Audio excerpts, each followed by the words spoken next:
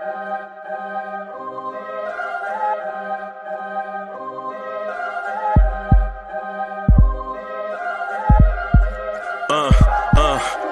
rank where the view is nothing less than phenomenal. For how I express and project from my abdominal. The only view better, both my daddy and my mama know. No living parents, my sons give me balance. My wife is my serenity, this mic is my identity. The world is foul enough, that's why I write without obscenities. Provoking danger with broken language and spoken anguish. Begging to get hurt, why would you ask to go through changes? Yes, Lord, life's a chessboard, master the angles. Control the tempo, be the one who holds the info.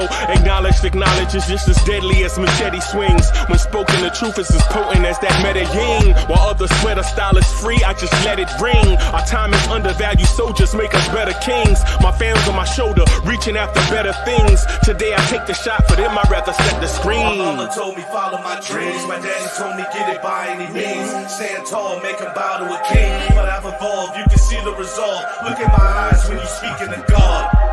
Life and for those who we caught up in using what I was taught with the muse. I guess they call it proving I'm more than an artist. Penciling out my darkest while stenciling out a harvest. And storing what gets me from A to B, just like garages. Instrumental with collages. Envision what I've been drawing. Broadway to give you rhythm like the great Lena Horne. So bent on, found comfort in the storm. Find peace and on when you see them others perform. Organized chaos, outcasted like hey ya. Yo, party people in the place to be. What's good? It's your man's Uncle Freezie. Welcome. Welcome to the Knicks Morning Drive. Welcome. Let's get this party started right. Let's get this thing off right. Let's start off with our joint. First of all, where's our logo at? Where's my logo? Where's my logo? Bam! There we go. There we go. And where is my suggestion for everybody? I suggest everybody smash the like button. There we go. There we go. Now we moving and grooving in the right direction a little teeny bit. Right? How about we do this? Blue tears, orange tears. Orange tears. Bam! Bam, bam, bam, bam, bam. Let's go. Let's go. Let's go.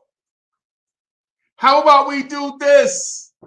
Throw your hands in the air and wave them like you just don't care.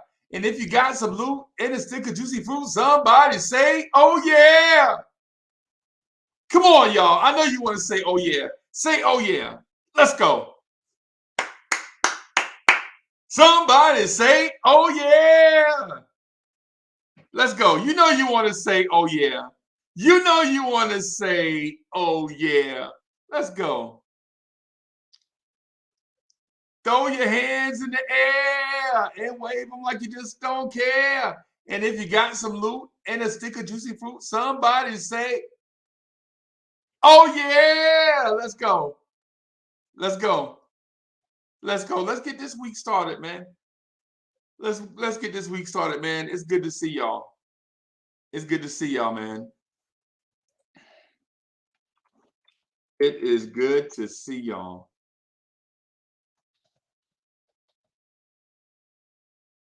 Yeah, man. We in here. We in here this morning, y'all. Yeah, I was preparing myself mentally to get on. And listen, I ain't gonna lie to you.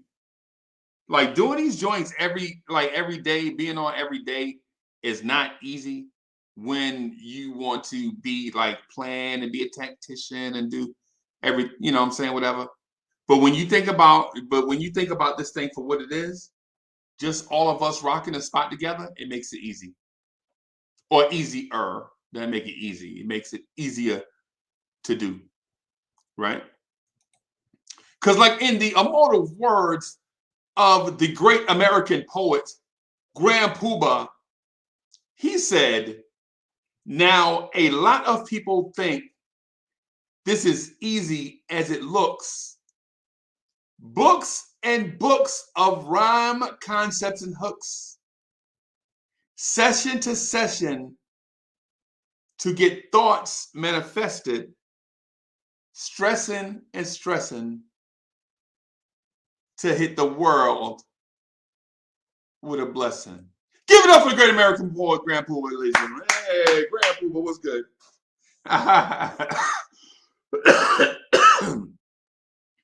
So it's not that easy to get on and rock the spot every morning. I'm just saying that, y'all. So shout out to everybody that does do this. You know what I'm saying? Present that dope Knicks content.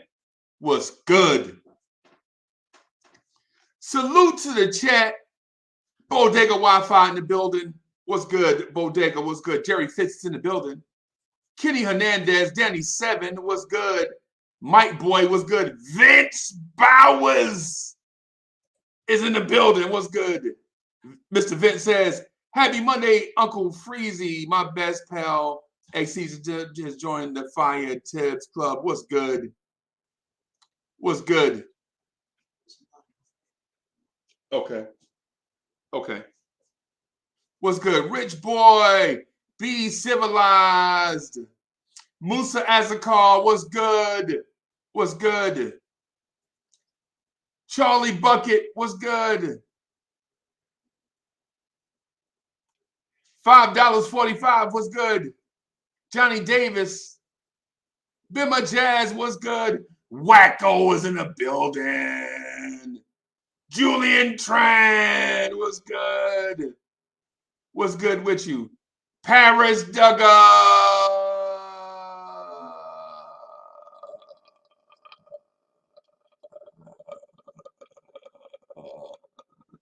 What's good? Mr. DJ.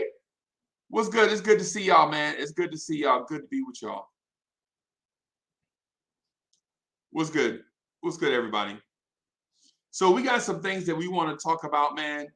Listen, and in case you can't tell by the thumbnail, and the short description, I think the Knicks are searching for something that I don't think they'll be able to find.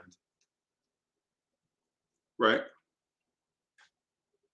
I think the Knicks are searching for something that they won't be able to find. Justin King is in the building. What's good?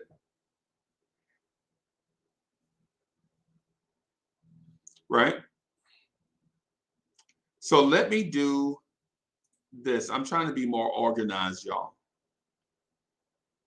Wait a minute. Did I quote the great American poet Prodigy yet? Let me quote the great American poet Prodigy. The great American poet Prodigy said, there is a war going on outside no man is safe from. You can run, but you can't hide forever from these streets that we done took. You walk around with your head down, scared to look. You shook, because there's no such thing as halfway crooks. Give it up for the great American poet Prodigy. Give it up for Prodigy. Let's go. Jamie Peralta, what's good? It's me is in the building. Let me find this thing that I'm looking for real quick, man. The more I organize this stuff, the more I put stuff in order, the more I realize things are not in order. Let me delete some of this vibes and stuff so that I can get on track. Let me move some of this stuff around here. All right, let's do the Lawrence Tears Knicks Morning Drive tip-off.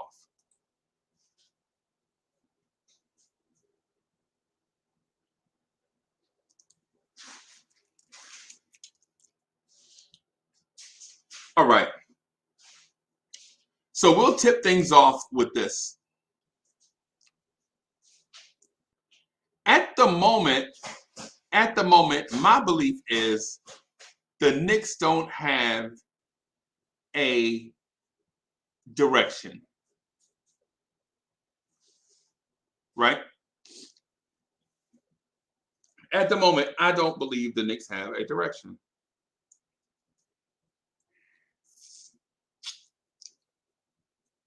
Right? And before you disagree with me and say, oh, yeah, they have a direction, consider this.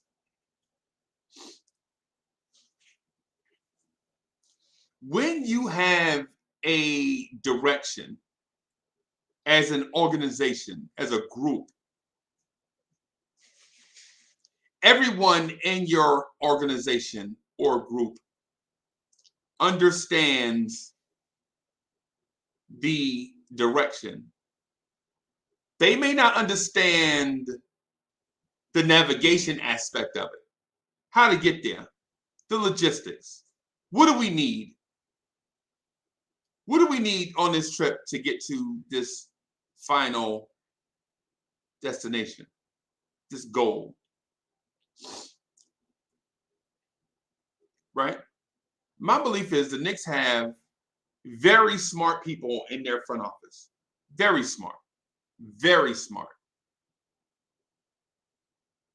I also believe that when you have a lot of people in a conference room with pull and say, sometimes too many voices leads to ineptness. Right? And listen, I don't like generalizing. I hate when people come to me and say, and when I say I hate it, man, trust me. When I say I hate it, bro, I genuinely dislike it a lot. When people say, hey, Uncle Freezie, but have you ever considered, instead of saying what it is they have to say, right? And I think that may be what's going on in the Knicks front office. I don't doubt that Leon Rose is a smart man. I don't doubt that. I do believe in the paralysis by analysis aspect of stuff, though. I've seen that in real life action, and not just with idiots, but with smart people. I've seen smart people get overloaded with so much information that they have to stall their decision-making processes to think and to get clarity.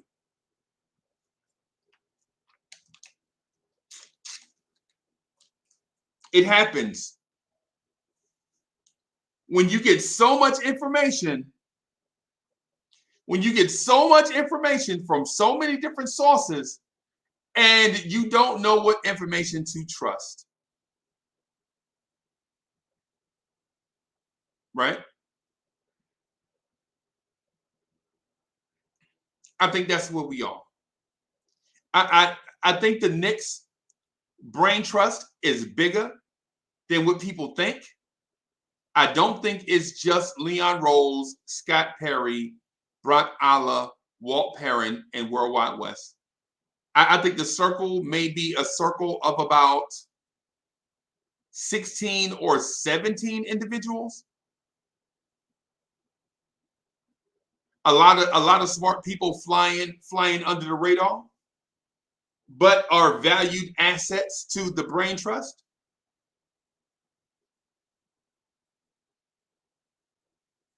I think they have a lot to say because they've gathered a lot of information. And so what I'm getting at is this. I don't know if the Knicks have a clear direction, because when you have 16 or 17 smart people in a room, everybody's not going to be on the same page. In my opinion, there is a faction of blow it up completely. Blow it up completely. Right? I mean, completely blow this thing to smithereens. And when I say that, I mean, get rid of Julius, get rid of RJ, get rid of Obi, get rid of Quickly, and start from scratch. I think there is a faction of the Knicks front office that thinks that we don't have an elite athlete on the wing or in the backcourt, and you can't win a championship without one.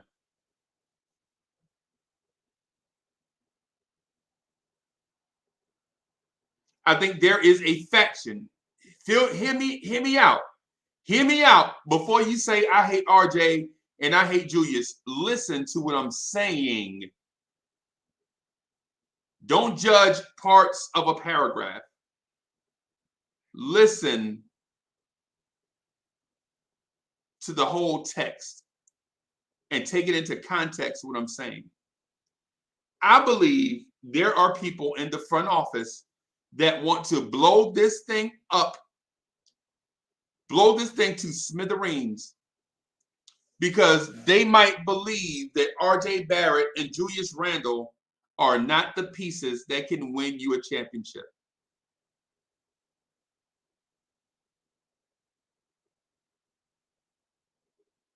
Here's another thing. I believe there is a faction of people that feels like Tibbs can win this organization a championship if you give him the right pieces.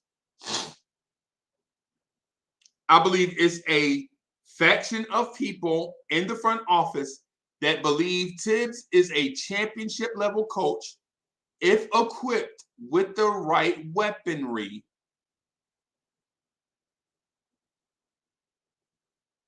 Now, what does that mean? That means you may have to sacrifice all those young pieces that you've accumulated to get star power, to go get 2 or 3 stars so that Tibbs can bring this organization a championship.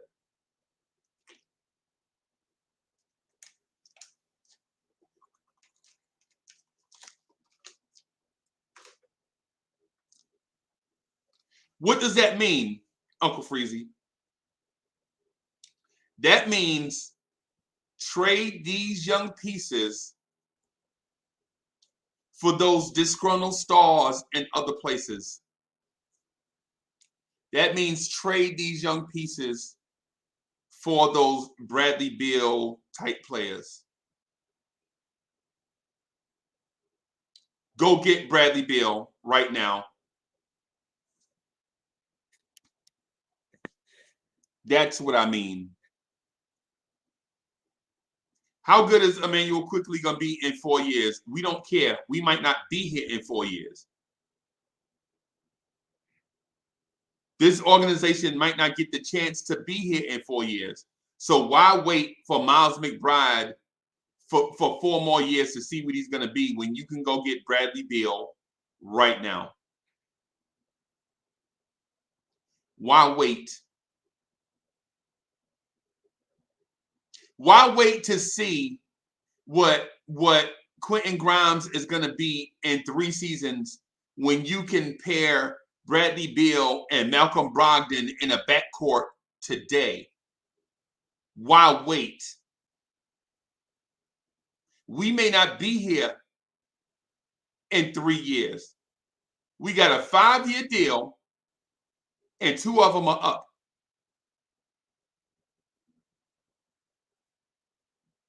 Why wait? What are we waiting on?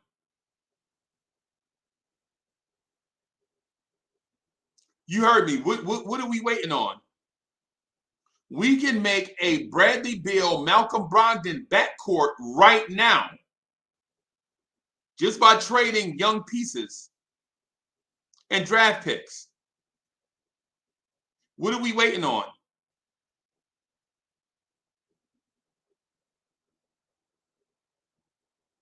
We can make a serious playoff push over the next 2 to 3 seasons right now if we go get a Bradley Beal and a Malcolm Brogdon. Go get a TJ Warren. Go get a Brandon Ingram. We can make a serious playoff push right this second. And while I'm not saying I'm not saying this is my opinion. What I'm saying is there may be factions of the front office that think this way. I believe there are. I believe there are 4 factions. I just mentioned 2. I mentioned the one. The one is Nuke It All. The Nuke It All faction is in Leon Rose's ear. Leon Rose, your legacy is going to be mediocre if you don't go get you 3 crown gems. Leon Rose, you have to have 3 crown gems, and you got to get them young and let them play together, learn how to play together in order to win a chip. Leon Rose, there's that faction. Then there is the faction of, hey, our time here is limited. We got a 5-year deal, and you want us to wait 5 years for a playoff push? No. Go get Bradley Beal. Go get Malcolm Brogdon today. Go get them. Go get a Brandon Ingram, a vet that's wasting away his talent somewhere. Okay? And put them together and let's make a playoff push today. What are we waiting on? Right? And then you have the faction of, hey, we have a nice, and this is the 3rd faction, right? In Leon Rose's ear. Leon, we got a nice young core, bro. RJ Barrett in 2 years is going to be an all-star. RJ Barrett in 2 years is going to be an all-star, man. He'll be 23 years old. That's about that age when they start making an all-star team, Leon Rose. You got nice young pieces, and you got a great development staff. Mitchell Robinson is going to be something. Grimes is going to be something. McBride, Jokibitis, Cam Reddish, all these guys are going to be something. You just got to make room. You got to get these vets off the roster so these young kids can play. This is faction number 3. Listen to what I'm saying. Don't judge what I'm saying and attribute it to me. Listen to what I think is going on in the front office. Hear me.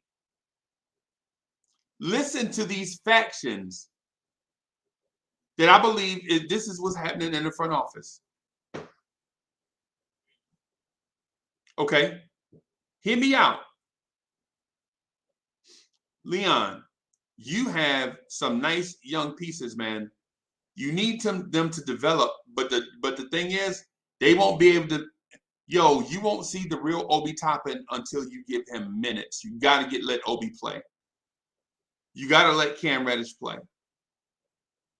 Quentin Grimes needs minutes, Leon.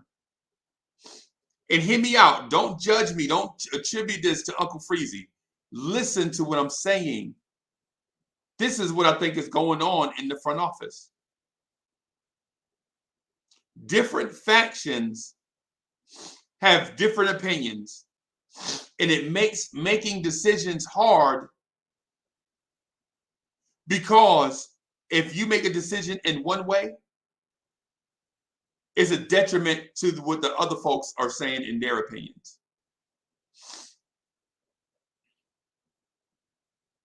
The 3rd faction is, hey, Leon, you got some nice young pieces here. The Knicks have never had a young core this good before, all at the same time. Part of it you inherited, and part of it, you know what I'm saying, you put together. Right? And then you have the 4th faction. The 4th faction is this. Tibbs and Julius have something special going on. We just need to build around Julius. Tibbs is the coach, and Randall is our star. We need to build around Randall.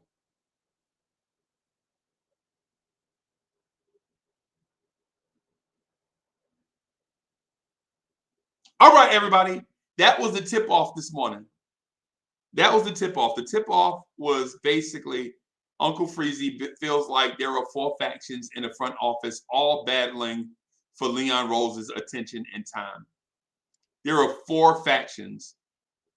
And in fairness, I don't want to attribute one person to an individual group. I'll open up the conversation so that we can do that together. I'm just gonna ask, if you come in, man, just make sure that you stay on topic.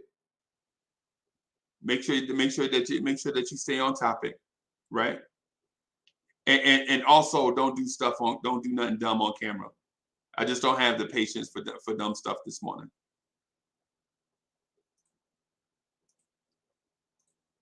All right, so we're gonna put this link in the chat and start this conversation. So we'll start this conversation. So what I'll do is this. I'll start off with a little teeny bit of what I think the direction is. So I mentioned the 4 directions. You know what? What I should have done is put it up visually so no one can attribute, so you can't attribute it just to me. I think I'm gonna do that.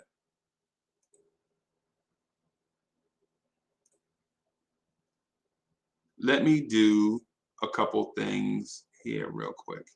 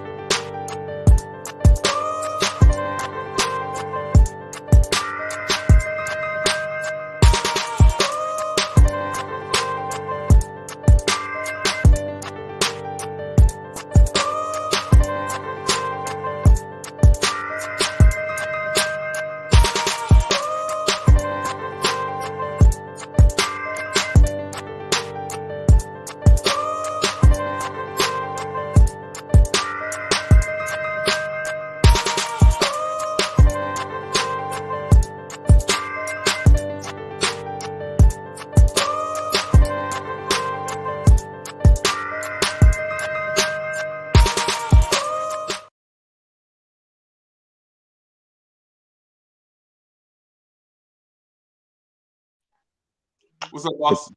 Big Freeze, what's going on? Ain't nothing to it, Austin. Mm. To it. So I don't know if you caught the tip off, but I heard everything, brother. Okay, good. How you doing? Oh, I'm good, bro. How are you? Man, I'm fired up. I see that. Yeah, man, I'm fired up, man. I had this I had this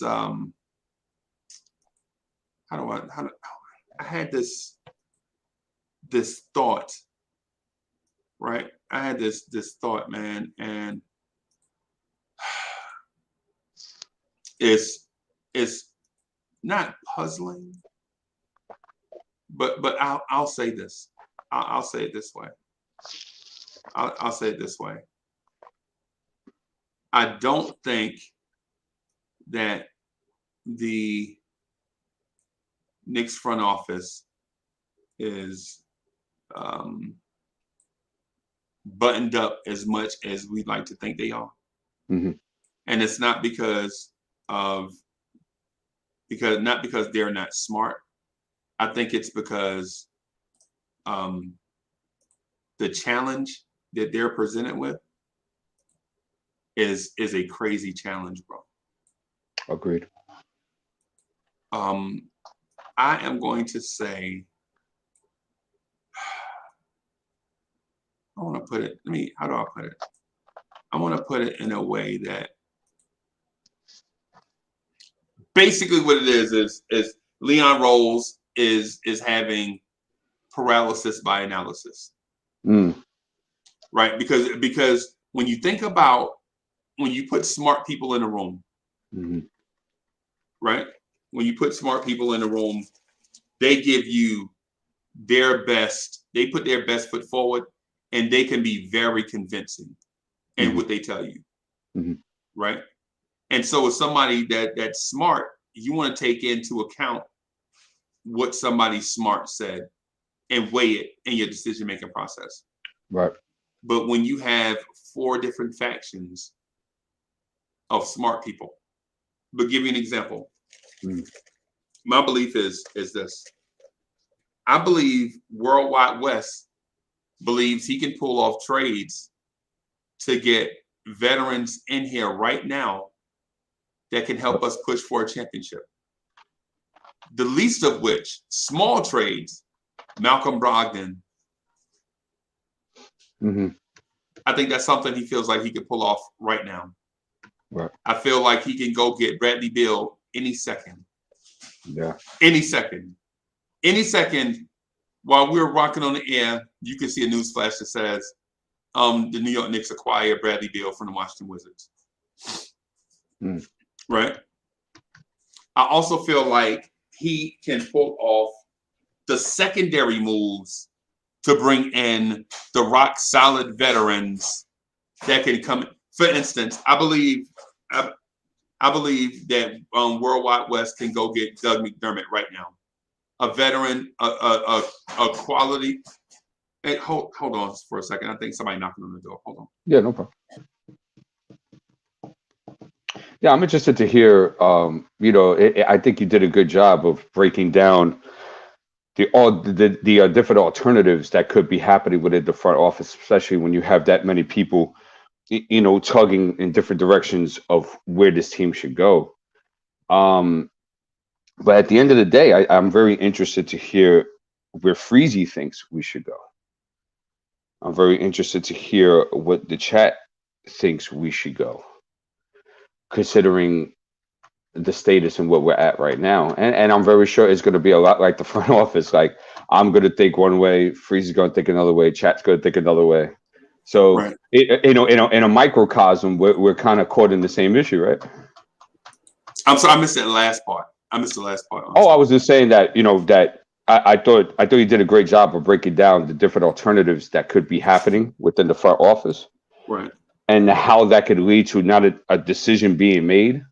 Right. And I was interested in hearing yours. And I said that in the chats, but I said what's funny with that is that we might end up the same thing that's happening within the front office, where everybody has all these different directions of where to go. And in a microcosm, it's the same issue. Right. Yep.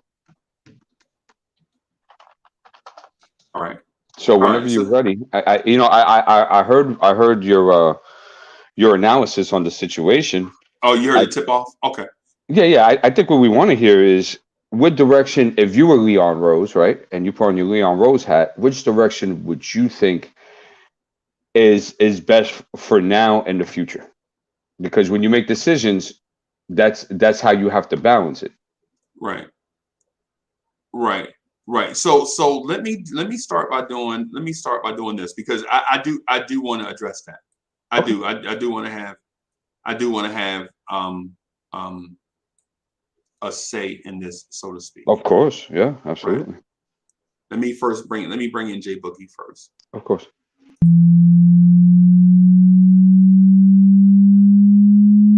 Let's get it.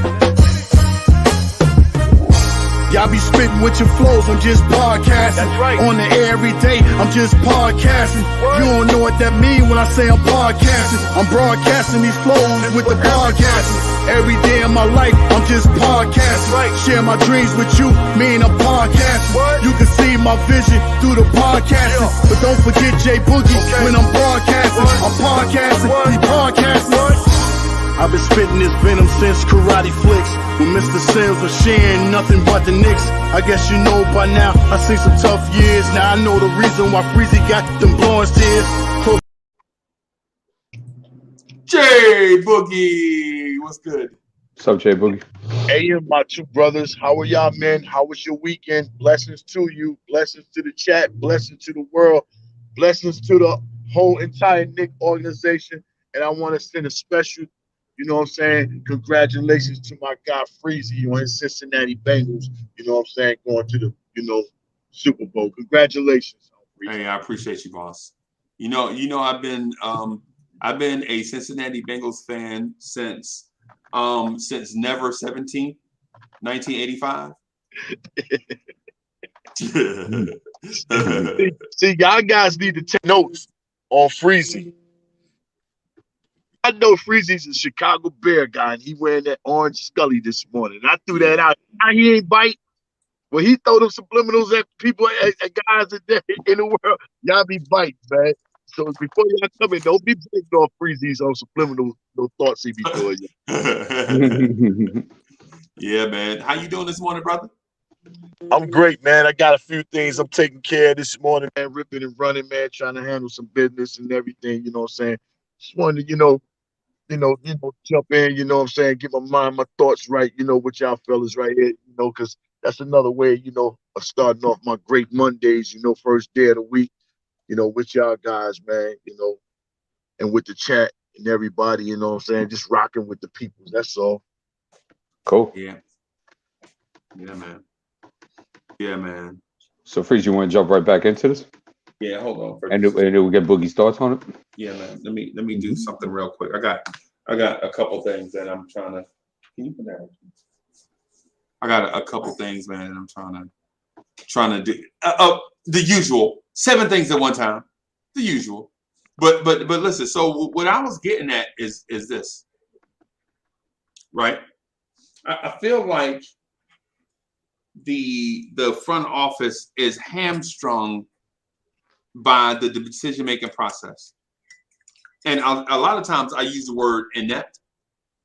And I think people think when I say inept, I think that people think that I'm saying that these people are dumb. Mm. That's not what I'm saying. Mm-hmm. What I'm saying is I don't believe that there is a clear decision-making process when it comes to the ultimate direction of the team. Right? And we've seen it play itself out. We saw it at the draft where the Knicks needed a 6'8" wing, 6'7", 6'8", 6'9" wing player. 6'9" wing players are rare, right? But a 6'7", 6'8" wing player, and I'm talking about legit every bit of 6'7", every bit of 6'8", right? And they went out and got everybody in the draft they got was 6'4" and under, except Jericho Sims. Everybody they got in the draft is 6'4" and under. Everybody. Jokibitis, McBride, Grimes. They're all under 6'4" and under. Right? And last year, going into the offseason, we already had dudes that size. So why do we do more of the same? I felt like they panicked on the Charlotte pick, right? Mm. I felt like last year they could have legit at the draft, or before, not before the draft, but at the draft, they could have traded that pick and Knox for Cam Reddish, and we could have had Cam Reddish all the way through training camp, all the way up to this point right here. Right? And who knows what the roster would look like. Because if you sign Cam Reddish, do you bring back Alec Burks or do you bring back Reggie Bullock? You feel me? So now think about this. If you do the trade for Cam Reddish and then don't duplicate and just bring back Reggie Bullock, is Julius Randle a different person? Do you get this Julius Randle funk? Because one of his best friends from the team last year is back. We knew Alfred Payton wasn't coming back. Me and Jay Boogie were in Atlanta, Georgia, and we saw him mentally checked out during the playoffs. Jay Boogie, Rob the Knick, Hoodie Cav, a bunch of people. Legit. Kev Hoodie. Not Hoodie, Kev Hoodie. Kev Hoodie, my bad. Yeah, he left his hoodie there, so it's Kev Hoodie Kev. If you look at bro, we could have. Hey man, I think Hoodie Kev hit the number or something. A big. So, but anyway, the point that I'm getting at is if the decision making process was clear,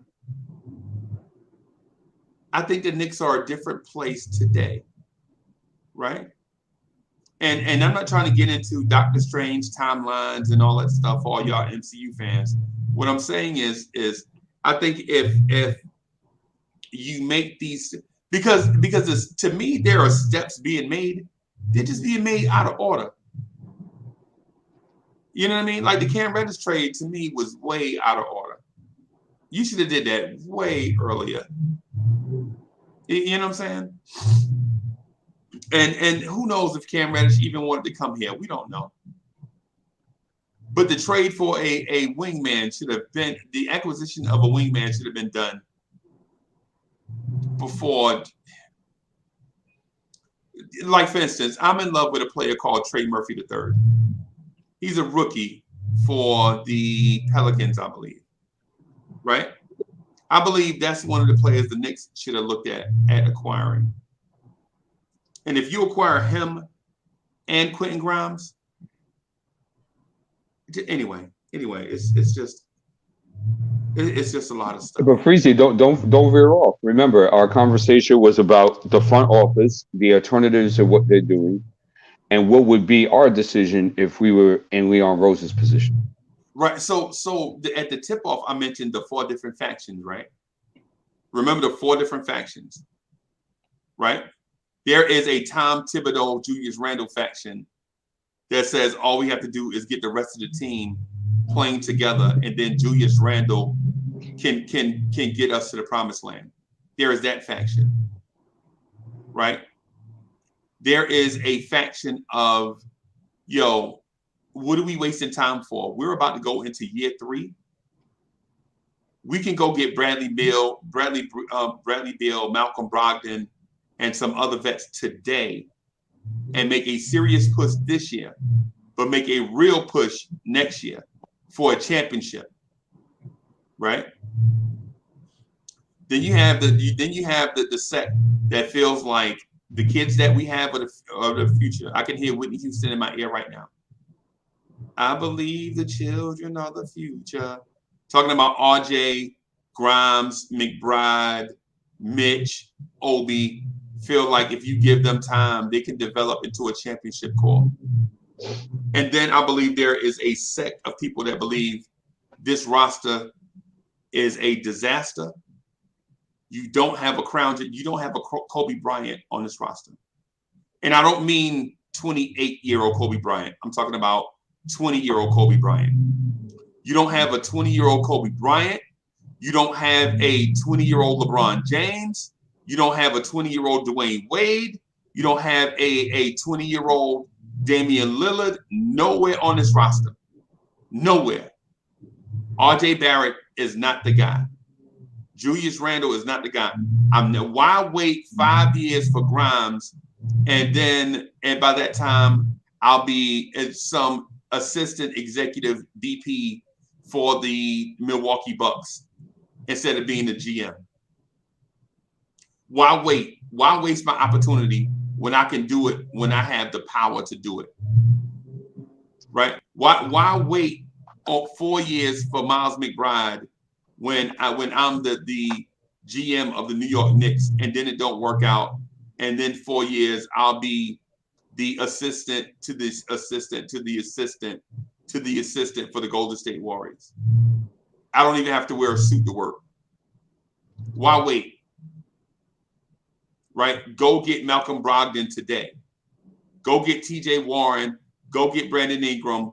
Go get Bradley Beal. Damn the torpedoes. What are we saving ammo for? Right? So we have these 2 different sets. I am interested to think not about those sets, but D, I want to ask you this. Do you think this front office has these complications as I mentioned, or do you think all 17, 18, 19, 20 people are all on the same page? That's an easy answer, Freezie, and I'm keeping it nice and short. I think the scenario in which you put forward is very close to reality. And you can tell by just by the roster construction decisions they've made in free agency, how the team is being coached. You could tell like there's many different opposing forces going on with each other, and it's all trying to make sense in a discombobulated way. Okay. J Boogie, what do you think?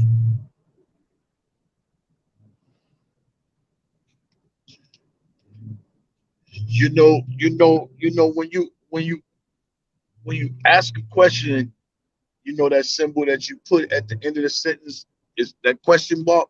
Yeah. It also is a symbol of a clue. And I'm gonna give that clue to the office and just keep it all the way real with myself. We don't have a damn clue what we're doing in that office. I'm just keeping it all the way real because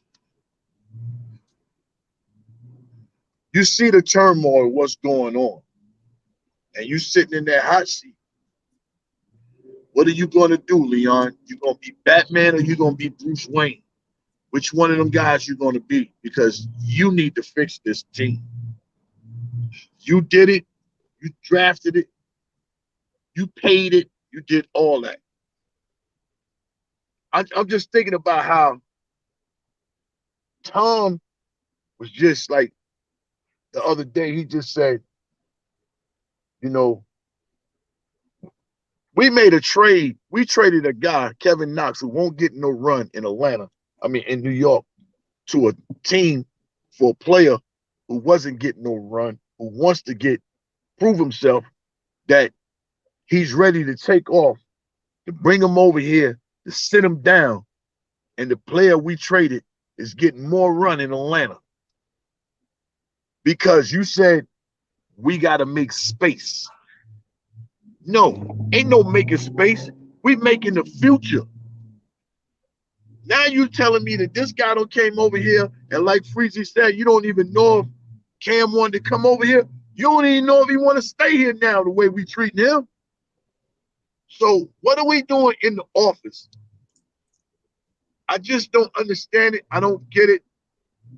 But if I'm Leon Rose, I ain't shucking and jiving. I'm clipping everybody, mafia style, clipped. And it starts from the top all the way to the bottom. When I say the top, I mean Derrick Rose, Julius, Evan, to Kimber, to Burks,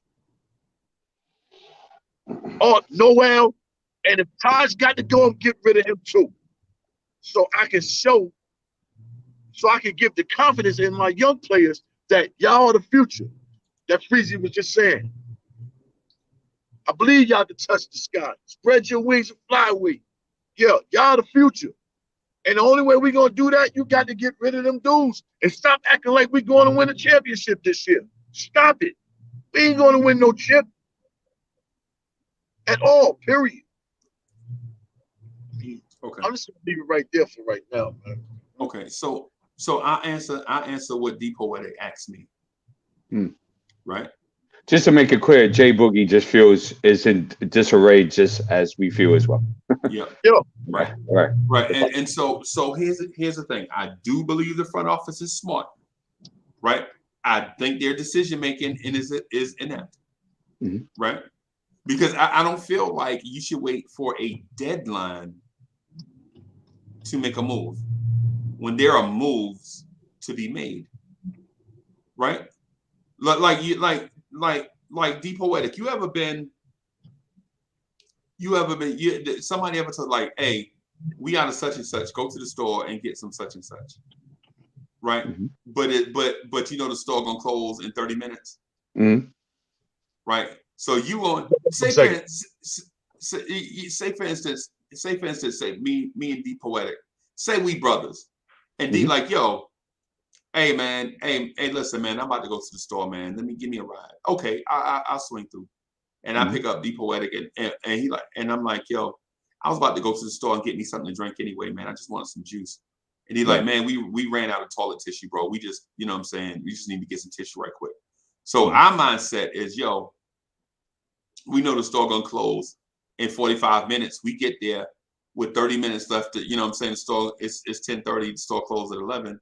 Mm-hmm. And so we in a mindset that, yo, You go get that tissue. I'm gonna go get this juice, and I'll just meet you up at the front, right? Mm-hmm.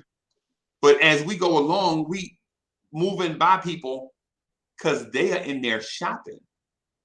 Mm. They decided to shop knowing the store closed in 30 minutes. And they on our way, they asking us questions like, hey, do you know where the dog food is? No, what? Do I know where the dog food at? Man, if you don't get, I don't want to be I don't want to be them, right? Mm-hmm. I don't want to be the last second shopper.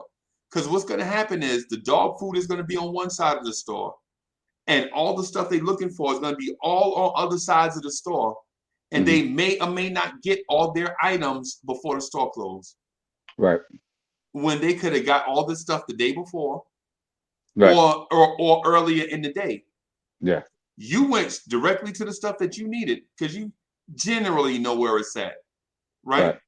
And me, I go get the juice because I think the juice might be in the drink section. So if I can find the drink section, I can find the juice, right? They are on the other hand, are in a section with notebooks and staplers and scissors and stuff, asking where the dog food at. Yeah. With in a time crunch, we don't want to be there. Right. Right. My mindset is you had enough time. Why would you wait to the last minute? Right. Right. And then also, why wait to the deadline and then compete with other teams? Now other teams may outspend you because you're desperate. Mm. You know what I'm saying? Where a Cam Reddish would have been just a first round pick at the trade deadline, you had to give up a second round pick, you had to give up a Knox in exchange. Not saying that Knox is worth much, but clearly he was worth something. Mm-hmm. You feel me? Mm-hmm. And so where I am is this. This is my stance on the 4 different categories. Remember, there's a crown gem category. Mm-hmm. There is a Whitney Houston, I Believe the Children Are the Future category. Mm-hmm. Yep. There is a push all the chips into the center of the table. Go get you some vets, such and such category. Right. And there is a Tibbs and Julius Randle can get this thing right category. Right. And so and y'all have heard me say this multiple times, so you don't have to guess my direction. I believe we should nuke it. We don't have any crown gems. Mm-hmm. We don't have a Kobe Bryant. We don't have a 20-year-old Magic Johnson. I knew this was your position, by the way. Right. Uh-huh. That's my feeling on it, right? Mm-hmm. I love RJ Barrett. If I don't want to trade RJ Barrett, I want him to retire as a Knick. But if that means if RJ Barrett going to Minnesota for me to get Anthony Edwards, I would be okay with it. Mm-hmm. You feel me? Listen, I love RJ, but RJ Barrett is my favorite Knick. Mm-hmm. And he is a top 10 Knick all time. And for me, he is a top 10 Knick to watch. I love watching RJ Barrett. Right? That's crazy. Mm-hmm. But, and that's for me. Yeah. But if I had to give up RJ Barrett in order to get Anthony Edwards, I think I would do it. I think I would be okay with it. Right? Because if you told me this, if I could get Tari Eason and Paolo Banchero out of this draft, if I could trade for Anthony Edwards, and if I could trade for a Tyrese Halliburton, who I don't think is a crown gem, but I think he could be the orchestrator of a good, young, talented group. Mm-hmm. He's already doing it. Right. And so if I left, think about what I'm telling you. If I leave this offseason, if I leave this trade deadline with everybody gone, and I'm starting with Anthony Edwards and Tyrese Halliburton, I would be okay. Because I would at least have a crown gem to start with, right? Mm-hmm. And then I'd be in position to draft another crown gem out of this draft, right? Now, potential crown gem.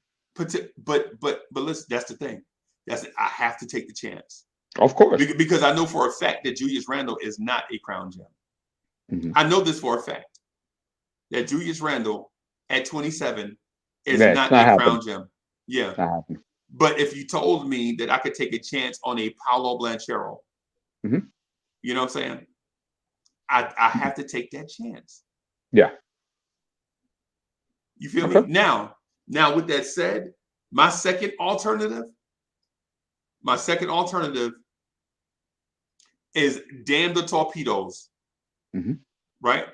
My second alternative is go get Malcolm Brogdon and his name escaped me just that fast. I'm getting old. It's all right. Take your time. Bradley Beal. Mm-hmm. Yo, go get me Bradley Beal, TJ Warren, Malcolm Brogdon, and Brandon Ingram today. I don't care what asset has to go. Trade them all. I love RJ Barrett. And if RJ Barrett had to go to get Bradley Beal, I would be okay with that. Mm-hmm. Okay. All right. So what say you? So those are your two. So if you were in Leon Rose's position, these were the two directions you would be thinking of going at this present moment in time, correct? Yeah. Okay. Yeah. So Luke Skywalker Vision says the crown gem talk is a false narrative. Bro, that's so D. I know you about to get into a thing, but just let me clarify. Yeah, go ahead, do your thing. So my crown gem narrative is not a false narrative. That's crazy talk. It's something I just made up. How is it false or fake? This is craziness, Knicks fan. Look, what are you talking about? You can't just say anything that you don't agree with is a false narrative. If you disagree, just say you disagree. I'm not pushing an agenda. This is a statement. Okay, I'm sorry, Depoy. No, that's fine. So just wanted to, you mind if I cross-examine your alternatives real quick? And then I'll get into mine. Cross-examine a witness. You want to put somebody in the witness stand? Go ahead. Yeah, I got you. You're already on the witness stand. God dog it. How did I get up here so fast? Okay. All right. I do try to tell the truth. Okay. All right. Here's the thing, Freezie. And I'll be answering my alternatives at the same time while I'm Q&Aing you. Why would you gut? Because we do have promising young potential. We can't really put them in a box yet because we really don't know. And I'll show you a perfect example. I'm not saying Deuce McBride is going to be a perennial all-star. It's not what I'm saying. Okay. But what I'm saying is this. When he played in college at West Virginia, he was not a point guard. He might have brought up the ball sometimes. He might have initiated the offense at times. But he was not a point guard. Right. I know this. Right. I know you know this, but it's to bring a point. And he shot very well off the dribble, right? His shooting percentages were pretty good.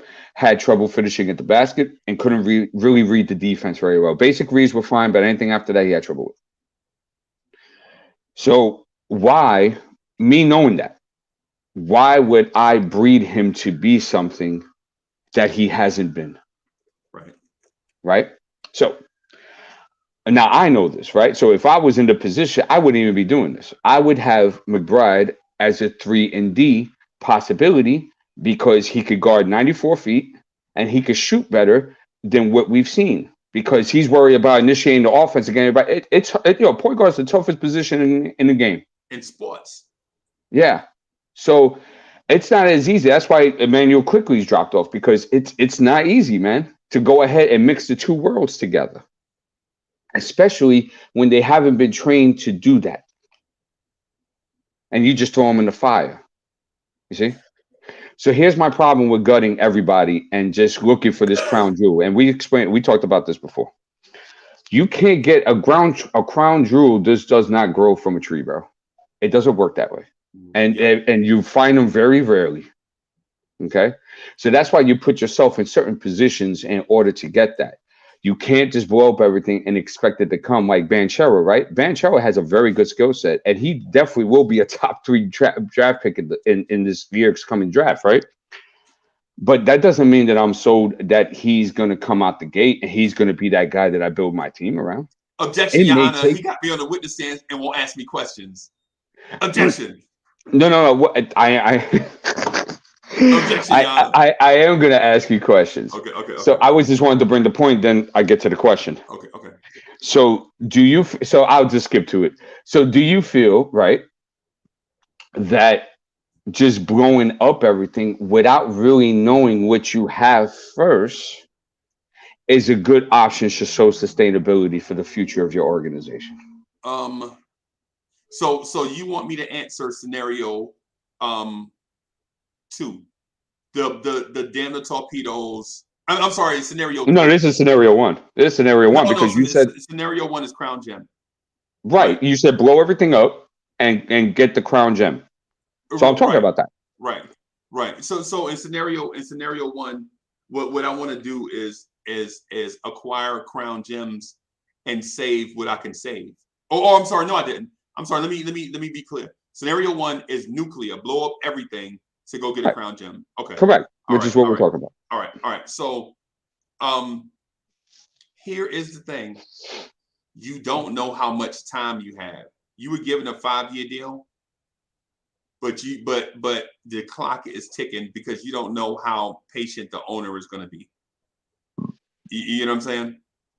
Yeah, but the issue is that your 5-year deal doesn't match with your scenario. Right. And it doesn't match because they should have did that in the very beginning, and they didn't. Right. Mm-hmm. So now we're heading into year 3. So now the timelines don't match because 2 years have been wasted. You've gone 2 years and you didn't acquire a crown gem. Mm-hmm. Right. And so to the point that you're making about Miles McBride, mm-hmm. Now I'm going into year 3. You want me to wait 4 years on a 3-year deal to see what Miles McBride can be? No, thank you. But here's the point, though. You would have to scrap if you're going in that direction. What you're talking about, you have to scrap the coaching staff. But wait. So let's do this one. Let's do this one step at a time. No problem. Right. All right. Because I don't want to mix scenario 1 and scenario 3. So scenario 3, everybody is go in with all the vets, trade for some vets, make a playoff push, and then make a serious push next year with those veterans that go through a training camp together. And that way you can find out the missing pieces and then add them. Here's the thing. Miles McBride is not a point guard. Correct. Right? So why am I investing time in a guy that's going to be a role player? Because he does certain things that are needed. Right. So does Joe Blow.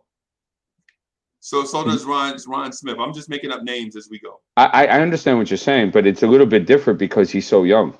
So you develop what he did. Mm-hmm. Why wait when I can trade for Patrick Beverly today?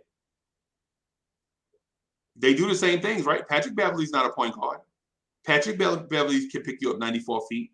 Patrick Beverly can knock down shots in certain scenarios. He's not a knockdown shooter, but he can get you a bucket or 2 here or there, right? I think Pat Bev was a great comparison. Right. Why wait on Miles McBride when I can go get the guy today and add him to Bradley Beal? I hear you, but it sounds like you're being impatient. No. I'm speaking to that scenario. Well, scenario 1 is find your crown jewel.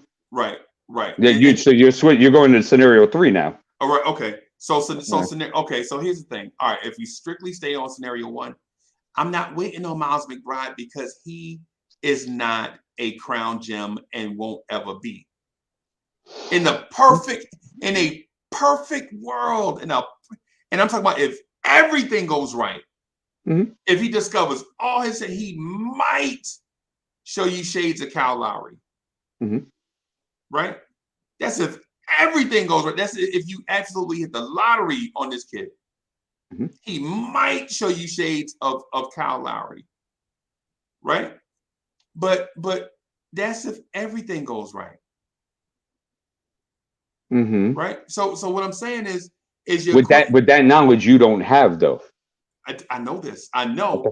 That's why I'm saying, why wait on him when I can take a chance on Paolo Banchero? Or put him in a package for Anthony Edwards. Freezie, Minnesota is not giving it. We don't have anything that will make Minnesota give up Anthony Edwards. Okay, so let's not even talk about that. But what I'm using his name as a crown gem example, right? That's all I'm saying. A crown gem that meets our criteria. That's super young, already in the league, showing that he has the potential to be a great player. That's the criteria. I use Anthony Edwards as an example. Now you can pick any guy. It don't matter. It don't matter if it's a crown gem. It don't matter, right? So anybody, just anybody,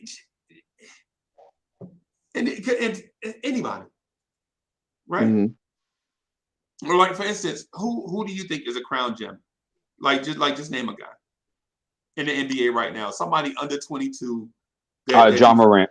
John Morant. The Knicks not gonna be able to get John Morant. Yeah, we know that. And then there's potential crown jewels, right? Like a Evan Mobley, like a Scotty Barnes, right? That we won't be able to acquire either because those teams would be crazy to get rid of those guys. Yeah. Okay. Yeah. With that being said, the search has to be on, right? Because think about this. Will RJ Barrett ever be Anthony Edwards' athletic ability? Of course not. What about John Morant? Will RJ ever have John Morant's athletic ability? You know the answer. No, he won't ever be that guy. Will RJ Barrett ever offer a skill like a Steph Curry? In an elite all-time shooter? I don't think so. Right. So with that said, the hunt has to be on because team building is too difficult. You can't take ordinary Joes and build a contender. It's not Hoosiers, bro. You're missing a step. You're missing a very important step to that because you just said it right there in your words. He just said that you can't have all these type of guys and think that you're going to develop them and have a championship caliber team. Right. And I'm saying it doesn't work that way. So I'll show you a perfect example, right? We didn't know that Donovan Mitchell was going to be the guy he was today, right? And Utah picked him up, right? And if you notice, in the first couple of months of the season, he wasn't really playing too much. Yeah. And then they had some injuries, right? And they put him in, and now you have Donovan Mitchell. Right. So what I'm saying is that if Utah felt that he was that crown jewel, what he was going to be now, he would have been started. You know, like there's very few guys that come out like LeBron, and you just know. You just know from day people one. knew that since high school that he was going to be that. There's very few guys that come off like that. So my point to you is that don't rush too much on blowing stuff up to look for this thing because it doesn't come around like that, one. And number two, even if there's potential to it, you still have to do your job as an organization and mold it correctly to make sure that it goes in that direction. You think you got me just now, didn't you? It's not about you're always like a bare knuckle match, bro. I'm just trying to tell you that there's a very important step that you're missing, and that's called development. Right. And no organizations, no players, no parents, no agents, no opposing organizations are going to take you seriously unless you show that you're able to do that. Here's where I agree with you, right? I'm gonna show you where I agree. In the 1996 NBA draft, Kobe Bryant was drafted 13th. Right? The Los Angeles Lakers traded Vlade Divac to Charlotte for the rights to draft Kobe Bryant. Right? Kobe Bryant played basketball right outside of Philadelphia, Pennsylvania. Do you know who had the number 1 pick in the NBA draft that year? The Philadelphia 76ers. Okay. Right? And they drafted what they felt like was a can't miss in Allen Iverson. Right. If that draft was done all over again, in your opinion, do you think Philadelphia would have taken Allen Iverson or Kobe Bryant? I mean, of course not, because what happened already, but you have to put yourself in a position of that point in time. Right, with you knowing how Kobe's career turned out. I'm not saying now. I'm not saying do a redo with you not having the knowledge. I'm saying do the redo with you knowing, of course, how all these players were going to. I mean, that's every draft, Freezie. right, and so the point that I'm getting at, the point that I'm getting at is this. There are so many factors that come into play, right? When you are looking for these crown gems, that you just can't depend on your development staff, right? You have to, in my mind, the most important thing, more important than development, is your scouting staff. Your scouting staff has to be able to find these raw gems and then pass them to development to polish them up. I got you. Right? Yeah, that would definitely be the pecking order. Absolutely. Right. So while man, you are good. You are good. You are good. The development thing was slick, right? But the thing is in my mind, the scouting, you have to find a guy. For instance, you have to have a Walt Perrin in your organization to find a Donovan Mitchell. Right. Right? Correct. You have to have it. Yeah. Right? Because what happened is Donovan Mitchell starts sliding down the board. Walt Perrin is like, yo, the best player in the draft is sliding down the board. Right? And so they pull off the trade for 13 with the Denver Nuggets. Right? Or however the scenario go, they get the pick from Denver. They select Donovan Mitchell, and we're like, why would they take a 6'1" shooting guard? Right. They can't shoot. Right? And he winds up being Donovan Mitchell. Now the question is, does this New York Knicks organization have a Walt Perrin type guy? I'll answer quickly. And it's to a bigger point, and I'll be quick. What happens with scouting sometimes, Freezie, is that if you actually look at what general managers and president of basketball operations actually choose in the draft, a lot of the times you'll be surprised. It's actually very different than what the scouts have. Right. Because the scouts, their job is just to evaluate the talent in which we're looking for. So the scouts decide, okay, we have to plug in X, Y, and Z, right? So they look, hey guys, look, we saw we were having problems with this year, and I talked to the president of basketball operations, and he said that this is what we need to look for. So bam, bam, bam, they go ahead and do it, right? And they give them back their assessment, and they go, here you go, guys, I did my job. It's your guys to make the decision. You see? Right. So scouting is very important, but scouting is not always the how do I say this? Is the decision that's going to be made based on what the scouts saw, right? So organizations might have all type of agendas going on. They might want to put butts in the seats so they feel that this player is exciting, right? And this player was not on the scouting team's list at all. Right. You see, so these things kind of happen too. So that's why it's very important to have a very good development staff, because just in case the GM wants to spaz out, right, and go another direction that wasn't on the scouting report, at least we have the tools at hands to say, you know what, that's not where we wanted to go, but we can still develop this guy. and make him serviceable for our team. And if we don't want to keep him, at least he can have some trade value so we can get some stuff back. You see? Okay. All right. I still feel like scouting. Okay. Okay. So what's your other question for what's your cross-examination question? All right, so let's go to scenario 2, right? Scenario 2, I believe was, okay, can you just recap? I believe the children of the future. Oh, okay, right. Which was our conversation, which I agree with that one, because you have to see what you got. And there's guys, they pop at different times. Everybody has their own time measure, bro. Okay. And it's not by the expectations of the fans. And a lot of the times it's not the expectations of the office. Right. So it's very important. And this is something that we haven't had in many years. And you, as every other Knicks fan in here, are a testament to this, that we've seen that who develops within our organization. Nobody. And right, exactly. So there's no developing going on ever. Right. Right.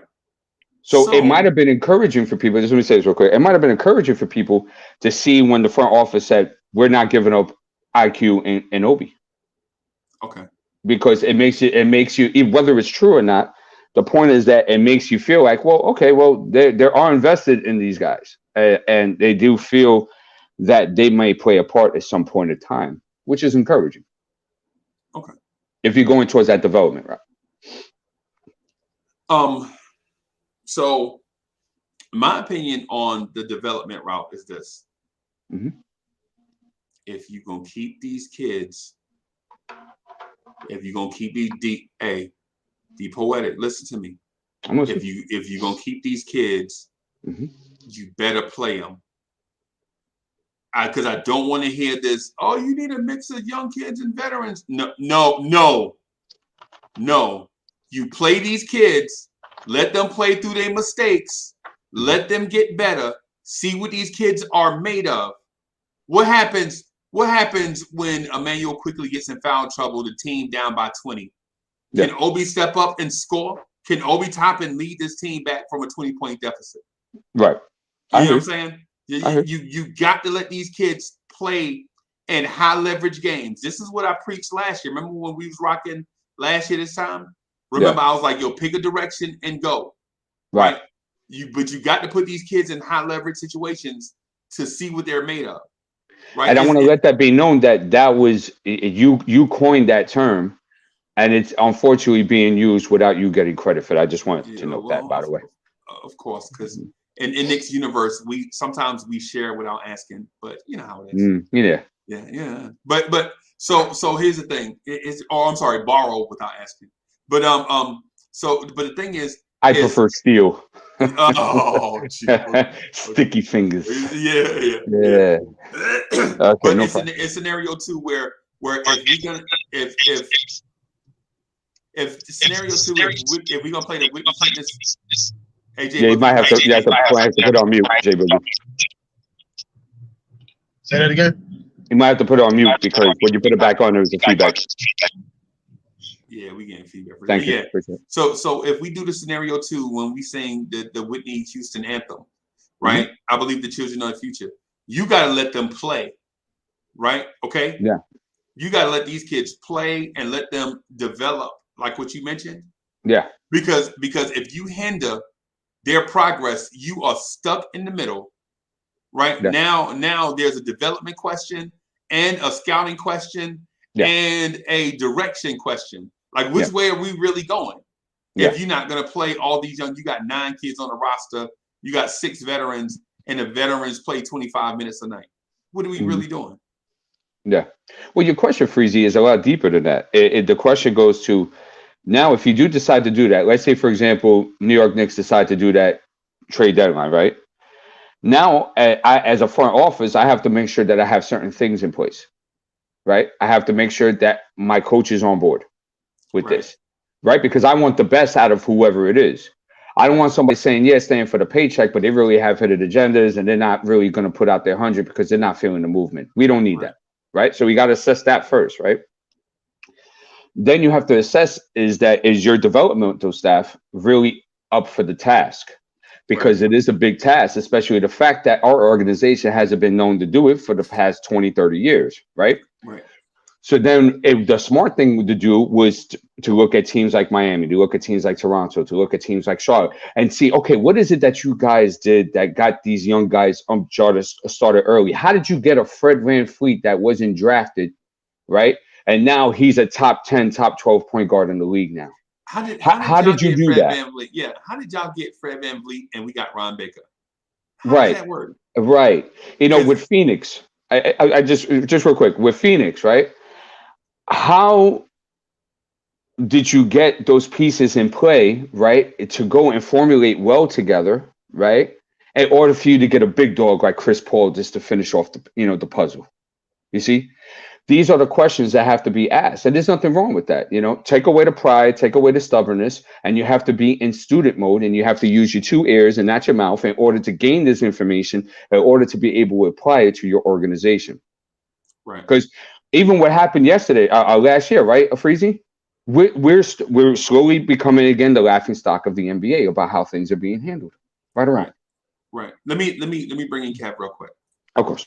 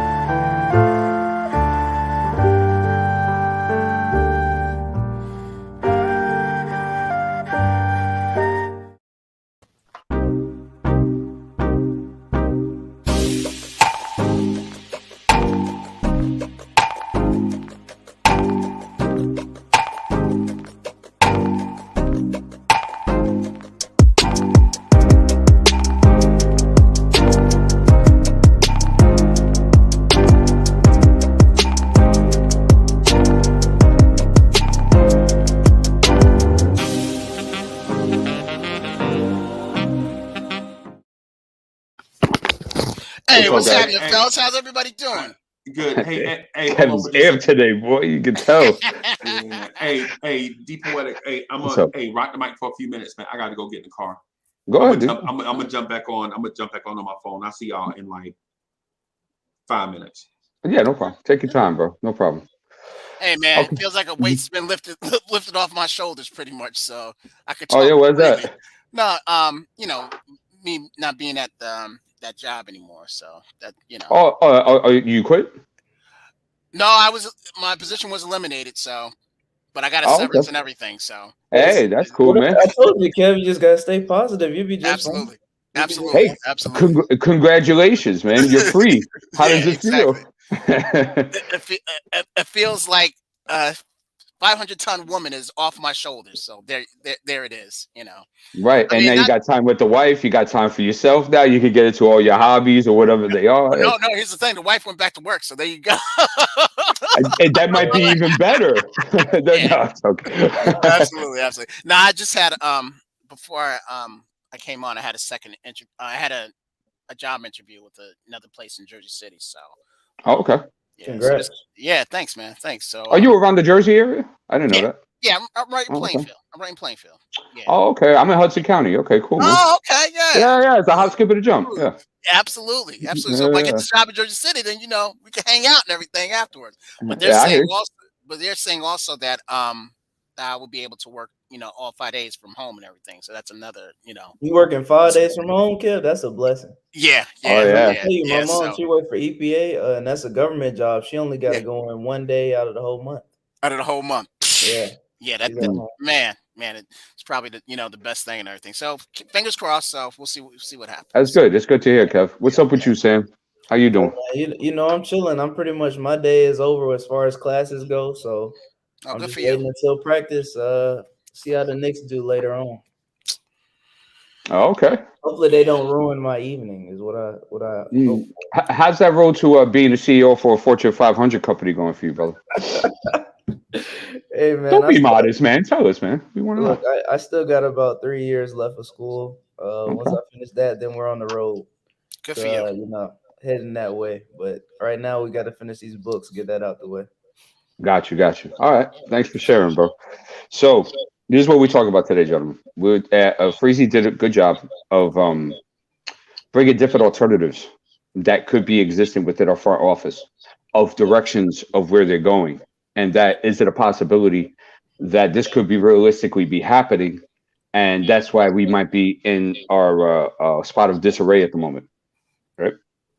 So he'll explain it better when he comes back. But I think what he said his first alternative was to blow it up, get rid of everybody, and go on an everlasting search to find your crown jewel, which is be your guy. In other words, AKA your guy that you're gonna build around for the next 5, 7, 8 years, right?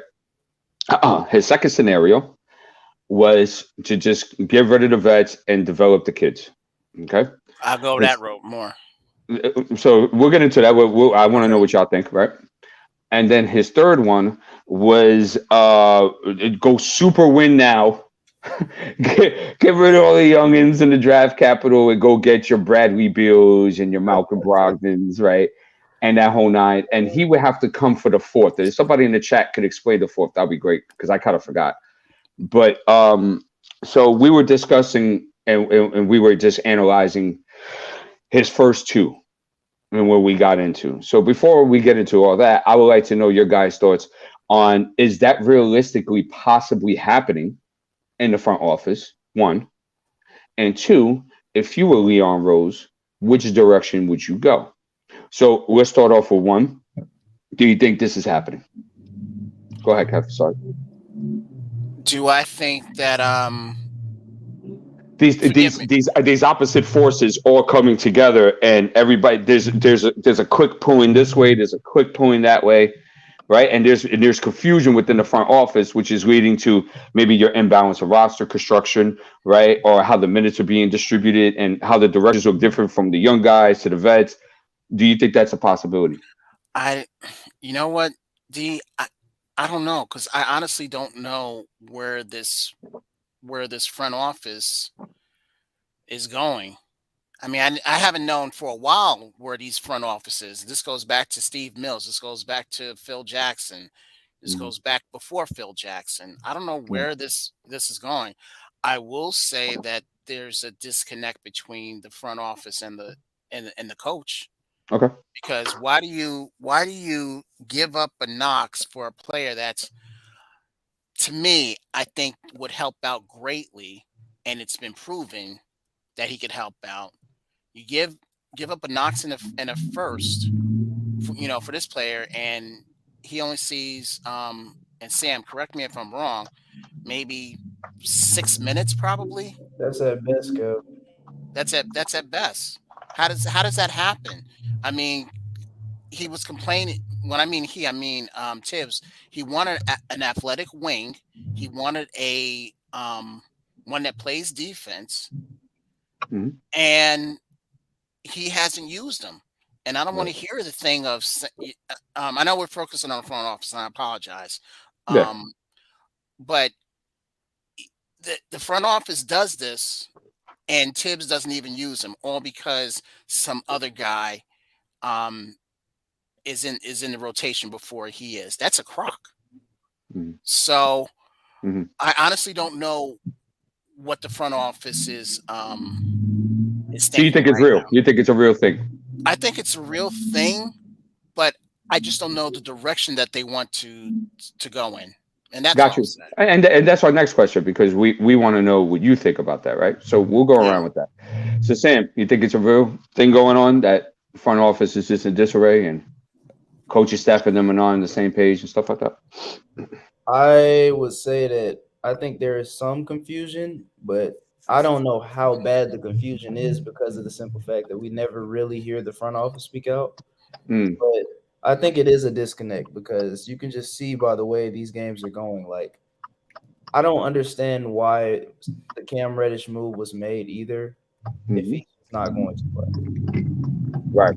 That's why I think it's some disconnect, because I don't understand why you would trade that pick for a player that you're not going to play. You might as well have just tried to trade it straight up, or at least just involve second rounders instead of a first. Right. If you were just going to bury him. Right. Yeah, I agree with you.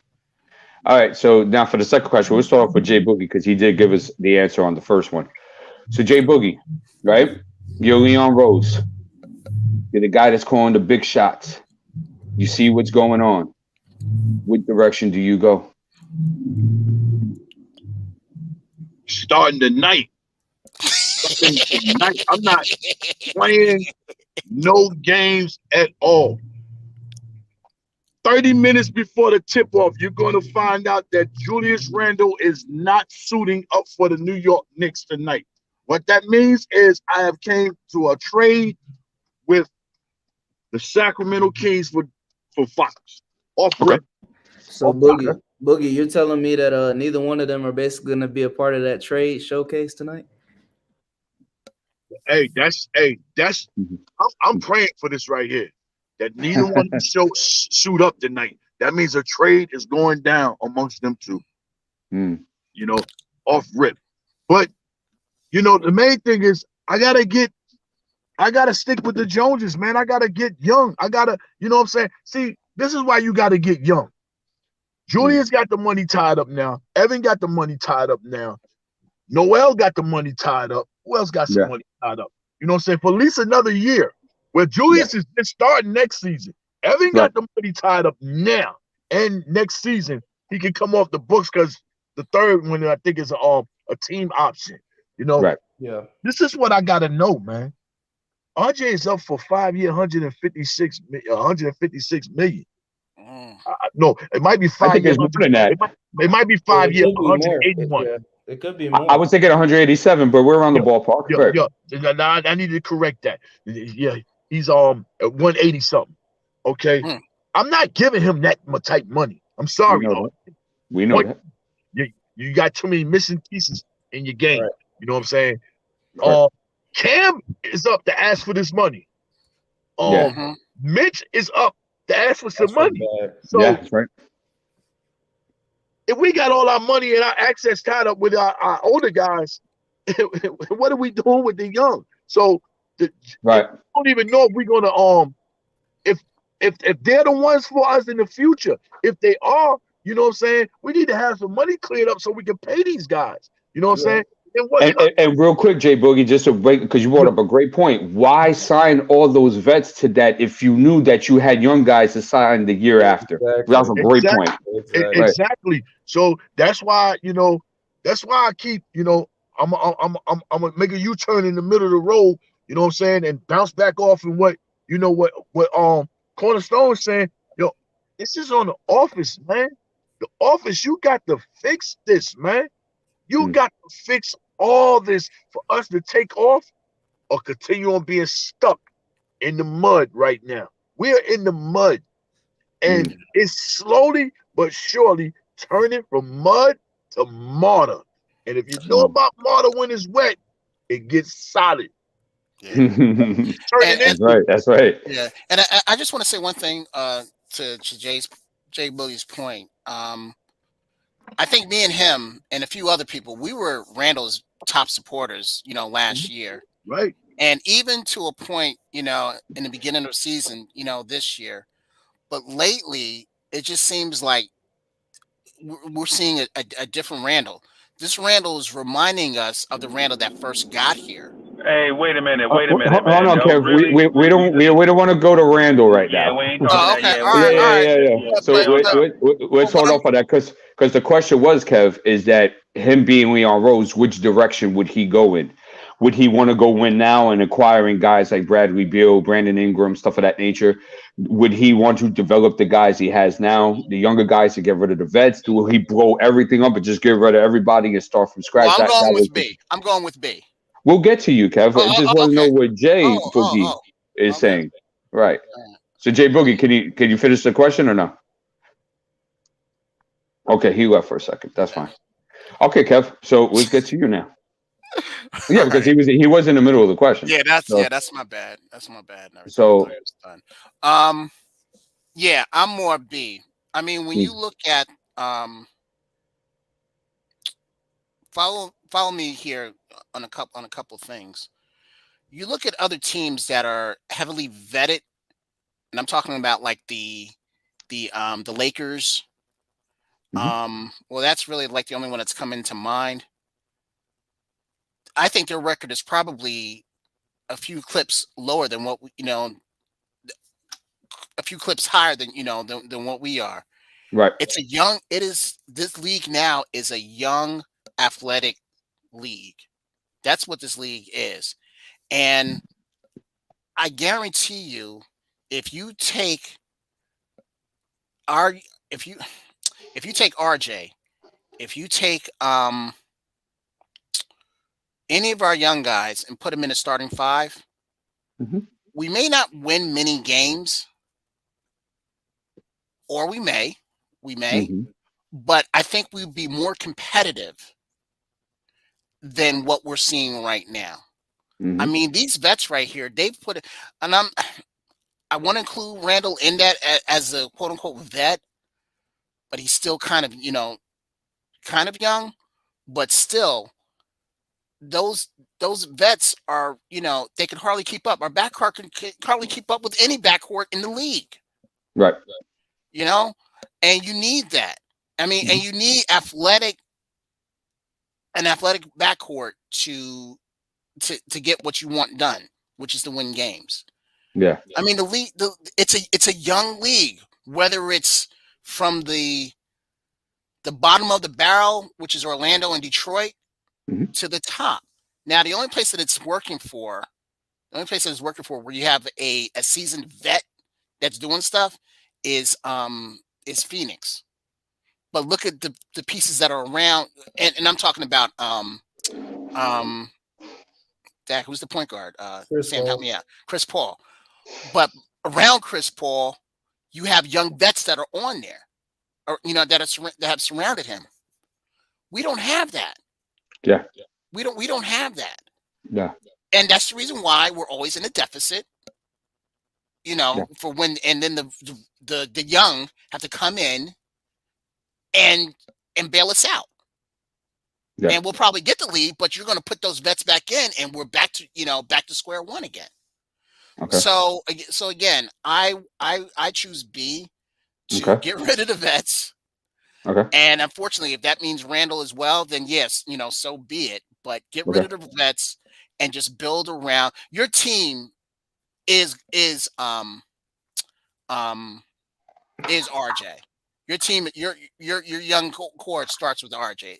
Begins with RJ. So wait, so you build a team around RJ? I would, but realizing also that our young core. I mean, let's be real. Our young core is RJ, Mitch, Quickly, Obi, Grimes, Deuce, and Sims. And I know Sims could be a lot better if he got the time. And I'm also going to throw in the stash away out in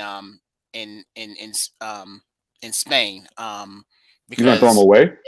No. Oh. I mean, I'm talking about the stash part of our young core and everything. So so that's my young core around there, and I would build off of that.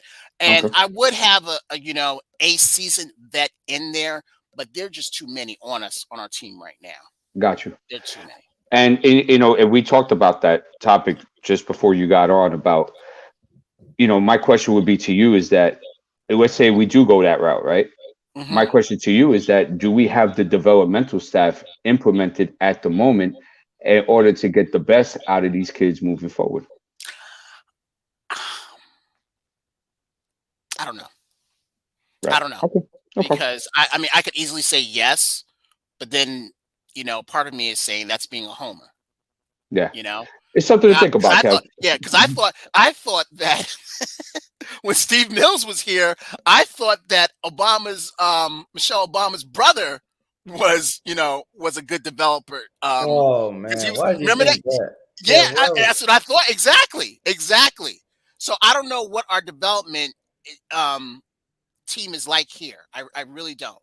No problem. But it's something you have to ask, because if that's the route you want to go, then you have to make sure that you have the right pieces in mind and the right Exactly. mentalities in the right direction, and guys that Exactly. work together in order to get the best out of these kids. Exactly. So Because okay, also, like, let's say we trade these guys, that might come back to haunt us. They might come well, back to haunt us. yeah, of course the That's the possibility is risk there. you take, yeah, with every Yeah, trade. Yeah. yeah, yep. Okay, Sam. Also the draft. All right, thank you, Kev. Appreciate for Mhm. you sharing. Sam, you're Leon Rose. You got your GM hat on, right? You're the big boss now. You're gonna call the shots now. Which direction you going?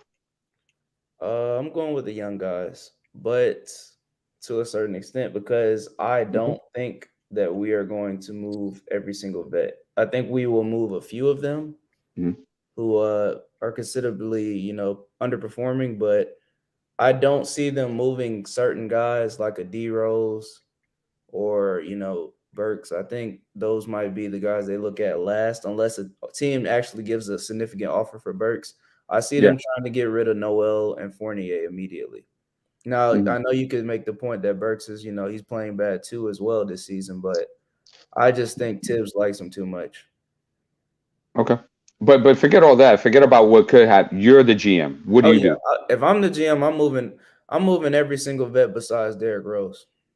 Okay. That's just me. Okay. And you keep the coaching staff the same? Well, me personally, I'd like to see Tibbs going and just let Johnny Bryant work for Hmm. the rest of the season. I pretty much had enough of Mr. Cobblepot. So if you could I just like go that. ahead, yeah. If you could just get rid of him for the right now, because like I said, I don't see it trending upward at all. I see it Yeah. getting worse. And like I said, we're gonna see our old friend in a few months if we keep going this trajectory, and that's the lottery. And I don't want to see that again. Got you. So now you want to go development. That's what you're saying. Yes. Okay. Now, same question I have for Kev, I have for you. Do you think we have the right developmental staff in order to go forward with that if it was to happen by next week? So I think that they did with this regime for front office at least, they Mhm. finally did hire people for development. Like we actually have some guys on staff to help with player development because I'm pretty sure before, as we all know, we didn't have any development staff. Like players were basically just here. Like they weren't actually like working on their game with anybody within the organization to get better.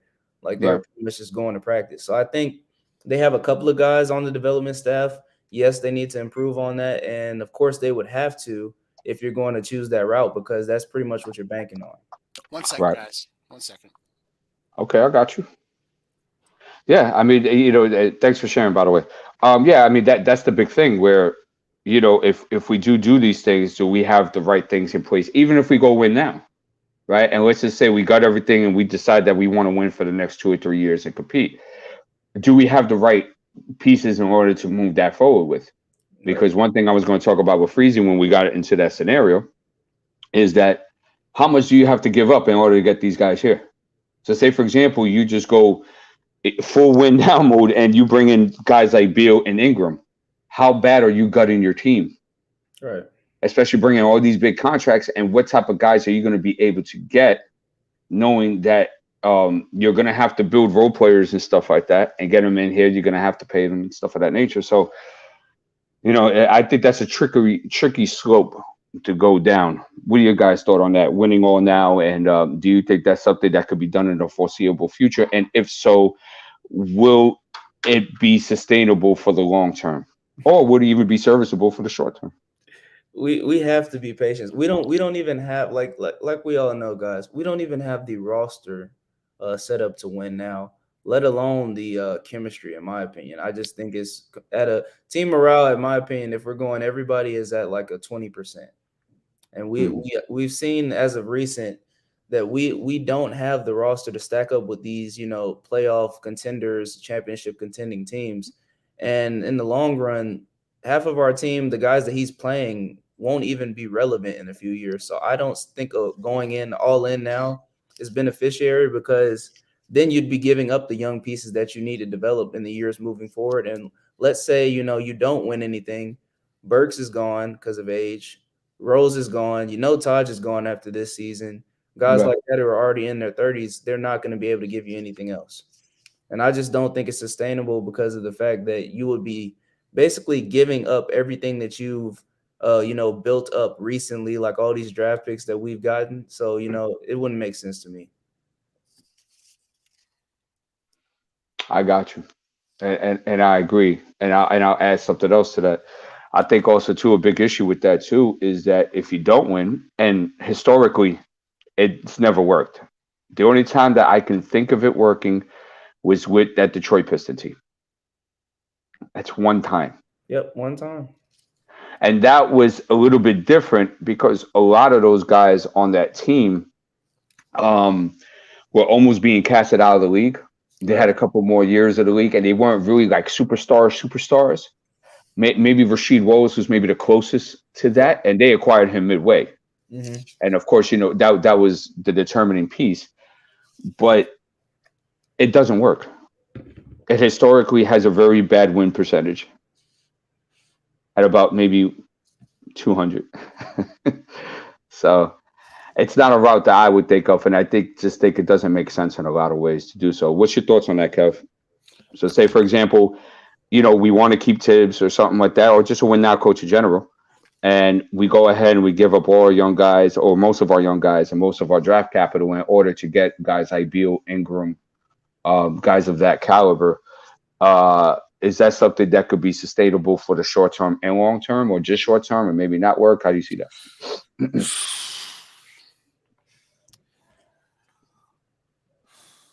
Bottom line, I don't like it because I think these young guys can really be beneficial to us.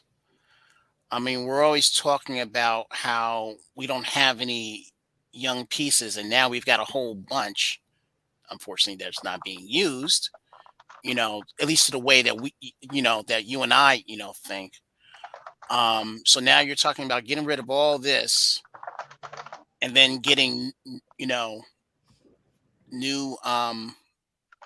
getting new players. And I just don't, I think I'm not going to say idiotic, but I just think it's wrong because with this group right here, you could really do something with this group. I'm not saying if they're a championship team, I'm not saying that at all, but probably pieces from this, this young core can be molded into a championship team. Mm-hmm. I just don't know which ones. Now, maybe I'm totally wrong about RJ. Maybe I'm totally wrong about Mitch or Quickly. I mean, we don't know, but I think with this group right here, this young group, underneath the right coach, and Sam, I'm in agreement with you with getting that it shouldn't be Tibbs. I don't really know if it should be Johnny Bryant or not, but because I have some reservations, but that's something else. But what's your reservations about Bryant? Well, he's never been a head coach before. That's the first thing. Like I don't know, D. I apologize if it wasn't you, but I don't know if it was you or someone else that mentioned Kenny Atkinson. A lot of us have. Okay, so now I'm seeing that maybe Kenny Atkinson would have probably been the way to go. But now, if Johnny Bryant was our coach, I wouldn't mind because we're giving him the same type of chance that we've given Fizdale or all these other guys. So I wouldn't mind it. I would just rather probably have seen Kenny Atkinson more than a than a Bryant. Okay. That's all I'm saying. I mean, if you're asking me, who would you go as a coach? I would say Atkinson. Because I've seen his track record, and I think he was done dirty, but that's another story. I would go with him. Yeah. But because honestly, I was excited for Tibbs, but now I'm seeing that excitement is just turning into disappointment. Right. Just a quick point before you branch off about Johnny Bryant. I'm not saying that Johnny Bryant's going to be a Hall of Fame coach or that he can win in this league. That's not what I'm saying. Right, what I'm saying is that Phil Jackson also didn't coach in this league before he coached. Greg Popovich also didn't coach in this league before he coached. Don Nelson, the most winningest coach, did not coach in this league before he coached. Right. So my point is that I don't like that argument about that he's never coached in this league. Okay. So is everybody else that's been a great coach at one point in time. Right. Totally right. So you never know until they get in there and you see what they do. Right. And the thing about it also, D, I spoke up for Johnny Bryant as well, because I used the Mark Jackson analogy, and I used the Dwayne Casey analogy. Mm-hmm. Mark Jackson did a great job with Golden State, and it was tailor made for Steve Kerr to come in and win the championship off the back. But he nurtured that. Mark Jackson, he got that to where. Not as a coach, bro. I'm sorry, Kevin. No. I said I'm sorry. I was talking about. Okay, all right. He molded that so that Steve could come in and take them over the hump. And I think the same thing with Dwayne Casey. Even though when you have a Kawhi Leonard on your team, it is what it is. But still, he was able to get those guys to come together, and then they win a championship. So that's why I was saying Johnny Bryant as well. Somebody else had brought up Kenny Atkinson. I had to think about that a little bit. So that's the reason why I said that I would have went with Kenny. So, well, to bring your point up about coaches having great players, I think, and we've seen a lot of teams that have had a lot of great teams, right? And a lot of great pieces put together, and coaches not make them go over that hump. So my question would be that what is the difference between those coaches that are able to do that, right? And some coaches have been sustainable in doing it, right? And those that haven't, that have also had, that almost similar talent pool. What are the differences? Right. So one of the differences is that I think besides knowing your X and O's, right, and knowing the game and stuff like that, there's also emotional intelligence, and there's also how to communicate, and there's also how to manage personalities and egos. I think that's way more valuable. And Phil Jackson has had his share of very demonstrative egos in his time, and he's handled that beautifully. Okay. Kerr has had. I'll just bring up two more examples. Yeah. Kerr has had some egos on his locker room too, and he handled that very well. You know what I'm saying? So we've seen teams that are greatly built together, but they haven't had the coach in order to get them on the same page and get them over the hump, where some of these elite coaches have. And that's why I feel is the difference between a good coach, a very good coach, and an elite coach, where when you do have the pieces in hand, it's not just about skill anymore, because people still have to get along. People still have to engage in communication, and they still have to be on the same page to your plan as far as you winning a championship or not. So Greg Popovich, for example, he might have been the only guy at that time that would have put Manu Ginobili off the bench, and it worked. Yeah. And now you see, it's harder to have guys buy into the system and be able to do that year after year after year after year. Yeah. When you meet a girl, for example, right, you get tired of her after a while. You just don't buy in no more. I want to go somewhere else. Yeah. So, so you got to keep that in mind when we're looking for coaches and stuff like that. Yeah, absolutely. Yeah. Where do you think?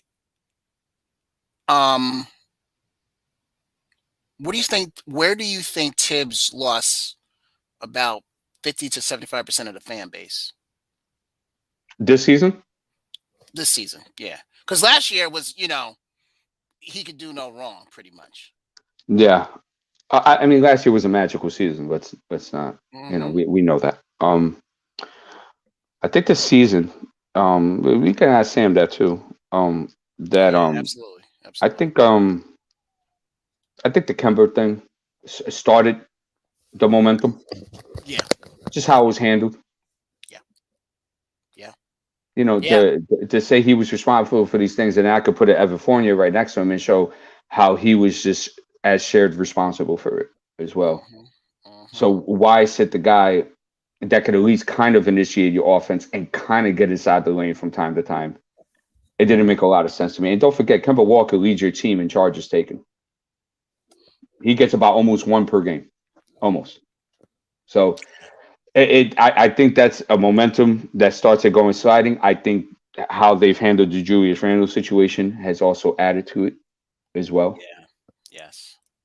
You see that Tibbs makes certain moves as a default, as a force to, as opposed to that was the plan all along.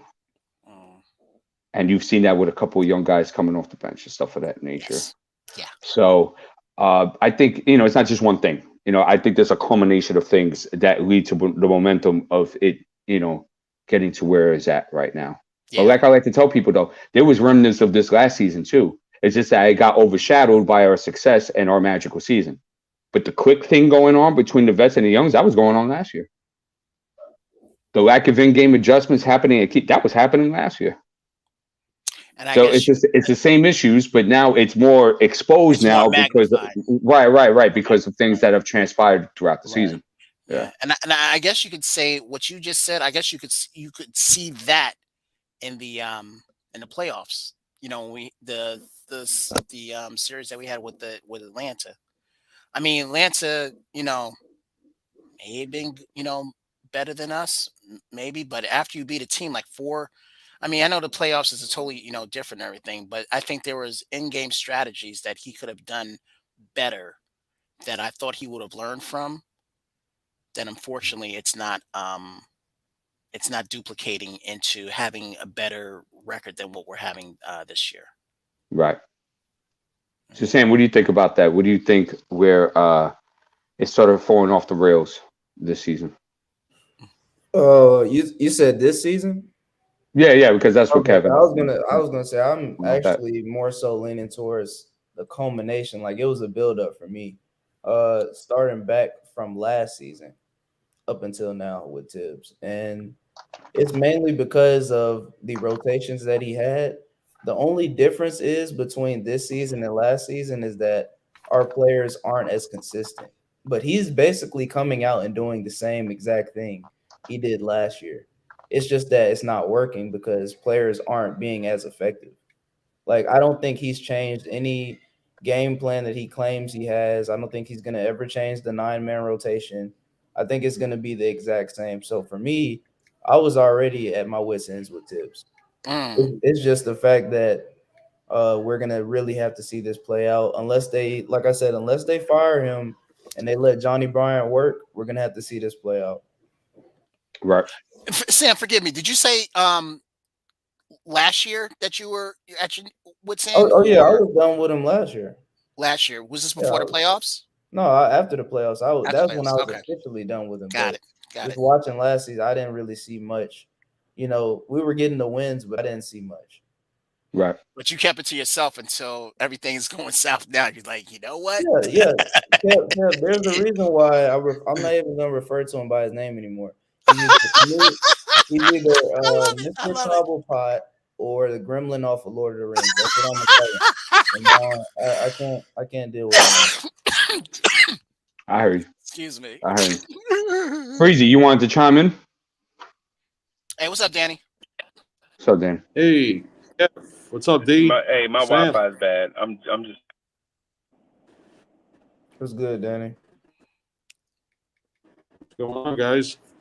What's up, man? Did you hear our conversations this morning, or you just tuned in right now? I was trying to, but I had to shut it off. I got so busy here. I got you. Okay. We talked about alternatives that could be going on within the front office that could be happening. As far as you have a clique of guys that maybe want to blow everything up and start from scratch. You have a group of guys that just want to develop the young guys. You may have a group of guys that want to get win now guys and try to push this thing as far as it can. One, do you think that those alternatives are realistically happening within the front office right now? And is that a real thing going on about all these opposing forces going on? It could be. What are you saying? Like they're all torn, right? What to do? Correct. I think that's what's going on, to be honest. Like, what's the story with Cam Reddish? They make a trade for Cam Reddish. They trade Kevin Knox, a first-round pick, and why Reddish is not playing. I think there's some kind of divide there. Something's not going right. Something is kind of sour there, maybe. Right. I think they're torn what they want to do. The young guys play the vets, make trades. I think they don't know what they want to do, to be honest. What are your guys' feelings? Danny, when you mean they, what you just said, are you talking about the front office or are you talking about Tibbs? I'm talking about front office and Tibbs. And Tibbs. Me personally, I think the front office. Well, no, I can't say that because, again, I didn't know what the direction that they're going. I can assume that they want to go, young. I mean, they want to win, but I think they also want to go young. But I think Tibbs just wants to win no matter what, and not give a darn about the kids. Okay. So if you were the GM, Danny, right? I mean, if you were Leon Rose, I mean, right now, which direction would you choose to go in? To be honest. Yeah, I want your honesty. I want to put it. I want to play with the young guys, bro. To be honest, you want my honest opinion? I want the young guys because these guys we have now, these vets, are not moving the needle. I want to see the young guys play. I want to see Reddish play. In the worst way. I want to see Sims. I want to see all these guys. Even this guy, what's his name? Luka Samanik from the G League. I want to see that guy Rokas. I want to see the young guys because these vets they have, it's not working with. Not working. And it's so frustrating. I've been waiting since '83. I started watching the Knicks in '83 when they had Ken Bannister, Rory Sparrow, Trent Tucker, Louis Orr, Bill Cartwright. It's like, how long do we have to wait? Like, how long do you have to be patient for this to finally get it right? I was right for a couple of years. Yeah, I was about to say, Danny, at least you lived through the '90s. I didn't even see that. Yeah, Pat Riley did a fantastic job with the team. Yes, I mean that's they messed up a little bit in giving up certain guys and stuff of that nature, and maybe in the draft. But aside from that, they at least had something sustainable throughout that decade. So, two championship appearances, a Mesta Vista Conference Finals. That's sustainable in my eyes, at least. But you notice you had a piece to build around with at that time, though. Big piece. That's the big difference. Very big. Yeah. I gotta say, go ahead, Danny. I'm sorry. Go ahead. I'm sorry. Go ahead, Kev. No, I'll get. No, you go ahead. I've been talking a lot. You talk. You say something. Like Dee was saying about the '90s, I was there at a lot of those games in the '90s. My father was a doorman, and Calvin Klein lived in his building. And Calvin Klein he had season tickets. Always used to give the tickets, say, take your boy to the game. Take your boy to the game. I was right behind the Knicks bench, bro. I could have walked over like Patty Ewing right on the back. I was sitting on that bench, and like the guard, the way it was, and the heart those players played with.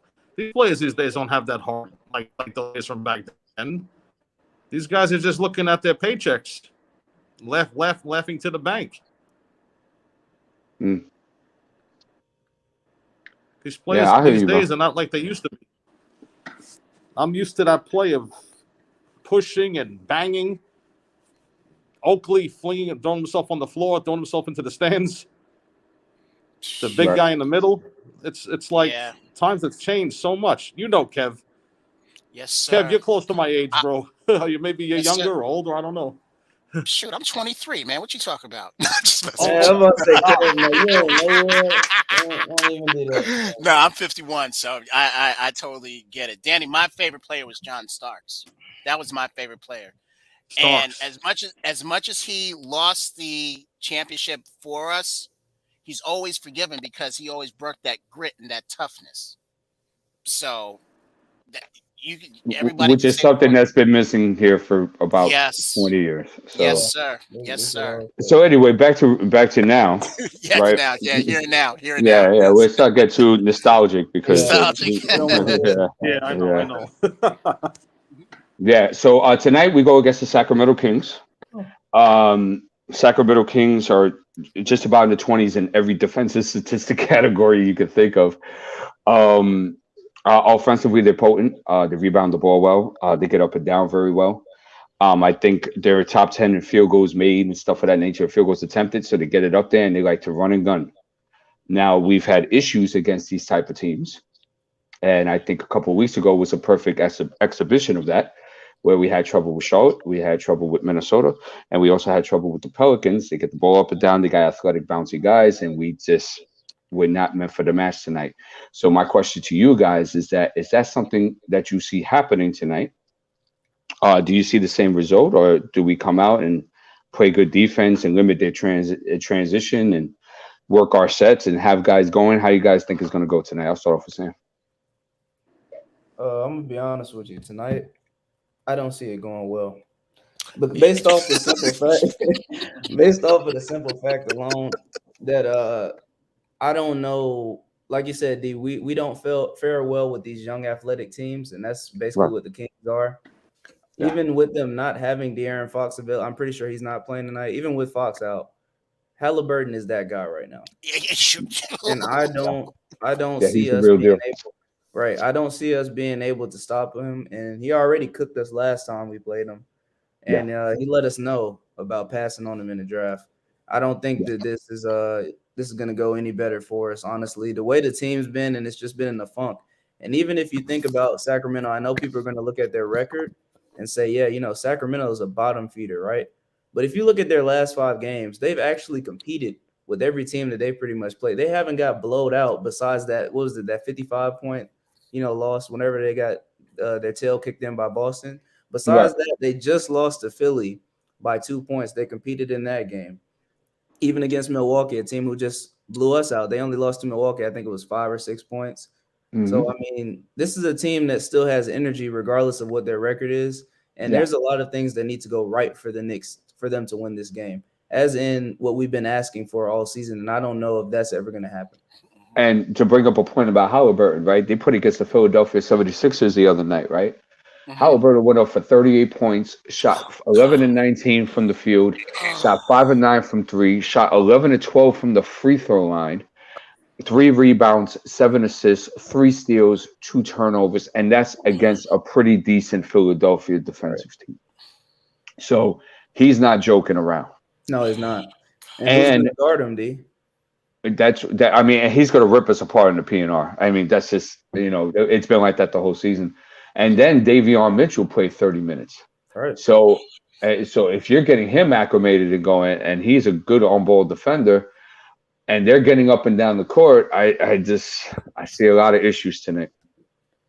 Yeah, because I mean, the way this season's been going, like I'm pretty sure a lot of other people can agree with me. We can't feel confident that this team can beat anybody. I don't even care if it's the Magic, the Pistons, anybody. I don't feel confident in this team enough to where I can say, you know what, we got this game. I don't feel that way at all. And even I feel like even tonight, even a guy like Rashawn Holmes could go off just off of his effort alone. Oh, you just mentioned the doggone. Yeah, just off of his effort alone, a guy like Rashawn Holmes could go off just because we're not playing hard. So right. I'll wait. What do you think, Kev? What do you think about tonight?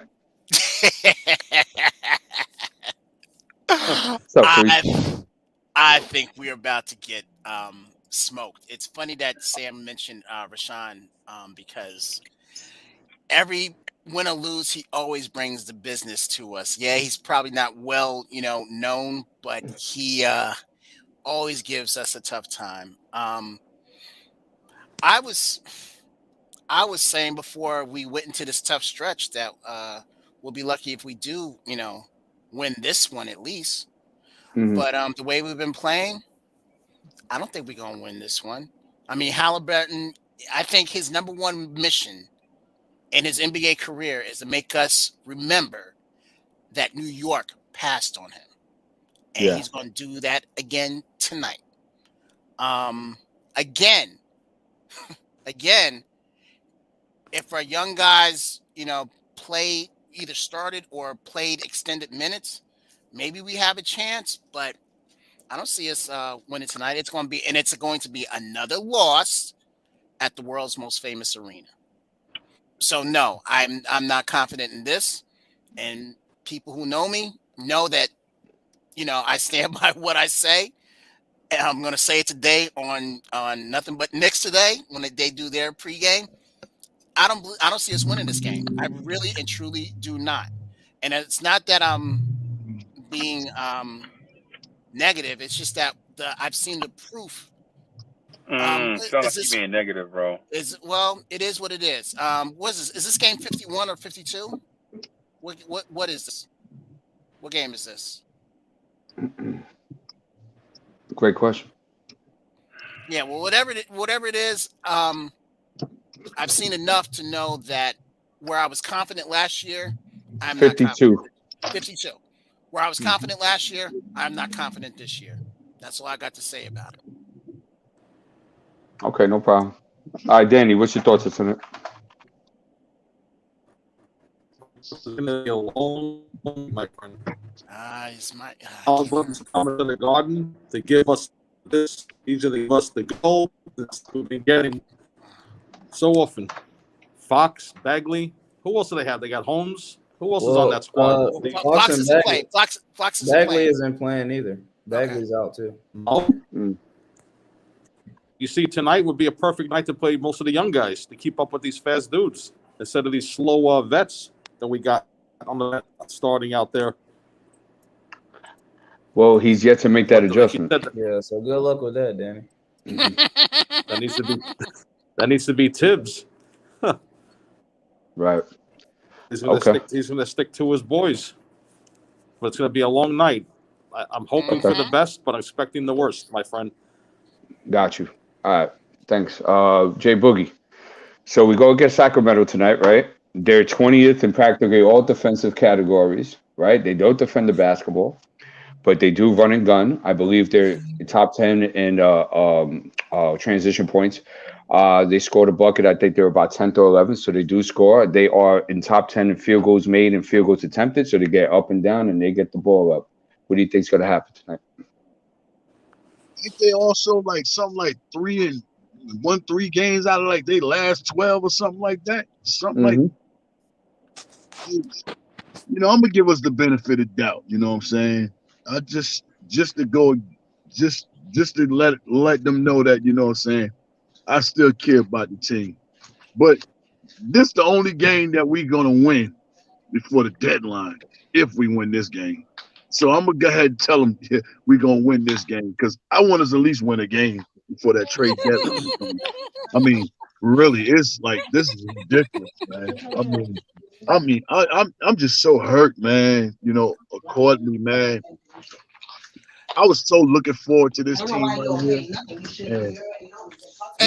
Some background noise. Somebody muted.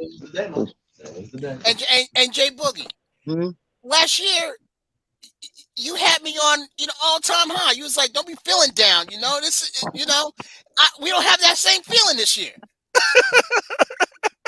You know, I mean, see, one thing about me,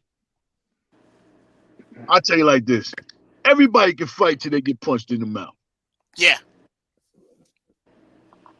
I don't got hit in the mouth. I don't. Because the office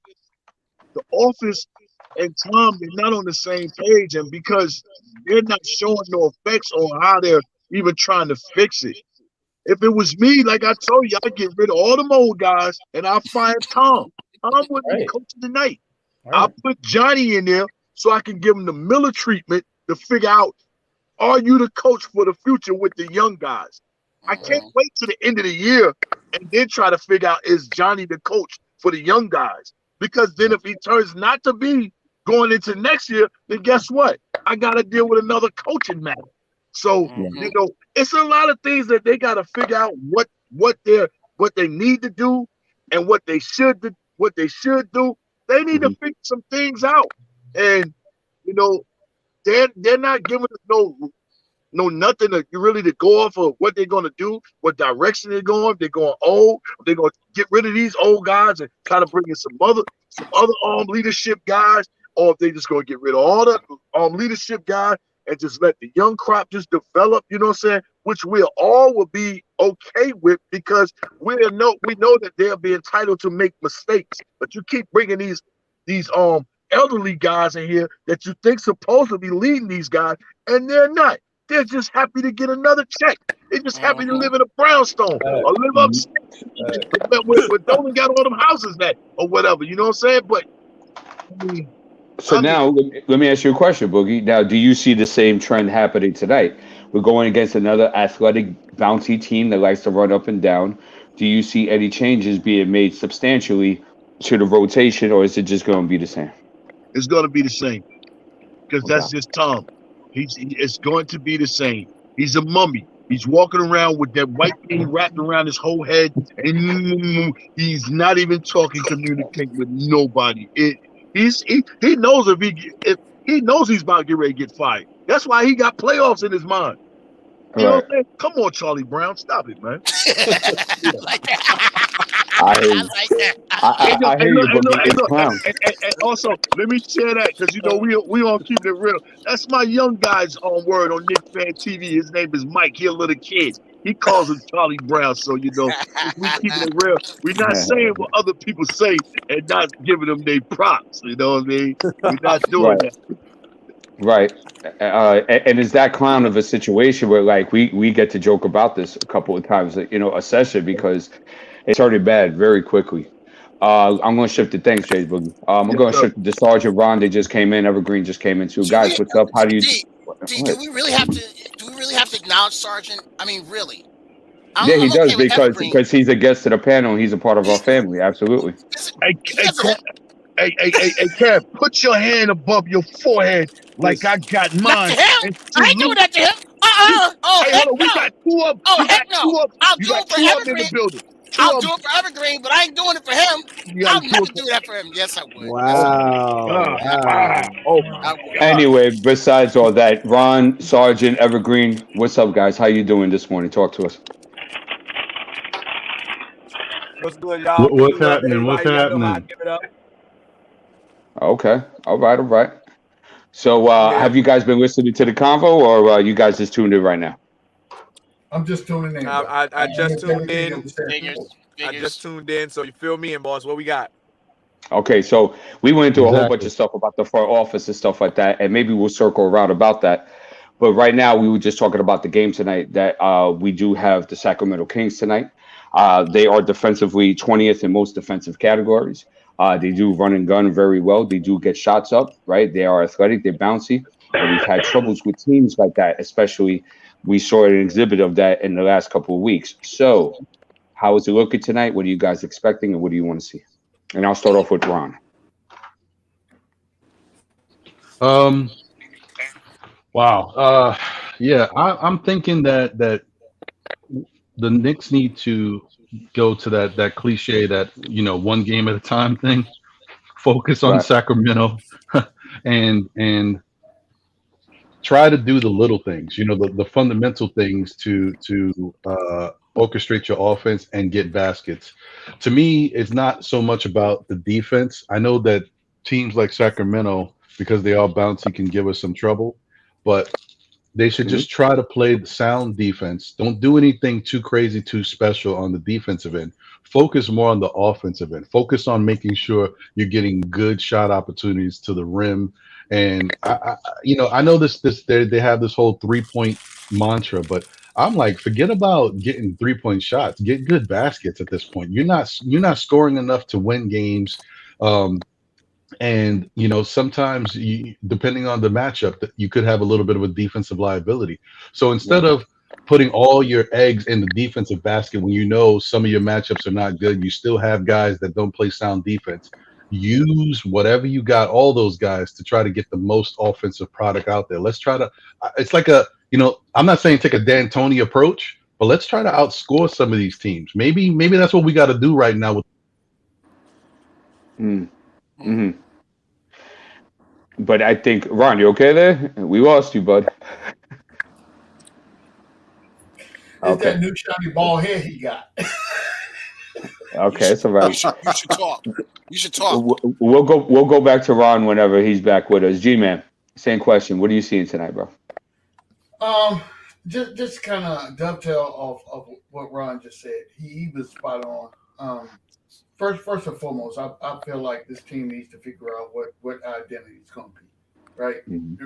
Regardless of who we play, if we don't have an identity and we just go in and let the opposing team dictate what we do on offense and defense, we're not going to be successful. You let the tail wag the dog at this point. You know what I'm saying? But for tonight's game, I feel like we'll see more of the same. I feel like we'll see the same starting five that we've seen the entire season, and we will after the game come back on these panels and continue to have the same conversation based upon what we just saw. Right. Nothing is different. Nothing is different until someone is able to stand up and take accountability for their own actions, and then perpetuate that across the franchise. We're going to keep seeing the same thing that we've been seeing. Point blank period. Right. So you see us struggling today. Yes. Okay. Now, don't get it twisted for 1 second. So there have been games like this that a player emerges and has a great game. So what we do as Knicks fans is we gravitate to that success, but we fail to continue to articulate the problems that the organization faces day to day. Right. I mean, case in point, when you put an Evan Fournier in a Boston matchup and he scores 30 plus points, now all of a sudden we forget about all these other things, all these other pitfalls that we experienced up until this point. And the very next game, he comes in and scores 7. Oh, 7. Yeah. Yeah, it's called inconsistency. Stop it. Let's deal with what the real matter at hand is. Let's take care of that first, and then continue to build from there. Okay, so you have us struggling today. Got it. Yeah. Ron, you back with us? Okay. Evergreen, same question, brother. What are you looking at for tonight? I'm looking for us to find an identity through the mid-range. There's something that I noticed from the beginning of the season. As soon as we started, trying to associate ourselves with being this highly effective 3-point shooting team, like, a lot of the fun in the games that we watch from last season until now went away, and it's because we're playing bad basketball on the offensive end, because it's almost like we're settling for the idea of we should be shooting threes. There should really only be like maybe 3 people on this team that should be allowed to chuck up threes, and that's between Grimes, Quickly, and Fournier. Everybody else, in my opinion, should be trying to find a way to exploit in the mid-range, right, to take higher percentage shots. But you're the guy with the facts and the stats, right? Like, basketball, it's not that basketball has legitimately changed to being that type of league because it was necessary.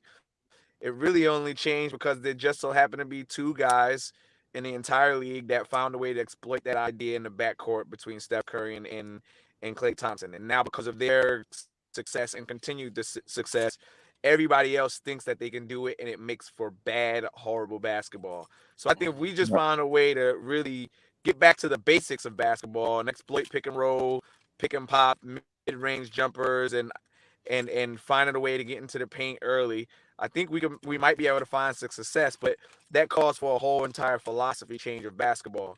As soon as Tom Thibodeau got in the way, so to speak, and listened to the idea, we're going to shoot more threes, unfortunately, the success rate dropped. So let's just get back to the basics, get back to the mid-range, focused on the mid-range first, and then everything else will come together, I think. Okay. So you saying that if those things happen tonight, we're going to win tonight. That's what you're saying. If we can get back to the mid-range, I think we should be able to keep up on a defensive end.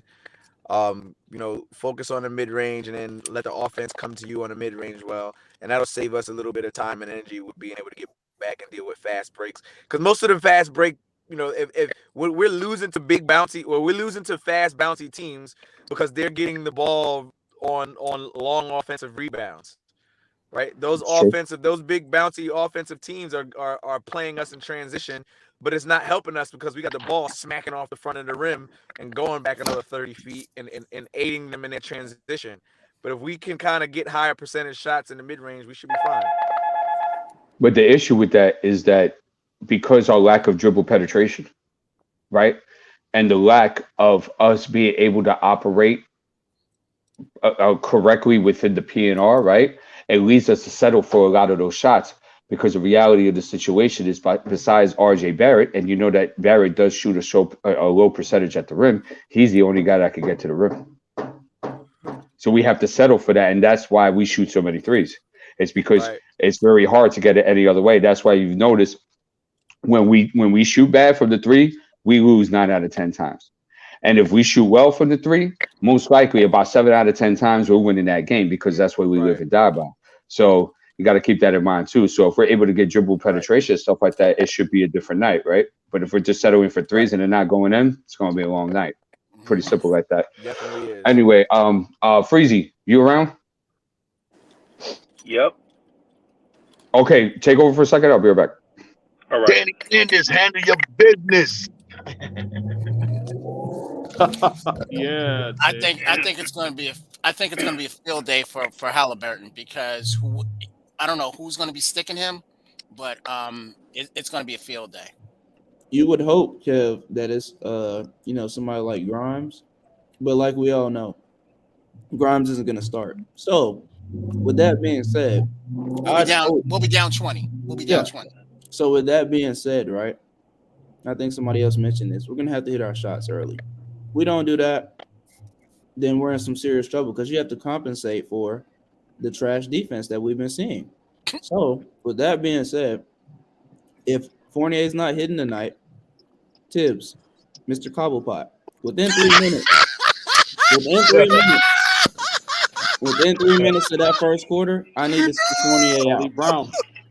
Yeah, I need to see Fournier out of there within 3 minutes and put in Grimes and stick Grimes on Halliburton, because he has better perimeter. Yeah, I think y'all are taking things to the extreme. I think taking stuff to the extreme, bro. Hey, Sam, do you know the name of the Sacramento Kings head coach? Nope. Right, exactly. Calm down, bro. Calm down. I think we did. Hold on, Kev. Kev, hold on. I think we taking things to the extreme, man. I know we lost a few games in a row, right? But I think y'all are just going to the moon and back with some of the commentary. So y'all don't even know who the coach is. Oh, he's Alvin Gentry. I was just trolling with. No. I'm just saying, just in general, you can't just say our coach is trash and can't even outcoach a team destined for the lottery when you don't even know what that other team does good or what the opposing team coach can do. I just think as Knicks fans, we swing the pendulum so far to the left or right, depending on what we see in the last game. So we got blown out by the Milwaukee Bucks. Guess what? The Milwaukee Bucks are the reigning NBA champs. Calm down. The Sacramento Kings are not the reigning NBA champs. They didn't even make the playoffs last year, man. Y'all need to chill, bro. Some of this stuff that y'all saying, it make it sound as if y'all ready to change coaches again. And this is the mindset that we've been in for years. Every year and a half, somebody want to change the coach, regardless who the coach is. Regardless who the coach is, we like, yo, he didn't win us 2 championships in a year and a half. We got to fire him. Y'all forget that the organization is one that is rebuilding itself in real time, right? They're not just throwing out a bunch of kids saying that we're going to rebuild. They are legit trying to rebuild on the fly. And sometimes they're going to make mistakes. Sometimes they're going to make a mistake. Was Evan Fournier signing a mistake? Possibly. But ain't nothing we could do about that right now. You know, you got to play the hand that you dealt and then keep making good decisions. I think we jumping ahead of this thing. and it's like when I listen to it, I think I start to get sad because I think when I listen to Knicks fans say these things, it makes me dig in more on the whole thing of that's why people don't come here. Because one thing go wrong and all the Knicks fans are just like fire everybody. Everybody sucks. Instead of being patient with the process. We can't even trust processes because we are so eager to move on to the next group of people. And you know what's going to happen? If Leon Rose and Tom Thibodeau get fired today and their replacements come in tomorrow, in a year and a half, we're going to be saying to fire these new guys. You know what, though? I want everybody in here to tell me the Grizzlies head coach name. Exactly. No, wait, hold up. But nobody knows, right? And you know what? My point that is, his name does not mean anything. Mr. Cobblepot's name does not mean anything to me right now. Right. So I was going to say Minnesota. So you Taylor got Jenkins. me, Sam. Okay. See, that's it. Okay. All right. Hey, Tuesday, man. Y'all just we'll keep on doing this. Keep on doing things the same way, and expect a different result. Keep firing the front office every 2 years, and firing the coach every year and a half, and expect a different result. Just, I was just gonna say that, and I'm sorry, guys, that I got. I don't want, my computer was acting real wonky for whatever reason. It's the Ron and Lawrence Tears connection. When I first jump on, it wants to act funky. I don't know why, but I was gonna talk about the matchup with Sacramento and what we was doing, but I kind of feel like this whole thing is kind of changed into a different conversation. So my opinion on what's going on right now with these Knicks is I know people are not, obviously we're all not satisfied and happy with the product out there. We're not happy with the play of some of the players. We're not happy with the coaching. What I said Saturday on the show was that I think that instead of being dysfunctional and doing the quick reactionary thing, which would be just to fire Tibbs and let Johnny Bryant take the reins and go from here and see what we can get out of that, I was saying we should not focus on the coaching aspect of it. Start focusing on the player aspect, and let's go build the team the way the front office had initially envisioned it. That sounds soft, man. Listen, there's my man. Hey, when you think about it, brother, this team was rebuilding. We got rid of all of our players that weren't cutting it. We had a bunch of retreads on this team. We decided to start drafting better. We have been drafting better. We brought in Julius Randle. We gave him the money after he showed us a little something. And now we're trying to build a new product that can be sustained for years and years to come. You can't just take this team that we got right now and say, all right, well, Julius ain't playing good. Let's go get us another superstar and we'll go to war with that. No, this team ain't there. We got to keep calling him a building superstar, Ron. Yeah, we're not even calling him that, man. I'm not even going to call him a superstar. All right, that's fine. I mean, listen, it's neither here nor there about Julius. The point is this Knicks team needs to go in a different direction.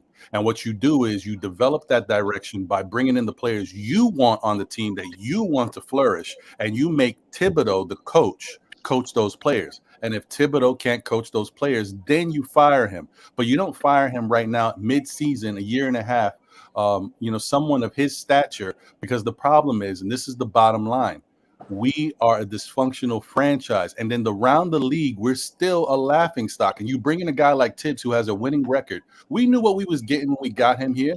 So if he's not working out, you have to do things the smart way. Put the team in front of Tibbs that you really want to be out there. And if Tibbs don't rock with it, then you can fire him, because you can say, listen, this is the direction we were moving in, and Tibbs just wasn't in line with that direction. But if you fire him now with no true direction, with a mixed match team, and you don't have a good product out there, you look like fools. The Knicks look like fools.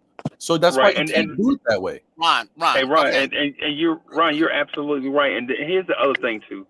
I hear Knicks fans all the time say the dumbest thing I ever heard in my life, and I try not to call them dumb when they say it, but it's dumb. right?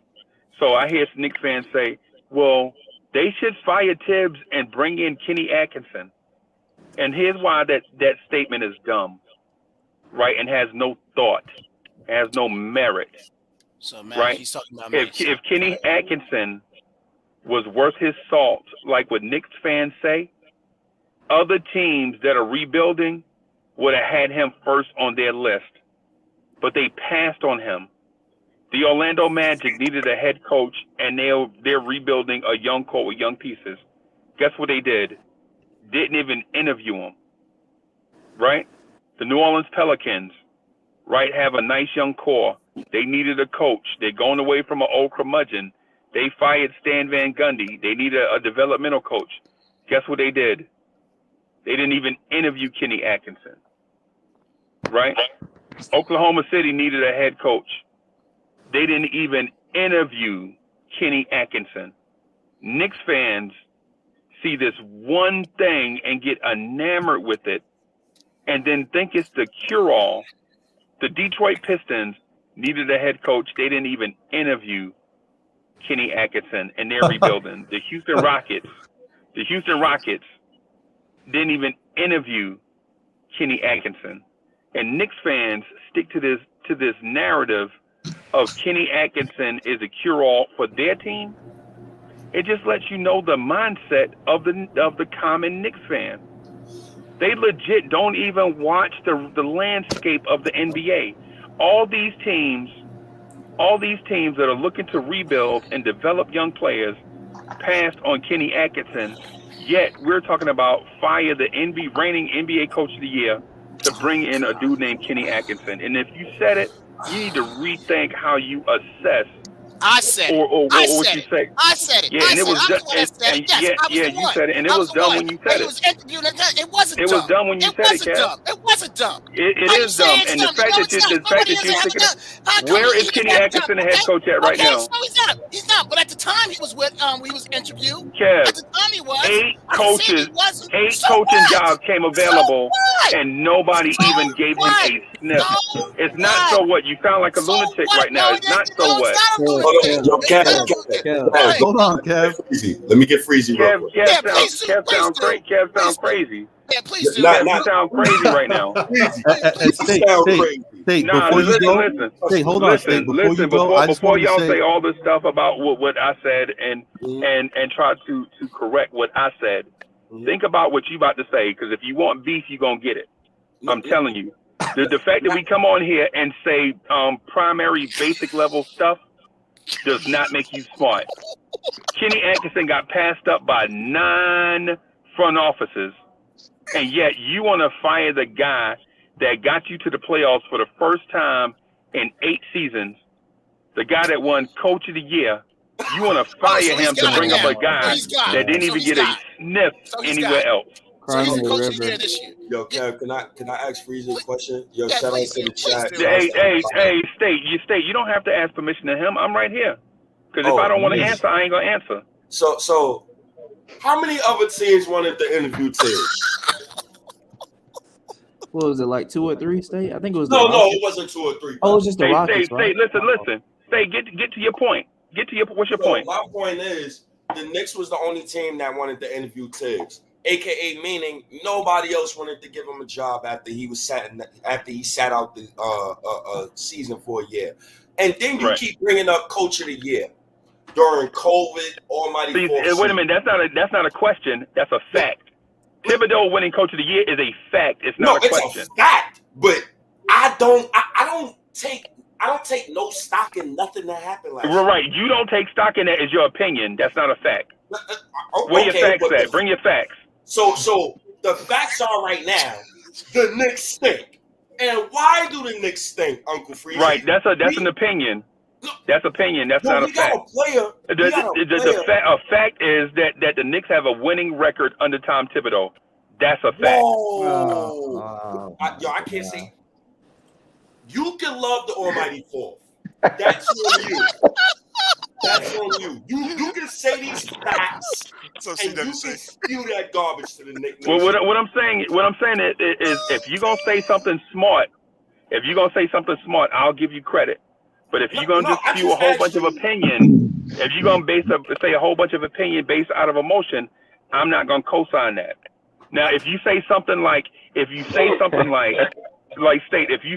like the Knicks are not playing as well as they were last year, I could co-sign that because we can use data like stats and win-loss record to prove that you're right.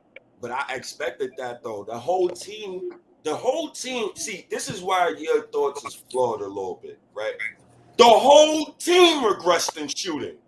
So that means it's not just Randall, the whole team. Matter of fact, across the whole NBA, everybody's shooting worse than last season, brother.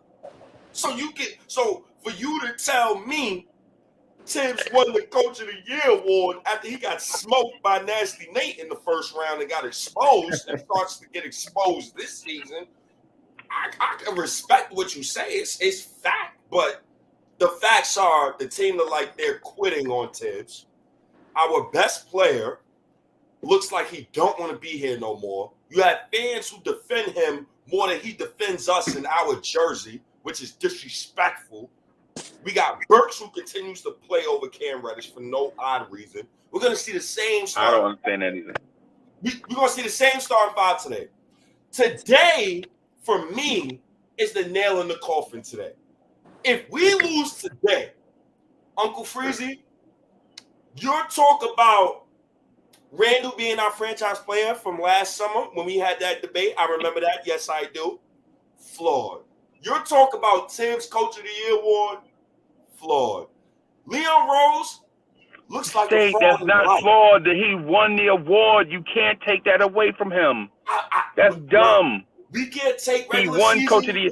Now this season, State. If you told me that Tibbs seems to be doing a poorer job this year than he did last year, then that's a conversation. But to take away the fact that he won Coach of the Year makes you look like a lunatic. You can't rewrite history. I don't put no stock in the last season. I'm sorry, OG. I'm sorry. I'm just one of those guys. I can't. So keep it to this season. Right. So keep it to this season then. Yeah. So what has he done for me lately, league? Right. So State. So let me tell you my stance on Thibodeau real quick, but before you misunderstand what I'm saying, right? Do I think Tom Thibodeau has he done a good job this year? No. Right? Has him not playing Obi and Cam Reddish improved the team? No. Right? Has he made a lot of mistakes this season? Wait. In my opinion, what you just said about Obi? In my opinion, yes. Right? But here's the thing also.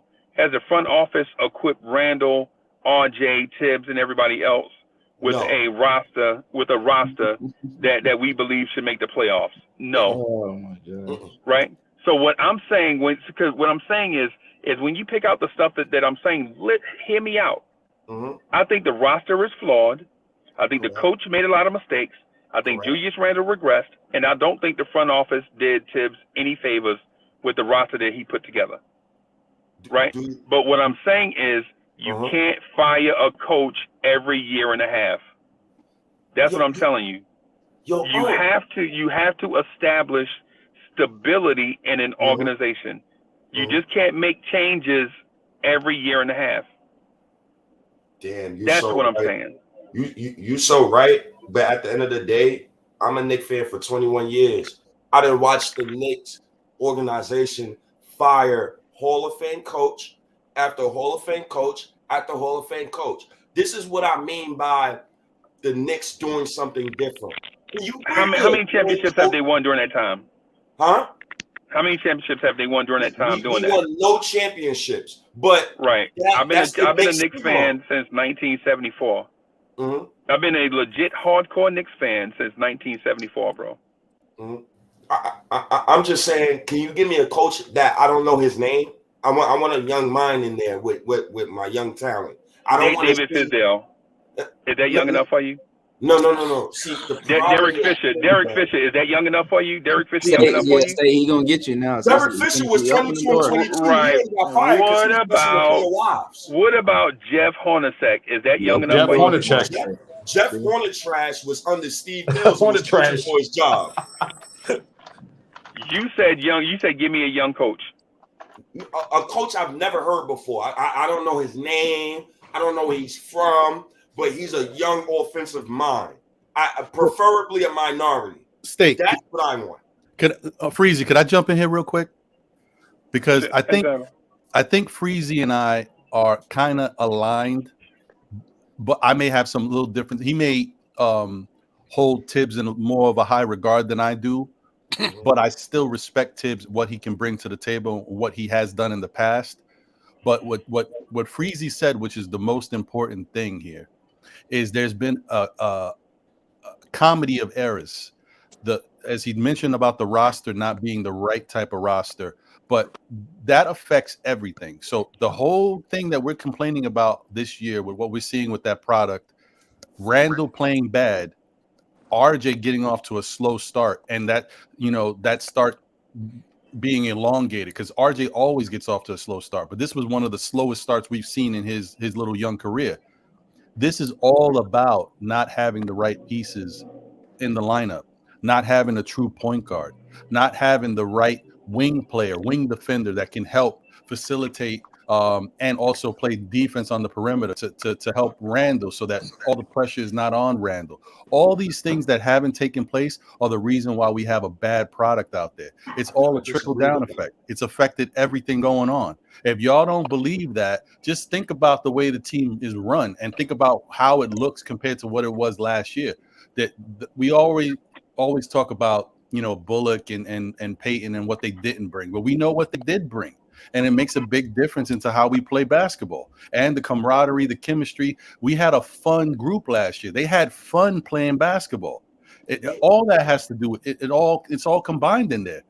So my whole thing is, I said, I'm not necessarily happy with Thibodeau. I don't like what Thibodeau does. I scream at my TV screen all the time with his rotations. I don't know what he's doing out there sometimes. But I also know that Thibodeau says, you know what?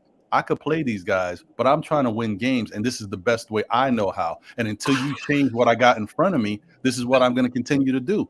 So that's the front office's fault. Okay, so let me ask you. Okay. Go ahead. No, go ahead, Kev. Just to retort a little bit what you just said. You said a point guard. They drafted Deuce, and they drafted the guy that's in Spain, who's lighting it up from what I'm hearing. So the point guard thing is situated. He just doesn't want to play Deuce. Well, the problem but Kev, the thing is, Deuce could be a really good, I guess.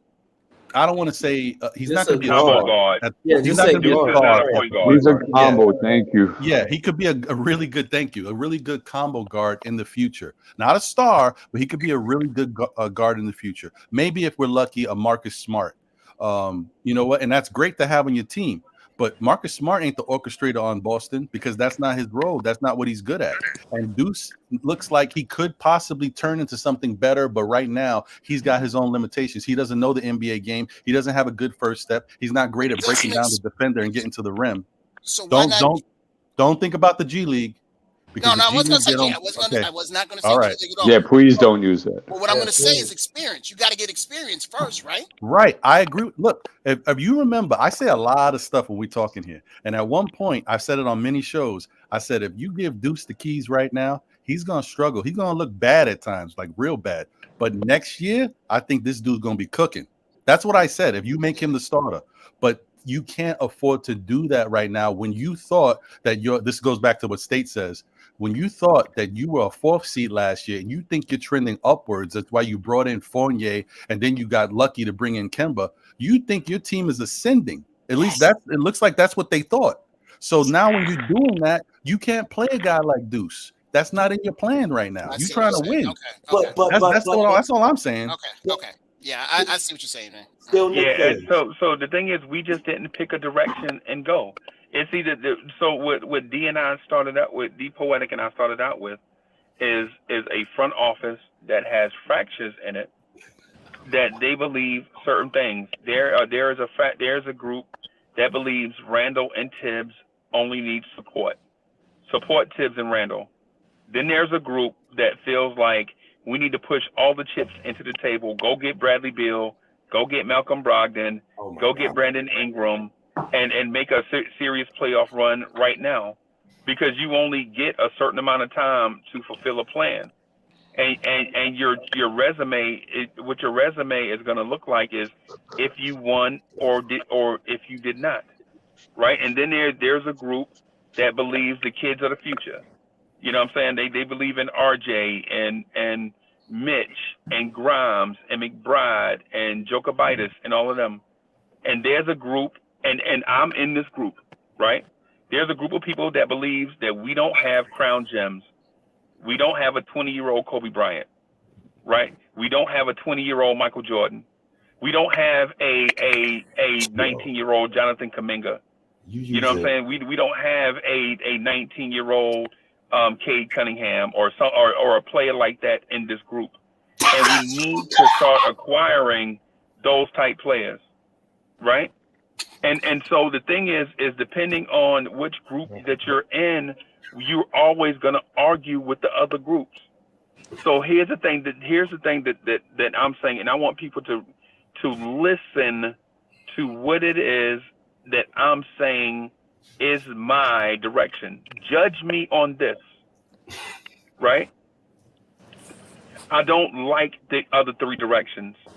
I feel like we should be on the hunt for crown gems starting right now. If you don't have Anthony Edwards, if you don't have I see it. I got you.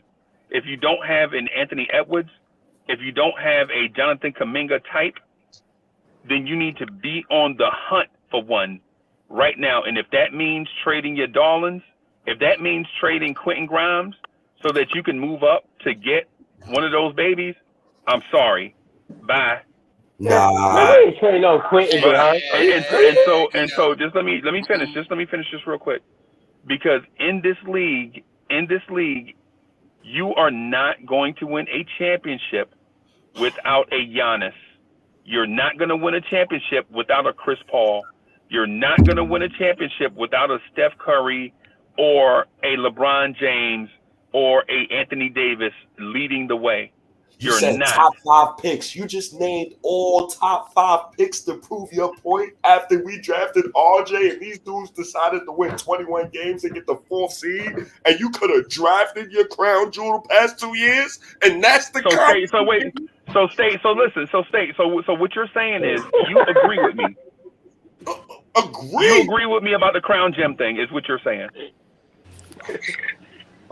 I just heard that we need Chris Paul to win a chip. Can anybody tell me how many rings Chris Paul has, please? No, it's not about how many. How about Giannis not becoming that crown jewel to like his 3rd or 4th year? Right. Okay. Right, so y'all are using semantics. Name me a basic player that led a team to a championship. Name a basic player, a basic all-star player, multiple times that led his team to a championship. But that's not what I'm attacking. I've already talked to you about this. Everybody else. It can't be one side or the other. You can't say the crown gem don't work, and then when I say, well, name an example where the crown gem don't work, you like, nah, that's not what I said. But when you get RJ, when you get a prospect like RJ, the next 2 years, before his contract extension, you got to talk contracts with him.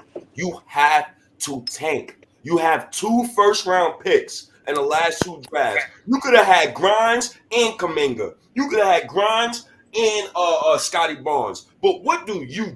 You get the almighty 4th seed and you get Evan Fournier $78 million. Now you got us Knicks fans going at each other because one side thinks Evan Fournier is good, the other side but you didn't answer the question. So do you believe in the crown gem theory or no? I do, and I think we have one, but one is not enough when it's a. Who's the one that we have? Milwaukee, huh? Who's the one that we have? I love RJ, bro. Just get rid of the team and let's see what the kids got. So let me ask you a question: if you feel he's the crown jewel, right? When his extension comes, right? You're gonna give him. I didn't say he was the crown jewel. No, but State did. Okay. Yeah. Okay. So you just said you feel that's with RJ, right? That's what you Yes. just said. Okay, cool. Yes. So when his contract comes, right, you're giving him the 5 year, 180, 87, whatever it is. No. Now, see, here's the funny thing He's your about this. crown jewel. He's the crown jewel, right?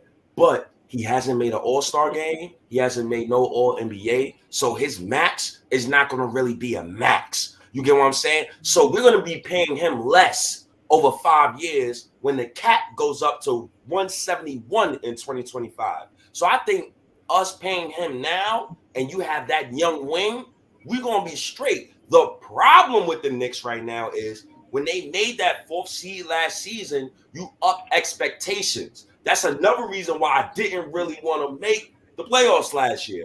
Now you up expectations. You give Randall this money. Now Randall feel like, now I got to score to prove the Knicks fans that I'm that guy. When we all know, people like me already knew, yo, he's not that guy. He's a third option on the championship team. Now look at us. Look at us. Look at us. Now Cam Reddish can't even play because Tim thinks his rotation is set. You tell me, Freezie. Which is a crock. Which is a crock. So what I got from all that was that you're not going to pay RJ Barrett the full extension, and you consider him a crown jewel. Yes, but you don't have to pay him the full extension due to the fact that he has not made an All-Star game. He has not made an All-NBA. So his max is not going to really be a max, if you understand what I'm saying. And plus, you went with wings, brother. You got to have wings, bro. I know this. I've been saying this for the past month. Yeah. and one more thing. It's a 7-foot monster in Milwaukee, right? We got to get past them. If we want to talk about any type of championship talk, we need more trees besides Mitchell Robinson. We signed Mitch. We need more trees. So let me dissect this real quick. So for you, right, and you're entitled to your opinion. RJ Barrett is the crown jewel, which means that you build a team around RJ Barrett, correct? No, I'm not. No, that was the problem. Now that's so you're not gonna pay him. You're not gonna build a team around him. But he's your crown jewel. Yeah, I'm confused. Listen, hey, good question, D2. I'm confused. So you just asked me that, right? What's the problem with the Boston Celtics right now? You tell me. The Boston Celtics have an overabundance of wings and they have no guards, right? So when you rely on Tatum and Brown to play make and you don't have no guards, that's what you get. We have guards and we have wings that can play make. So I feel like RJ can flourish. And we've seen it. We seen him have 30-some points on 60% shooting. It's not like we don't see. We seen he shut down Chris Middleton the other day. Giannis went off. That's who went off the other day.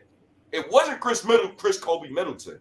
So I think that RJ and also Zion Williamson is out there, man. Luka Doncic shares the same agent as RJ Barrett, man. We need to take care of that man and stop doodling on that man and get that man all his positive energy. Because if he doesn't pan out, we in trouble. We in trouble. If RJ does not pan out as a top 3 pick, and when I say pan out, I'm talking All-Star games, All NBA selection. We in big trouble, fellas. Big. So what I'm getting straight, and it's hard to continue because it's so many polarizing views. So you think he's a crown jewel, but you wouldn't pay him, and you wouldn't build a team around him, and you wouldn't bring in all these. I will pay him. I will pay him. But you're not paying him the full max. You say you won't pay him the full max? He's not going to get the full. Once again, he's not going to get the full max because he has not made an All NBA team or All-Star selection. So he's not going to get paid max money. Okay, I'm still going with the crown jewel thing. I'm staying there. However you differentiate that is your business. I'm saying the crown jewel means that this is the guy you build your team around. When that, like for example, right? Donovan Mitchell is a crown jewel because when that extension came, they paid the man. They had to. Look at Young. UTAR right now. They lost their last 8 out of their last 10. What He Phil hasn't Jackson been do there. on Donovan? He's been out in concussion protocol though. Yeah, That don't matter. What? That's the crown jewel. They supposed to yeah. win. I can't go far with this guy. Nah, I can't go Right. far with No, you. and Yeah, but the I thing with can't go Donovan far with Mitchell this is, guy. but say the thing with Donovan. I'm probably The thing with Donovan Mitchell is you knew early on that he was a foundational piece. Yeah. You knew he was a crown gem. Maybe not in the first 20 games of his career, but in the first year and a half, 2 years, you knew Donovan Mitchell was a crown gem, and you couldn't. I would even say the first year. I would say the first year for me. Yo, Yeah. Donovan gonna win a championship in Utah? Let me shoot this question back at him since he can't deal with what I'll say. Donovan gonna win a championship in Utah? He has a chance. No, Yeah, I want him to the answer possibility is there Why is it a possibility? You tell me. because you could build a team around him, and he's a dynamic wing player. So why he hasn't gone to the Western Conference Finals yet? Because it takes time, bro. Michael Jordan didn't make it. It took him a little bit. I don't get your point, bro. Until year 7, bro. I was like, I don't get what's going on here. He's a 6'1" shooting guard. You can't rely on him to stop the other team's best player. He will never get to the finals in Utah, brother. So stop your nonsense about crown jewel. I need a better. Wow.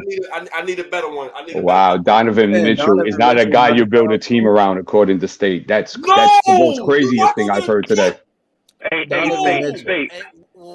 Let me tell you what the reason why I use the crown gem analogy and why you and I agree. Right? I'm gonna just use 2 examples, right? And I could use 3, but I'm just gonna use 2. Right? When the Chicago Bulls drafted Michael Jordan, they didn't know how good Jordan was gonna be, but until they got him into camp and he was killing everybody. Right? So they knew he was a crown gem, right? But when he was trying to help this team win on its own, he couldn't, right? They had to add additional help. Scottie Pippen is a crown gem, right? Thank you. And so when you get Scottie Pippen and Michael Jordan together, then you can build a championship contending team around Mike and Scottie if you get a championship level head coach, right? Yep. Here is where you get a bunch of crown gems and it doesn't work. The Orlando Magic drafted Dennis Scott, and then they drafted Nick Anderson, right? They drafted Anthony Goldwire, Donald Royal. They brought in Scott Skiles. They brought in Jeff Turner, and the creme de la creme was Shaquille O'Neal. Once they got Shaq, they were like, yo, we're one piece away, right? And then the next year they drafted Chris Webber and traded him to Golden State for Anthony Hardaway. Right? Oh my God! But what they did is they didn't go sign a bunch of veterans and try to win straight away in the East that had Michael Jordan and Scottie. They put together crown gems and let those babies grow up together in order to compete. Now what I'm telling you, State, is that you have Kevin Durant in Brooklyn, you have Joel Embiid in Philly, you have Giannis in Milwaukee. Mm-hmm. What I'm saying is burn the franchise to the ground, trade everybody except RJ, right? And search for that crown gem, for these crown gems, and build from the ground up. And then if it comes to it, if you have to trade RJ, if you have to trade RJ to get Paolo Banchero, right? Then I'm like, I really like RJ, but I think Paolo is going to be special. Right? You feel me? I love RJ Barrett. Y'all know I'm RJ Barrett #1 fan. Y'all know this already. Right? But if you have to trade RJ to get a guy that's gonna legit be a LeBron James type kid, then I say put RJ in the deal. Yo. Right? Yo, he does. So that is the position that, and the reason. And listen, and hear me out, State, and hear me out on this, because the longer you rock with puffed up all stars like Julius Randle, the more time you're wasting as a franchise. Now I know you love Randle.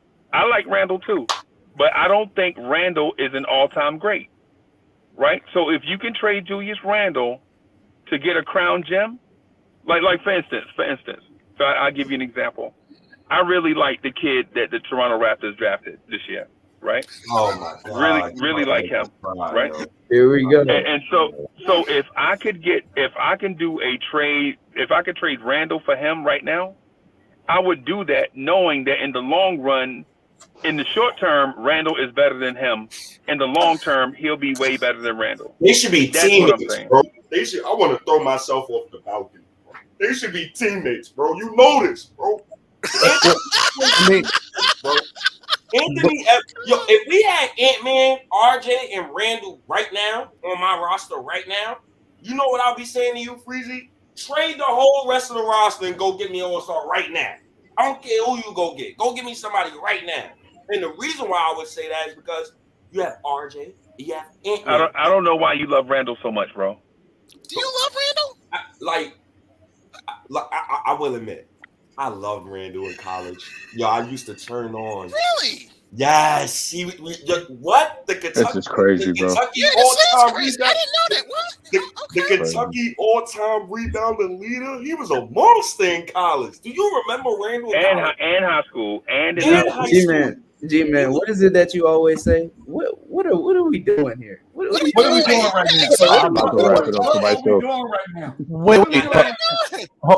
Hold on. But the only thing that I don't understand, and don't get me wrong, what Freezie is saying, that's I think that's very drastic on the other end. Exactly. But if you feel the team is not going nowhere and you don't like the direction that you currently taking them in, sometimes you got to make some drastic calls. However, you have to pick a direction and go. You got to stop doggy paddling. Yeah, but That's Freezie, the only thing about that is if you make such a drastic change, you gotta fire Thibodeau. Thibodeau don't want to stay here through all that. Exactly. Waiting to trade the whole team and get different players in that might take you to the next level. He is not gonna want to be around for that. He don't have that much time in his. I'll fire Tibbs ASAP.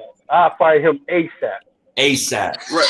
But ASAP. But the thing about that is this. The thing about that is this, Ron. There are only 30 NBA jobs. Right? There are only 30 of them. And to State's point, Tibbs didn't have a long line of suitors not knocking his door down. Right? The thing is, you got to be careful as a coach what you turn down and what's not, because what happens is the team president has to make a decision on what he thinks is in the best interest of the team, not the best interest of the coach. You know what I'm saying? He has to, because the thing is all of this stuff that y'all are saying, y'all said smart stuff, but what y'all don't realize is all those directions that y'all went in, those teams never won a championship. Never, right? Because it is. What I'm saying, what I'm saying is I saw the Golden State Warriors burn it to the ground and build it back up, and then they won a dynasty. I saw the San Antonio Spurs. I saw the San Antonio Spurs get the number one pick 2 times in a lifetime. The Spurs drafted David Robinson, and then they wound up getting Tim Duncan, and they built around 2 once-in-a-generational players. I saw the Miami Heat build on the fly with LeBron James, right? So what I'm saying is if you don't get fortunate, if luck doesn't go your way, you have to make your own luck. Because all of y'all sitting here are saying, Uncle Freezie, you crazy. But in every situation where we needed a little bit of luck, did we get it? Any situation where we needed a little bit of luck, tell me the time we got it. We got it in 2019 when we picked RJ instead of Majin Buu. We got so in that lottery when we had the worst record in the league, we got luck because we slid down to number 3. That was lucky that we slid down to number 3. Yep, because we'll be talking about Majin Buu right now. The convo wouldn't be what is RJ? The convo would be why is Zion fat Caboose still sitting out? I don't even think he would be sitting out for the Knicks. I think he just don't want to play for New Orleans. Exactly. So Yeah, That's what's going on. I think what you said just now was reckless. That man averaged 26 points and 8 rebounds for his career. Man. Right. The conversation is swinging in so many directions. I don't even know where it's at. I was right about now. to say, D, what are we talking? That's why I asked G, man. I said, what are we talking about? What are we talking about? I don't That's Freezie. Yeah, it's State, you've done a great job of facilitating it as well. right. And so some of y'all, because some of y'all, all y'all want to do every day is talk about how bad Randall is. That's all you want to. If it wasn't for you want to just create a scapegoat and then pound a scapegoat. We ain't going to do that. Yeah. I've been telling Uncle y'all this Freezie. for over a year now. We not going to You sit here can't and talk about Elfrid Payton can't shoot. We ain't going to do that. You can't I'm have sorry. you can't have your captain score 9 points a game in each game. Then Greek Freak scored 38 points and our captain scored 9 points. That's the problem. Wait. Did you say a 2-time league MVP, NBA champion scored 38 points? Is that what you just said? Well, I'm saying he didn't even score 15 points. So you know what, Freeze? Freeze, I guess nobody's to blame then. I guess nobody's to blame. Nobody's to blame. You just compared Julius Randle to Giannis Antetokounmpo, and you think He that's twisting my valid? words around. He twisting my words around. No. All I'm doing is putting starch on it. All I'm doing is putting starch on it because your words was crooked. I'm just straightening them About out. to wrap it up. All right, yo. Yeah, Y'all have a good day. Enjoy. Where you going, boss? D-Baller, where you going? Hold on. My man gotta go. My man gotta go. Hey, D, we'll holler at you later, bro. All right, no doubt. He don't have to go. Later, D. Good talking to you, D. Peace. All right.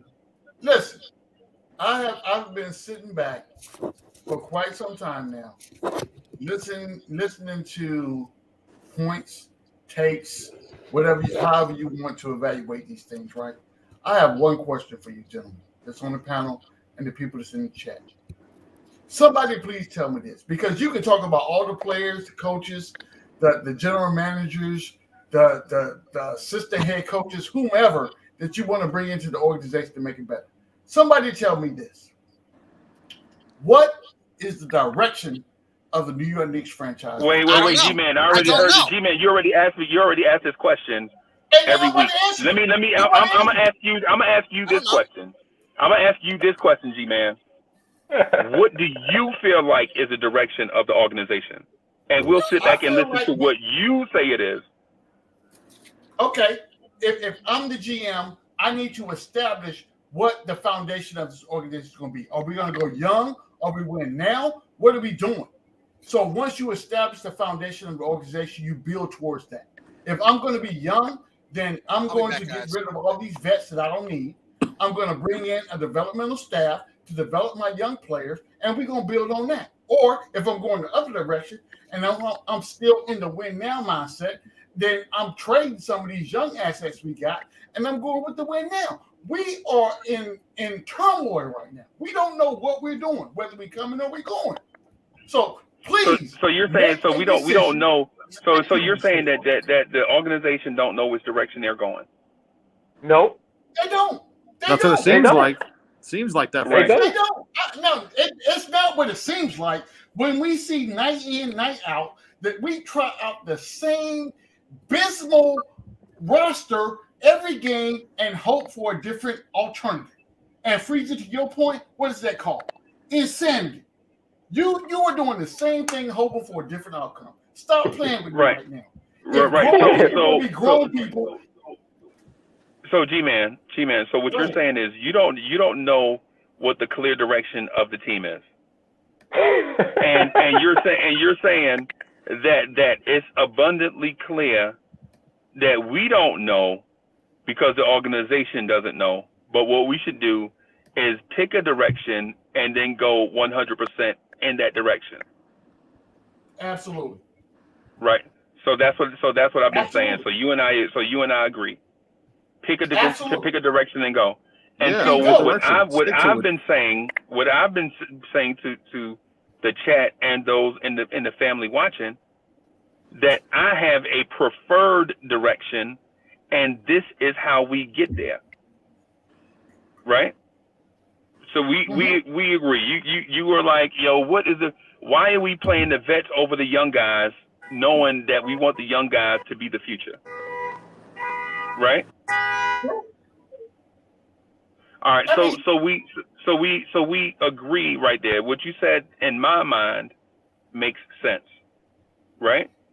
The only thing is that if we can all hear, everybody on the panel can have their own opinion about the direction of the team. The only thing I want people to do is don't get up here and babble on with stuff that don't make sense. If you're going to say something smart. That's what I'm saying.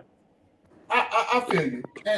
And this is where, whenever I make a point, I want to be able to point to a specific instance where the point is valid. So I told you guys a long time ago, right?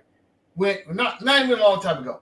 When the whole Cam Reddish thing came about, I was happy. I was like, oh, we get Cam Reddish. But the very next words out of my mouth was, what does Tibbs do with Cam? That was my very next word. What does Tibbs do with Cam? And as we have seen, what has Tibbs done with Cam? I'm telling you, the very last thing that you want to see is a visual of Cam Reddish sitting on the bench next to Obi Toppin and them chopping it up. Oh my God! That's and you not got what Alex you want. Burke. That's not what you want. I'm telling you right now, because Cam is going to listen.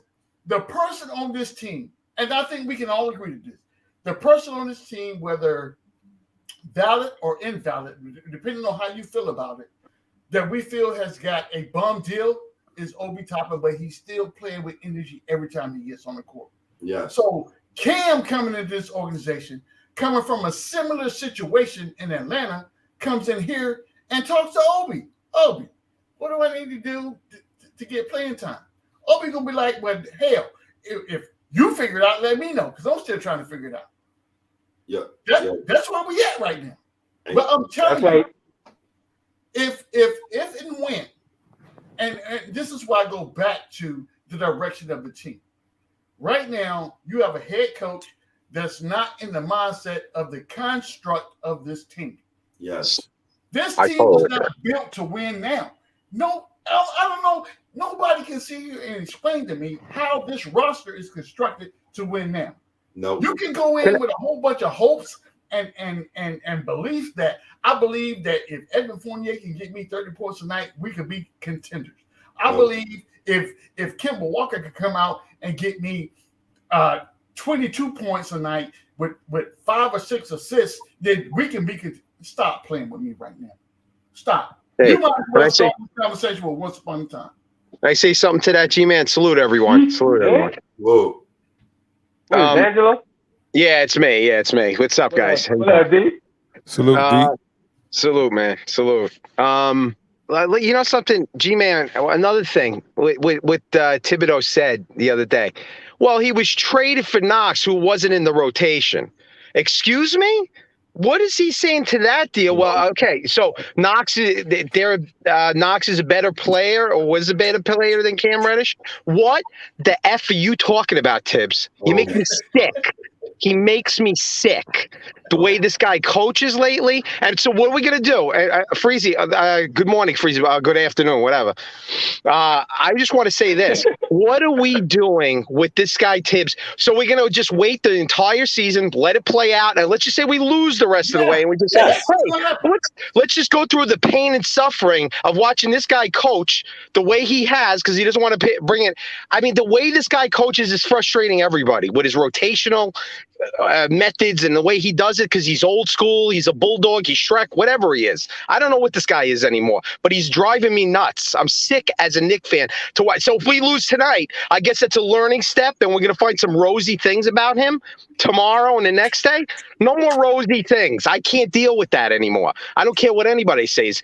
I'm a livid Knicks fan, just like all of us, just sitting there going through the motions.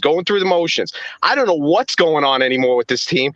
What the hell is the direction we're going in? I'm so sick of it. G-Man, I totally agree with you. Tibbs, his days are numbered. I don't know. He's not going to play Reddish. The poor guy's going to sit like he was sitting in Atlanta. And when you just got to watch, go watch the League Pass and watch Knox play. That's great. That makes me feel real proud about this trade right now.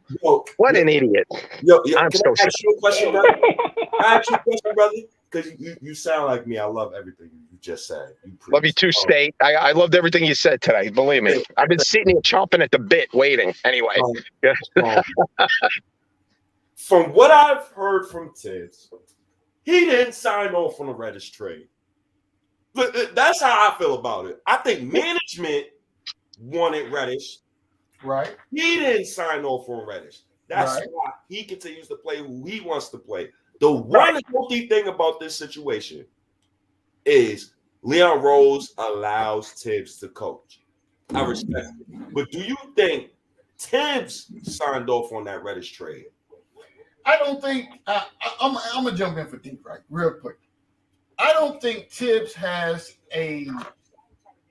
I think that. Let me say this. I don't think Tibbs' voice is as strong as what people believe that it is. If it was, if you go back to the beginning or the end of last season to the beginning of this season, he was very specific in the type of person that he wanted to come play for this franchise, right? He did, very specific. Did the front office go out and get him that person? Hell no. What did they do? They went out and signed Evan Fournier, and then as a carrot in the salad or the cherry on top of the sundae, they said, okay, here go Kemba Walker. And they tried to sell it at him and say, go out and be great. So that tells me right there that when you talk about the voice or the input of a Tom Thibodeau, whether it's influential or not, I'm going to say, not. I believe right now, today, me talking to you on this panel on the 31st of January at 12:20 Eastern Standard Time, Tibbs is on a short leash right now. So what do we do to people that think that they know better? And he deserves to be. He deserves to be on a short leash. I don't care about last season. I don't even care about last season. I don't want to hear about Coach of the Year. Shove it. I agree. Pandemic. I agree. Pandemic. 100%. But this is what I'm saying, gentlemen. This is what I'm saying. I'm going to give you just enough rope to hang yourself. And right now, you're doing a pretty good job of putting the rope over the tree or over the beam or wherever you're putting it at. And you are 100%, 100 miles an hour going down that path right now. Because this is what happens when you attach yourself to a specific player, right? Tibbs attached himself to Julius Randle's success last year. Never thinking in his mind that he would not be able to recreate that same performance this year. That never crossed his mind. But now, this is where we are. Julius Randle is legit acting like Alfred Payton right now. Legit. Right. Go watch the videos. He is not in the huddles. He is disinterested in anything that's going on with the team. He's just miserable. Say again? He's so miserable, the guy. You could see it. He is. And he gets a pass on not talking to the press after the game. I love that. Patrick Ewing used to sit up there during hard-felt losses, and he dealt with it. No, this man makes him special. What makes Julius Randle special? Sit down. I'm going to tell you what makes Julius Randle special. And when I say it, you're going to think about it and be like, okay. So he took half a bag. No, well, that can have something to do with it too. But when the franchise, when the organization comes to your defense and says, you know what, Julius, you ain't got to go out there and talk to them reporters. I'll take the hit. Don't even worry about it. So what you just did is you just told your kid that you have been telling night in, night out, day in, day out, do not go in the kitchen and touch the hot stove. Don't do it. But when that happens and mom is out of the house and you burn your hand, now I got to explain to your mother why you got to burn hand. Listen, I'm telling you right now, and this is how this all reverts back around to the original premise of this conversation. Knicks organization, if you are looking or we will watch this podcast, pick a direction. Thank you. Put in place coaches that can get you the way you want to be. And then as we start talking about free agency, these people that are available, bring the guys that are available that's going to benefit what you're trying to do moving forward. Let's do it. Kenny Atkinson. The thing that we're talking about with who we have currently on the roster versus That's right. who is in the front office versus who is on the coaching staff. And what are we going to do to fix it? Yeah, listen, that's like oil and water. The whole thing I just described is oil and water. Yeah. No, I gotta watch it. I gotta watch a press conference with Rose yesterday talking about his bad little bone spur in his foot, and I gotta wait for him to get back to make this team so much better. No, it ain't making nothing better. We're going back to Tibbs is thinking about his little bull days with Rose and Taj, who looks like he's gonna die out on the damn court. He's playing too many damn minutes. And we're going to just deal with this the rest of the season? Come on, man. I'm going to tell you what's about to happen with Mr. Derrick Rose. And you heard it here first. This is a Lawrence Tibbs exclusive right here. And I'm going to give it to you real quick. Derrick Rose, I love him like a play cousin. I do. I love what he brings to this organization. But Derrick Rose is about to be traded to the Chicago Bulls so he can retire as a Chicago Bull. Over Tibbs' dead body. He's never going to let Rose walk in. He'll quit before he lets him. Listen, all that is going to happen in concert. Remember when I told you that he has the rope? Tibbs is out here right now. I'm telling you right now. And if you do not understand what I'm telling you, go back, rewatch the footage of Cam Reddish sitting on the bench. Uh-huh. Bench next to Obi Toppin. Watch that. Go watch that. He's got a weapon on the bench to use to maybe make the team a little bit better. Not play. I'm not asking. He doesn't have to get major minutes, but they slot him in sometimes when they're losing by damn 30 points. Come on. Hey, you know what I think? I think Leon Rose gonna get rid of them vets, and he ain't even gonna tell Tibbs. Alex gonna go. Rose gonna go. Gibson gonna go. He ain't gonna even tell Gibson. He ain't gonna even tell Tibbs what's gonna happen. You're gonna see all the young guys on the set.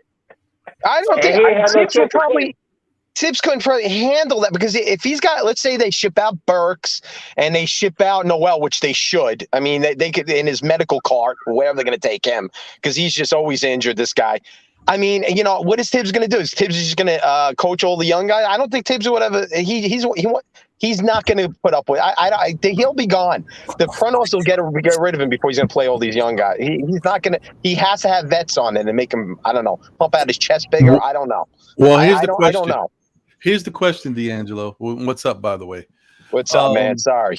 No, good, bro. Listen, I know you got a lot of pent up frustration. You sick and tired of being sick and tired. Not feeling good the last few days. No, I hear you, brother. It's a super chat, fellas. Yeah.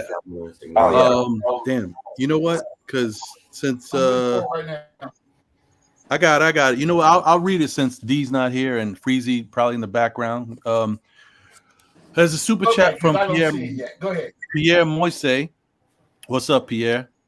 Freezie had a great topic of discussion this morning to create thought and direction and to push success on our Knicks. The panel resorts back to whining. Come on, guys, push the conversation further. Oh, so I'm whining. There you go. Next. So he said that, but I actually was going to say something about, that in a different way. What I was going to say is, so I understand your frustration, D'Angelo. I'm with you. But my question is, all right. So right now, Tibbs looks like, most fans are saying Tibbs is a big problem as to why we're not playing better, or at least why some of not fully, but go ahead. Yeah. I know what you're saying. A big reason though, and also a reason why some of our young players are not getting the playing time and not going out there and at least us seeing what we got in them. Gotcha. So my question is, fire Tibbs today, right? Make Johnny Bryant the interim coach and see where it goes with him, right? Then what do we do? Because I'm all for getting rid of what you think a problem is. My question is, after you get rid of what you think that problem is, then what do you do? Because to a lot of fans, Tibbs is not the only problem. A lot of fans feel like Randall's a problem. right? So then you got to trade Randall. But what happens if no team wants Randall and then you stuck with Randall for the rest of the season? So you get rid of Tibbs, you got Johnny Bryant as the coach, and you got Randall still on the roster. You still probably stuck with a lot of the players you want to move because not everybody wants to take on Kimba and Fournier. You might be able to get rid of one of them. Maybe Nah, you can't. Ian Bagley said teams is calling for Randall, Evan, Burks. Yeah, 17. Right. No. But that's what I'm saying. You might be stuck with one of them. Like Kimba might be the one who's still stuck here. You might have to buy him out. You know what I mean? Yeah, he getting waived. He getting waived. Well, yeah, either way. But my whole thing is, even if you do that, say you move, because sometimes in a situation like, this where you trying to get rid of players, you can possibly get a player that you want to come back, but then you got to take on some bad contract of some other player that you don't really want, but it's worth it. It is what it is to get who you really want. Oh, yeah. But you doing this, you get rid of Tibbs, you bring in a couple better players that you'd like to have on the team. Where do you take the team next? Because now, after the season, most likely the Knicks ain't going anywhere. You go into the offseason, once again, no big free agents are coming out in this current offseason. And then who is coming out, most likely the Knicks ain't going to be their target destination to come to because we're not one or two players away. So we're not a sexy, attractive place. We're still in dysfunction. And unless when you won't, I'm telling you this because I don't think you're going to see enough of Johnny Bryant for other free agents to say, you know what, I like where Johnny Bryant's taking that team. They can go somewhere because we got a real tough schedule. None of this stacks up if you get rid of Tibbs for Johnny Bryant to succeed quickly. Like maybe next year he could do some special things, but this is the year we're trying to improve. So I'm saying, what do we do? There's just so many variables. Ron, I want this coach to succeed. By all means, I want him to succeed because he's on my team. But if the guy can't adapt or adjust, what good is he doing? The fans, myself, as a living in, what am I watching with this guy who's so stubborn in his ways that play? I mean, this is the way this coach is. He'll play his vets, his guys that he's accustomed to, he'll go to war with. And he'd rather get a loss than a win to maybe try some young guys to interject them during a 30-point loss. That's my problem with him. I want to like those things that maybe Ron, I'm not going to speak for you, but we're watching the game and you're like, well, why didn't he do this? Why is he not doing that? And it's like he's stating the obvious when you're looking at the game. He's like, why wouldn't you just interject maybe McBride in it there a little, and Sims and things like that. That's my point. Now, if we lose another 10 games, do you think the coach should be fired? Yes or no, Ron? If we lose another 10 games, no, I can't say the coach should be fired because I thought we was going to lose in this stretch. I've been talking about this stretch. January 23rd was marked on my calendar as it was going to get bad. And I kept saying the Knicks better win as much as they can and before we get to that point because it's going to get rough. We go past that 25 game mark that we go past. They said we got to see what we are after 25 games. Now, how many games are we up to? Almost 50. What are we? 51. I mean, what are we waiting for? We're supposed to go up and down, yin and yang. I mean, what are we doing the rest of this way? We don't. And exactly what you say, G-Man. What friggin' direction are we going in? Because I have no clue what this team is doing or what the front office is doing. So we get Cam Reddish to let him sit on the bench because the coach says, well, he's not, he was in, Knox wasn't an on-rotational player. What? What are you kidding me? Well, what I would say, D'Angelo, is I'll let you go CWC. I would rather the Knicks don't fire Tibbs, go out and bring in some pieces. If you want to go crazy in the trade market and get some good pieces and get rid of all these other players that you don't feel are right for the team, I'd rather them do that and then bring the guys in and Tibbs got to play them. And if Tibbs don't got to play them, then that's kind of like as an organization, I'm like, that's like insubordination. Now you're not doing what we need you to do as a coach and you hurting the product. Then I can get rid of you. That's what I'm saying. Like, that would be like I made moves. I'm leveraging pieces to get better pieces. And now as a coach, you're not playing these players. Don't get me wrong. I'm with you. I made on Saturday, my whole show was dedicated to Cam and why he was on the bench. Like, why is he here? So I'm with you. I'm just saying I don't want it to just be, Tibbs is the answer. We'll get rid of him. No, this roster is still bad. I want the roster fixed and then let Tibbs coach this team and get. This is the reason why I'm saying this, guys. I didn't say this. This is what I thought as soon as we hired Tibbs, and I didn't say it to nobody because I didn't want to look like a fool. Like I wanted to make sure that I had my ducks in a row when I was thinking it. When the thought of Tibbs coming here, I thought Tibbs would be our Mark Jackson, right? And then we have to find a Steve Kerr. That's what I thought. Tibbs is just going to create the culture, and then that's what I thought too. That's where I've been duped with this guy because this is the frustration level that you have with a guy like Tibbs. He's old. I'm sorry. Go ahead, Chuck. I've been talking too much anyway. I got diarrhea of the mouth. Good afternoon. What up, Chuck? What's up, Chuck? Salute. Salute, man. There are a few things that I want to say. I'm gonna be real brief with each point, and then I'm gonna fade to the background. Tibbs did bring a culture of winning. We're just not winning this year. People were saying New York was back last year. With the amount of games that we won and seeing the playoffs for the first time in almost a decade, if not a decade. So Tibbs did do that. This team was poorly constructed.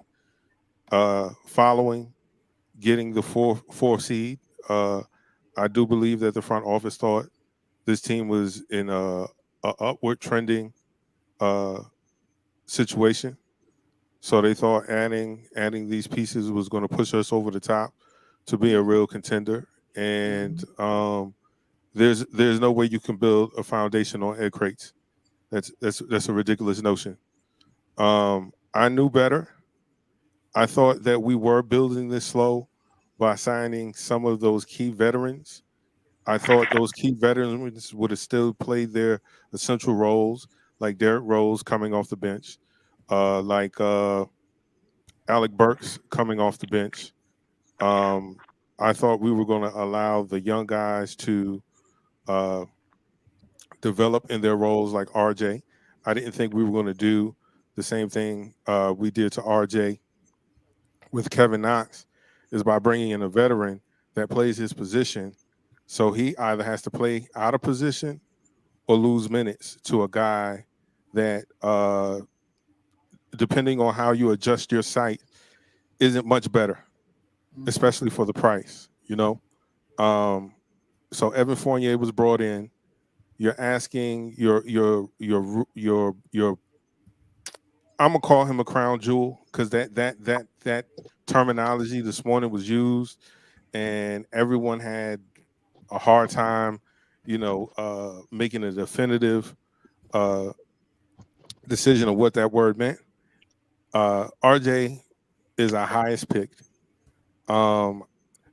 We have to invest in someone. It should be him being the highest pick and being the most consistent, meaning that he works hard.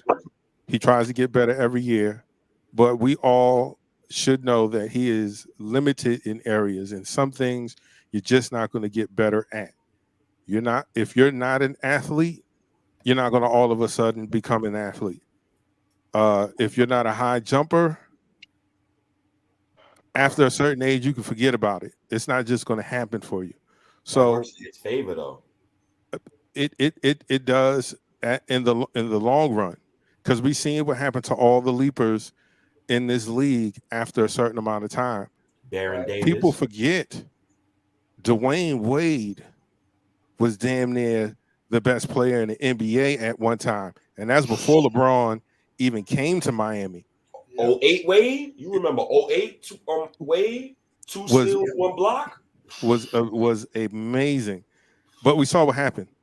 We saw as time went on, we start seeing those knees getting wrapped and then double wrapped and then triple wrapped with ice and hot and all that.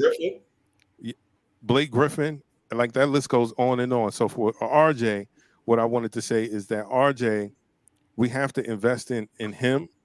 And when you invest in a guy like that, that means you have to get rid of the clutter. You can't have redundant parts. Not only redundant parts, they're not even good of a part. You know what I'm saying?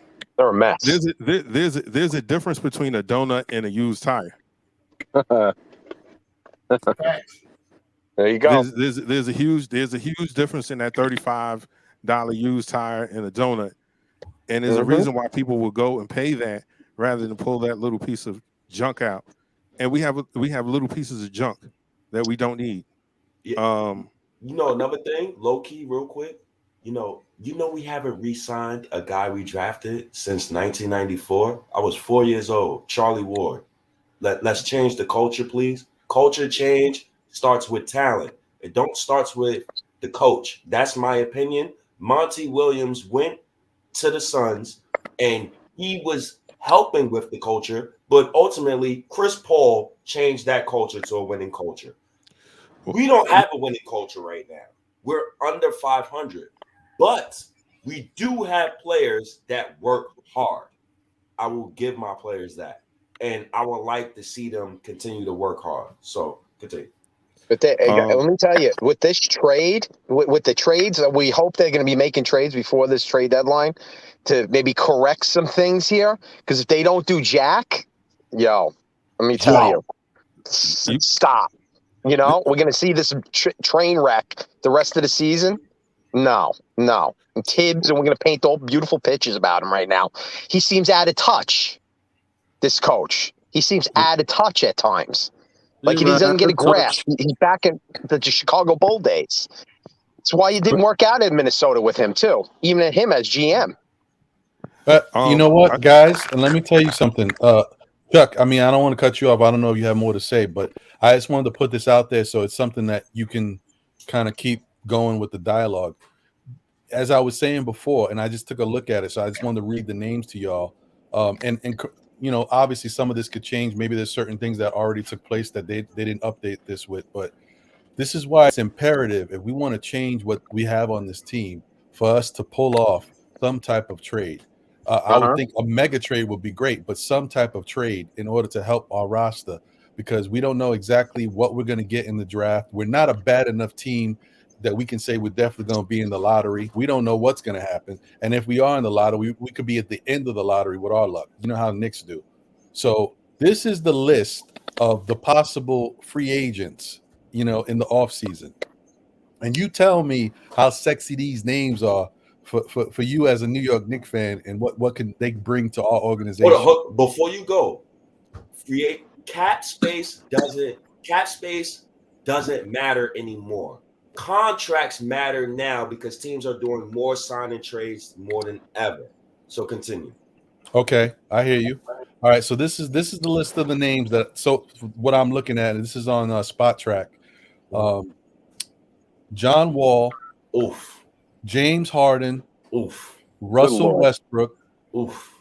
Ooh. Bradley Beal. I'd rather tank, man. You're killing me. You're killing me. Kyrie Irving. Give me Jaden Ivey, man. Let him finish, man. Let him finish. Kyrie Irving, who you know, we don't even know if this dude can play home games. Gary Harris. The earth is flat. Now, and then these are when we get into bird right, guys. I'm not going to go through the whole list, but just a couple more. Gary Harris, Zach LaVine, Goran Dragic, Ricky Rubio, Andre Iguodala, Thaddeus Young, Patrick Beverly, Joe Ingles, you know, Taurean Prince, Nurkic, TJ Warren. See, so I'm going through this list. Do you hear the game changers here? Do you hear the guys that we really want on this team? Because I want Zach LaVine.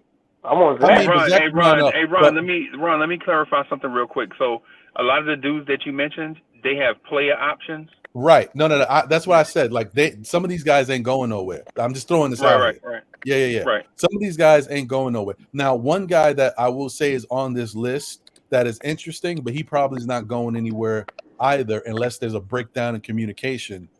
DeAndre Ayton is a restricted free agent, and they can match. But if there was somebody on this list that I would look at, it would be him. But that's pretty much it. Well, they better make amends at this trade deadline. I'm telling you right now, this Knicks team. They better do something. Count on it. Because you know, I'm going to sit here and watch this mess out on the court right now. First unit, second unit. You're going to keep watching. You're going to keep watching this mess because for some reason everybody is jaded as if if this organization has changed over the last 30 years. You're like So then, you're what we like the got to person look who forward to? bro, let me finish, please, and I'll let you go. Mm-hmm. We're acting as if the young lady who don't know why she keep attracting the same type of guy. It doesn't matter what they look like, where they're, what side of the country from, what job they have, but they're the same core person at heart. I have to disagree with that, Chuck. Continue. Okay. So someone said earlier, why haven't we re-signed? Oh, as a matter of fact, it was you, State. Why Yes. haven't we re-signed anyone, rookies, since Charlie Ward? Why haven't we done that? But Because the Knicks are always context, though. in the market for making the quick fix instead of doing what has to be done, burning Rome to the ground and starting over from scratch. If we're not going to do that, then we're always going to be in these squares looking at each other, talking about the what if and what can and how come the coaches and blase blase blah. This roster was only put together to appease fans. We're winning again. Quick And fix. then maybe somebody who's disgruntled will say, you know what, I'll give New York a shot. And that has not happened because of Randall. We all know Randall's not a number one. We all knew that before they signed him.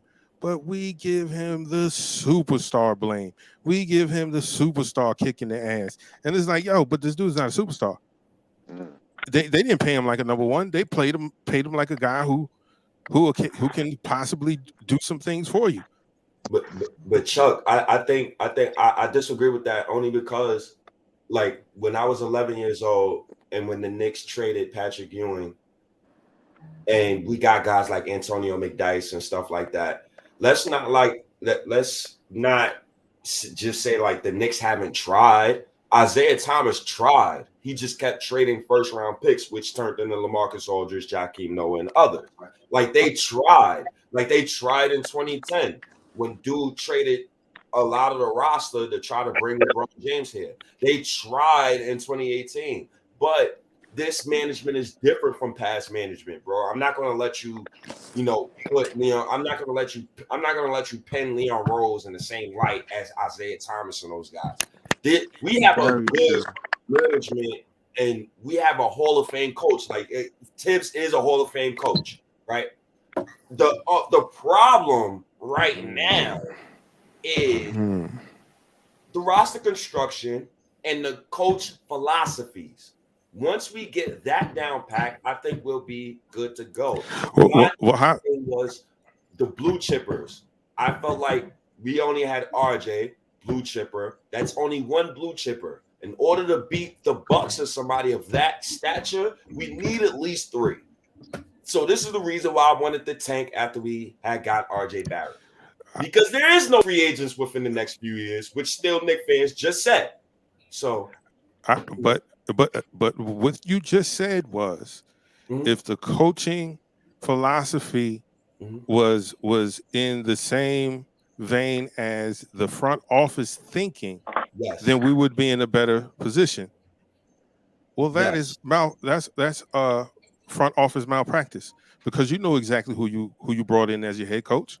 You was his agent for years. You know who this man is. You know what he has done. You know, but besides the resume, because he didn't come in and do anything different than what he has done his whole coaching career. What has he done with this roster that says, you know what, Tibbs was the right guy for the job? I mean, he was an image changer. Like I will forever thank Tibbs and Randall for what they've done these past 2 years of getting us off the ground. And RJ Barrett too. Let's not forget, like RJ Barrett and Randall came here together in the same year. Like I will never forget those guys. It's just, pick a direction, man. I'm so sick and tired of That's it. Like, I'm tired of getting on Twitter and I have to talk about Randall. I am tired. I'm tired. Super Randall. I'm tired of talking about RJ. I'm tired of talking about why can't Reddit don't play. I'm tired. And talk about Tibbs. Yeah, you know what cures all of this, bro? Winning. We're only complaining right now because we're losing. So, come on, man. Hey, Uncle Freezie. Hey, can I cut you? I'm sorry to cut you off, State. Uncle Freezie, didn't you say last week when we were talking also that Tibbs seems like he's out of touch a little here? Doesn't he? Yeah. Tibbs don't have any answers, bro. He doesn't have a grasp of certain things. He's so set in his friggin' ways in his mind on how he coaches, and he doesn't want to adjust. Yeah, I don't even think it's a want to thing anymore. I just think he can't. He can't. You can't teach an old dog new tricks. Right. I think he's at a point now where. Yo, you want to know what sucks about this though? Oh man. Some of the kids look good under Tibbs. That's what makes me lose my mind with this man. If you yell at him enough, you hit it. Yeah. I'm sure they're going to do something. They're pressured to do a lot under 3 minutes or 4 minutes that they get gameplay. What's some burnout there? Because they have to produce underneath that. Oh, they got to walk a fine line because I don't know what McBride did that he can't even get any time. But no, we got to talk about Rose and his bone spurs in his foot right now. We can't wait till he gets back. So then he'll grab his ankle again. I like Rose. He does it. He's done a lot for this team, but we don't have a damn point guard. For God's sakes.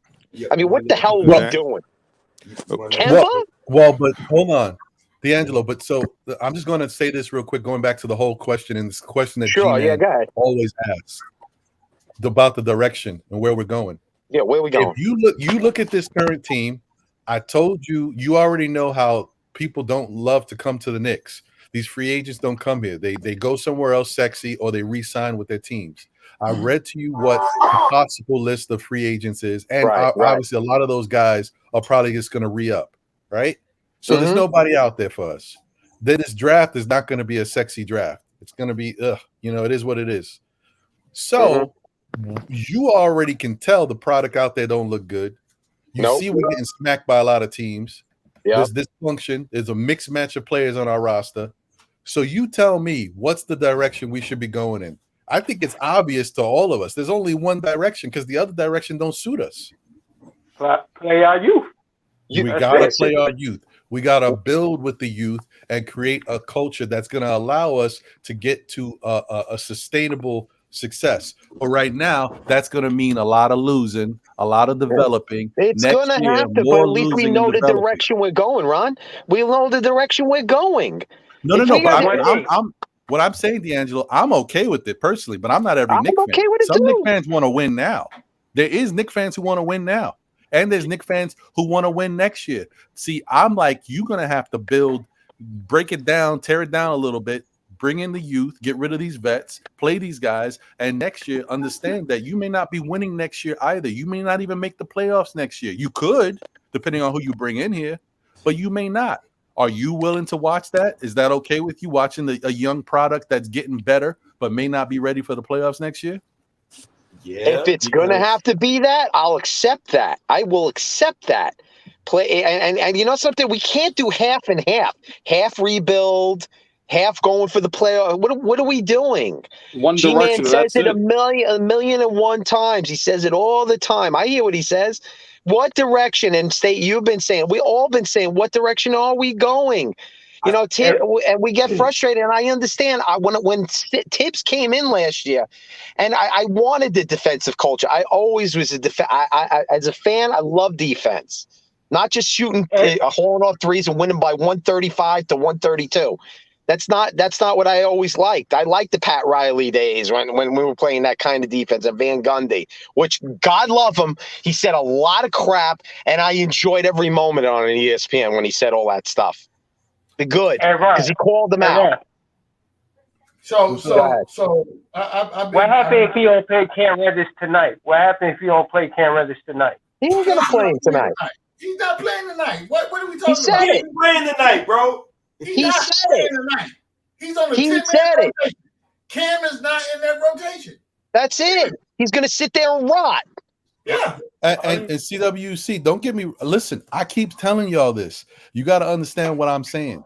I am not saying that Tibbs should be the coach and should still be here. What I'm saying, as a business, as a functional business where you want to look like you got your stuff together, You have to do things a certain way. But someone can change what you want to do as a business. Tibbs can make it to the point where the front office says, nah, bro, you killing us right now. I can't have you not playing these guys. We just brought Cam over here. You don't see the vision. You got to go. They can still do that. Sometimes they force your hand. I'm with it. I'm just telling you, it's smarter not to get rid of Tibbs and focus on changing the roster first. And then if he don't rock with it, you get rid of him. But get the guys in here first, because it looks like you've done something.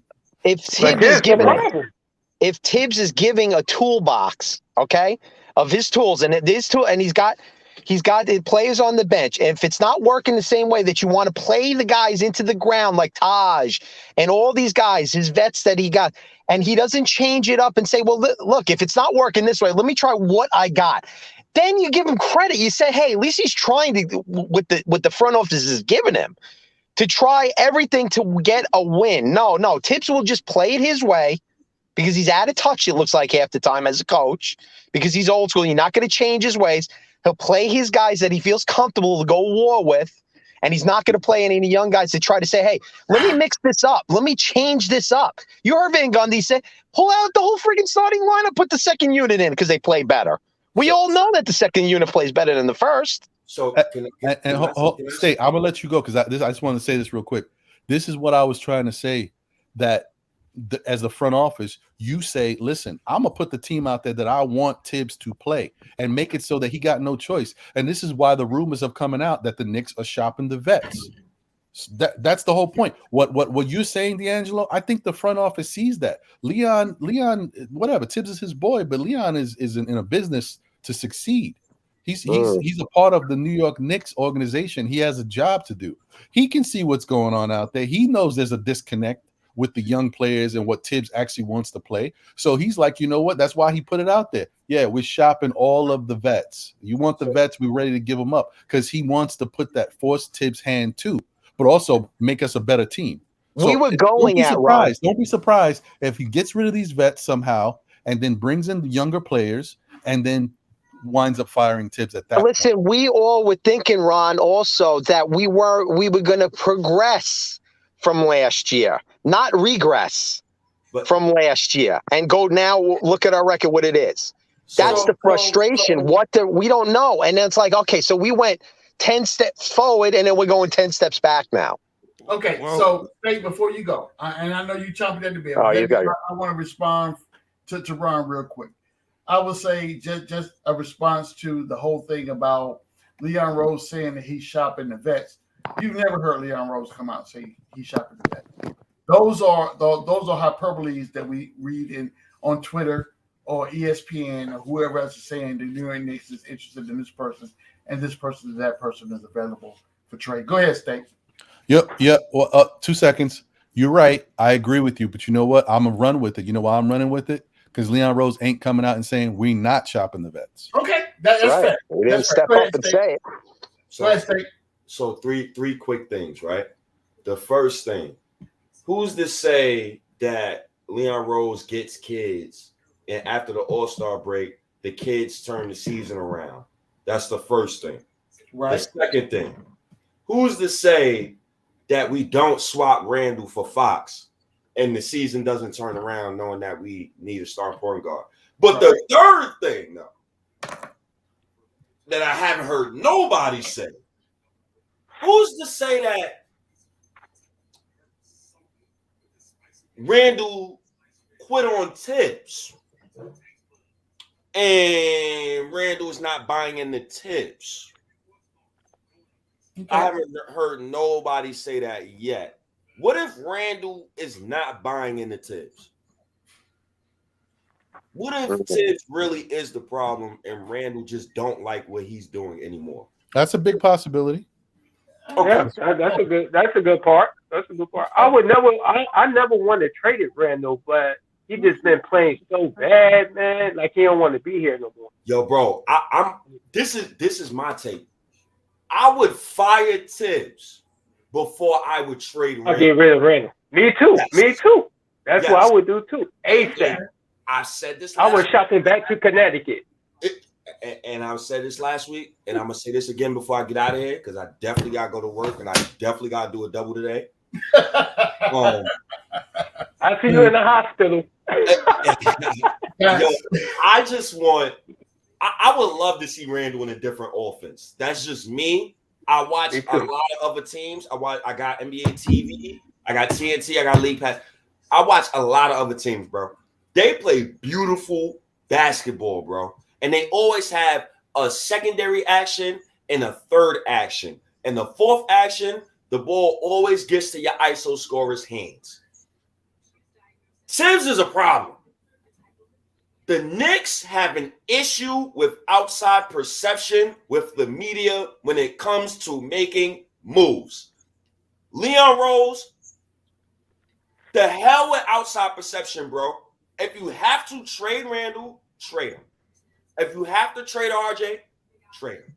If you have to fire Tibbs, fire him. But do your job, bro. That's it. Don't pussyfoot around, man. Don't pussyfoot around.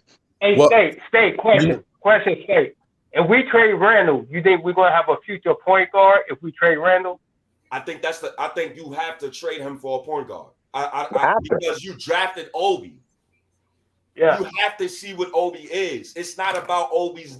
People say, "Oh, Randall put up 19 and 10." He put up 19 and 10 in losing seasons and put up 24 and 10 and 6 in the COVID. Don't mean nothing. I don't care about what he put up. It's not about the numbers you put up. It's about winning production. He could give me 15 and 6 starting, but we're winning and we look functional.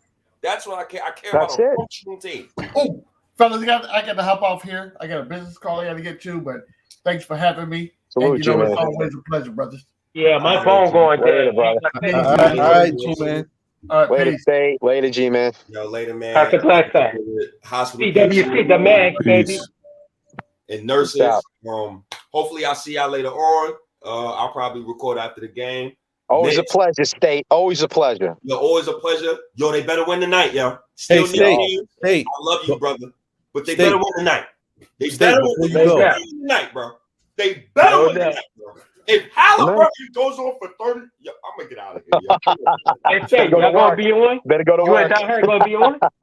Hey, y'all gonna be on tonight? You and Die Hard? Die Hard just recovered from COVID. Well, thank God. Oh wow. So yeah, we gonna be on. My prayers, man. Yeah, man. Hopefully we can get Uncle Freezie on there too. I love Uncle Freezie. Y'all get the thumbs up in the chat, man. Uncle Freezie has a great platform. He allows people to speak, but he throws wrenches and he does it. I like what he does when he do that because it makes you think harder. A lot of people need to do that more. So I appreciate you, Uncle Freezie. I'm out of here, fellas. Wait, State. Yeah. Just real quick, the one thing I wanted to tell you, because you brought up that whole thing, if maybe Randall possibly is done with Tibbs, like if he quit on Tibbs, if you're saying like that. I just wanted to give you one more thing to think about because Freezie brought it up, and I wasn't even thinking about it. You know, there's a possibility that Randall, you know, we're looking at his body language and how he's acting with the team. There's a possibility that Randall feels like the team has quit on him, like the team don't believe in him no more. I don't think that because RJ and them boys they talk highly of Randall, bro. I don't think that, bro. Yeah, but remember, you see RJ, there may be somebody like Kemba might say something, but there's a lot of guys in that team, and not everybody. And I definitely, I'm telling you, him and Obi, I don't know if that relationship seems to be changing. No. Yo, it's tough, bro. It's tough. I don't want to. I don't like assuming stuff, bro. So that's why I try to like put it in a positive light when I say like, what if Randall quit on Tibbs, and what if we got it all wrong? I'm just trying to make excuses for him, bro. Because I hear you. I get tired of talk. Like I get tired of trashing my own players at certain times. Maybe not about Alfred Payton.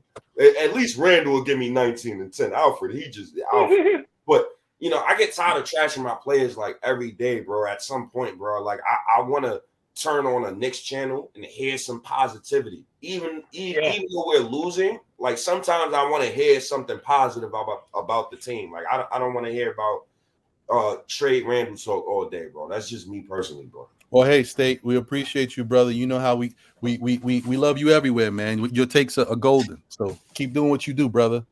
Yes, sir. Okay, New York. Told y'all, ran to a championship 3 option 2 years ago. People called me a liar.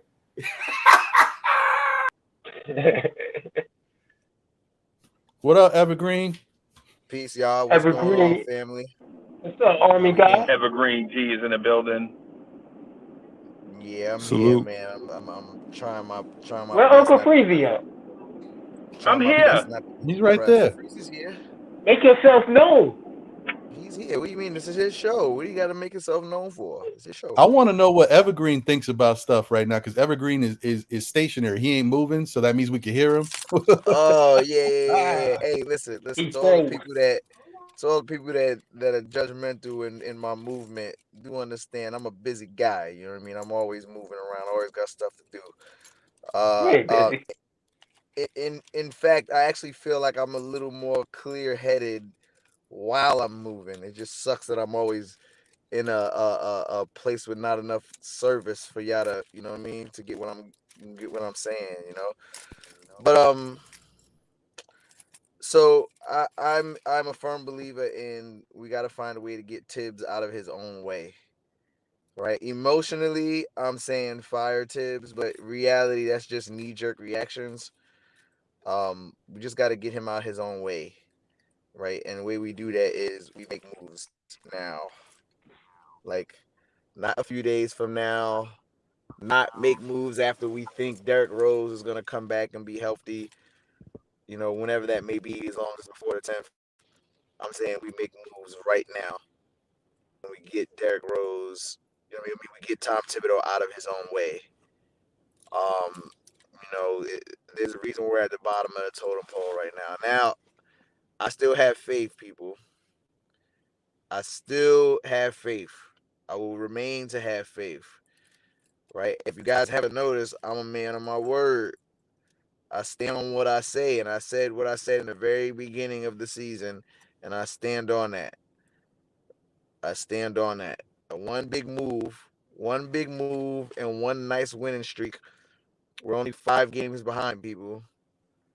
That's it. Just 5 games behind. One big move and one nice winning streak, and we are right back in the fray with everything. I know y'all don't like it. I know it sounds like Evergreen's being too optimistic. Very. You know, it is what it is. You know, like I said, one big move, and it can change everything. Just like the one big move last year with moving DSJ and a pick for Derrick Rose put us right where we need to be. And it doesn't necessarily even matter what the move is, but a move has to happen. We gotta get Tibbs to not shoot himself in the foot anymore. And you can't shoot himself in the foot if he doesn't have a gun to do it. You keep giving him this old 357 Magnum. While it is effective, unfortunately, everybody else out there has got, fully automatic weapons, and a 357 Magnum revolver is not going to get it cut for us right now. Right? So, when it's time to use that cannon of a gun, you use it. But right now, it's simply not. And we got to be able to compete with the rest of the team. With the rest of the league. And right now, we're not. So we got to move. We got to make some moves. Period. They better.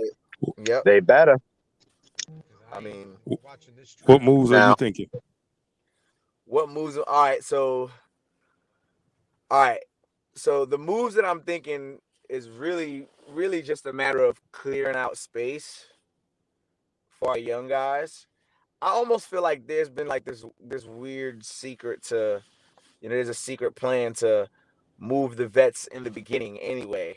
And this was just play them this whole entire time to boost up their trade value.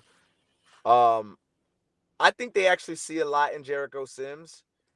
And I think that if you move like Nerlens Noel's got to go. Please. Alec Burks, unfortunately he's got to go, even though he was, one of the saviors from last season that, kind of did some pretty good damage there with us. I say Evan Fournier's got to go. I don't even know why we signed that guy for a $17 million contract. But, the people that I want to see, I would like to see us bring in Miles Turner at the 5 and have him start to help stretch the floor. If the intention is to keep Randall, have him stretch the floor. And as a project, I wouldn't mind seeing if we can move Alec Burke and a pick to bring in a guy such as Colin Sexton to let him rest up, while at the same time allowing Miles McBride and IQ to hold on to the point guard positions, at least until Derrick Rose comes back and get healthy, right? And that second reason is really to further up cap flexibility, right? Because it gets you off of a not necessarily a nasty contract, but it brings you $8 million in. Colin Sexton is on his last year, so you can choose whether you want to sign him or not, depending on how his health works.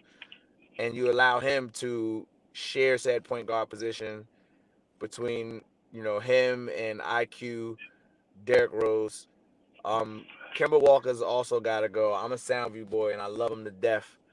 But Kemba Walker's also got to go. And I it pains me to say that, because nobody from Soundview other than Kemba Walker has ever really done anything positive, as in, made it in life, really, And there's bad needs. That's it. So, Kemba's got to go. I'm still gonna, I still want my jersey, but Kemba's got to go. So I can get something in. So if you was to clear out Evan Fournier, Alec Burks, Nerlens Noel, and Kemba Walker, that's a lot of money. What they have? That's a lot of money. That's a lot of things that can be done, and they're all friendly contracts. I'm not so much for moving Julius Randle. A few things of chicken tender for us to split. Freezie, come on, bro. Mute yourself. Freezie, I'll take an order of fries. Order of fries too. What else you want, bro? Boss. Make it 2 orders. Yeah. Give me. They don't even have chicken livers in here, bro. Yeah, you gotta order the filet mignon. The filet mignon too. Order that filet mignon.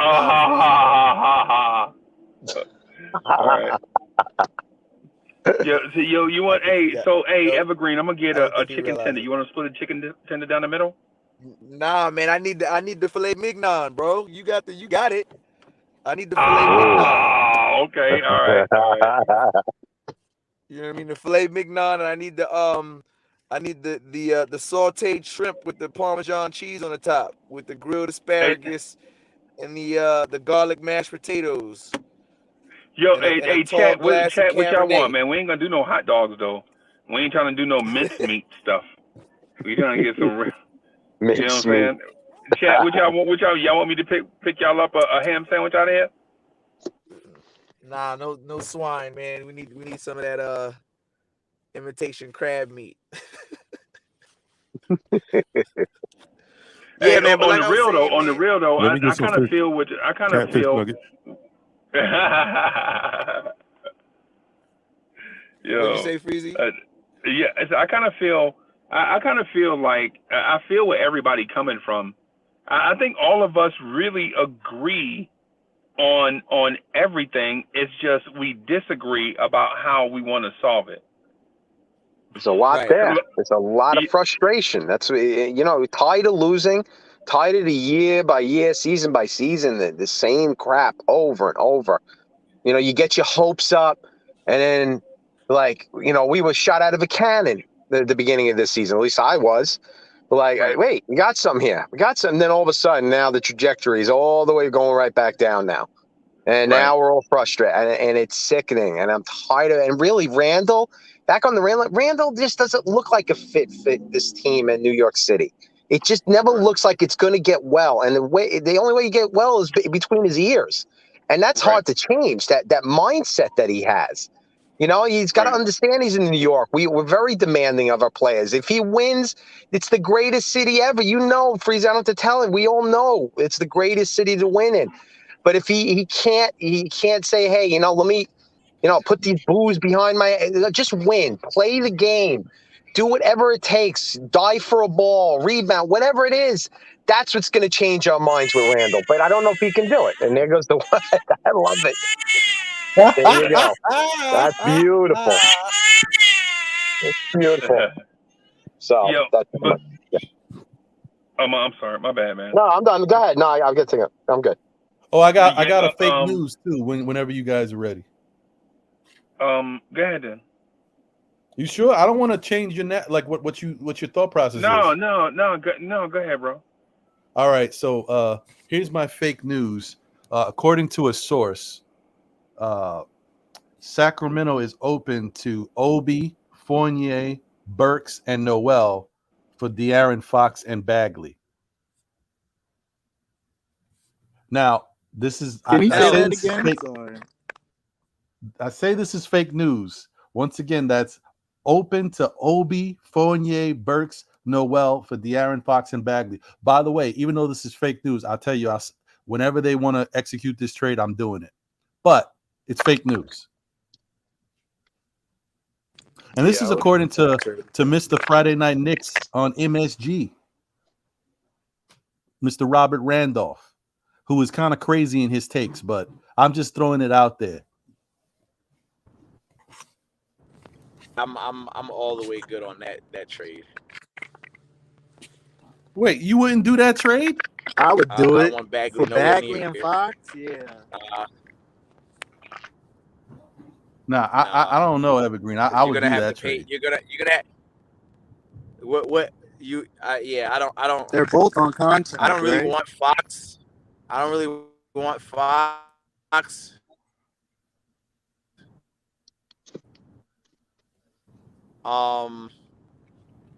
You know, I don't want Fox. What's Bagley got? How much Bagley got on his current contract? See, when people come up with these trades, like it's very important we look at the contracts. What is this contract looking like for Bagley right now? I'll tell you. Let me pull it up.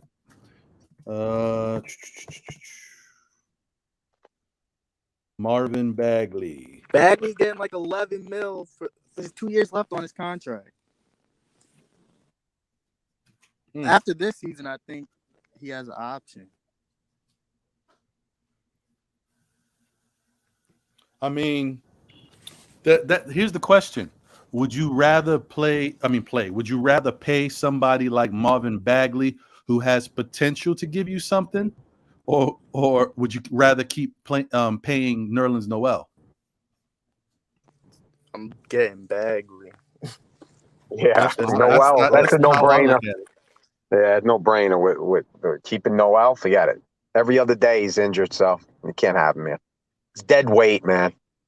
And even though I know De'Aaron Fox is not like what on everybody's wish list. The ideal one.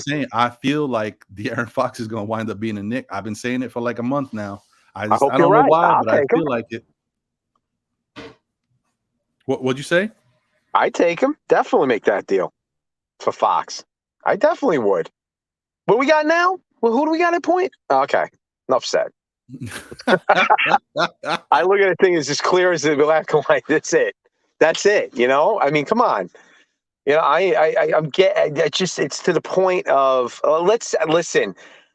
As you can tell, I'm very impatient. You're patient, Ron. God bless you. I just, the frustration losing so many years.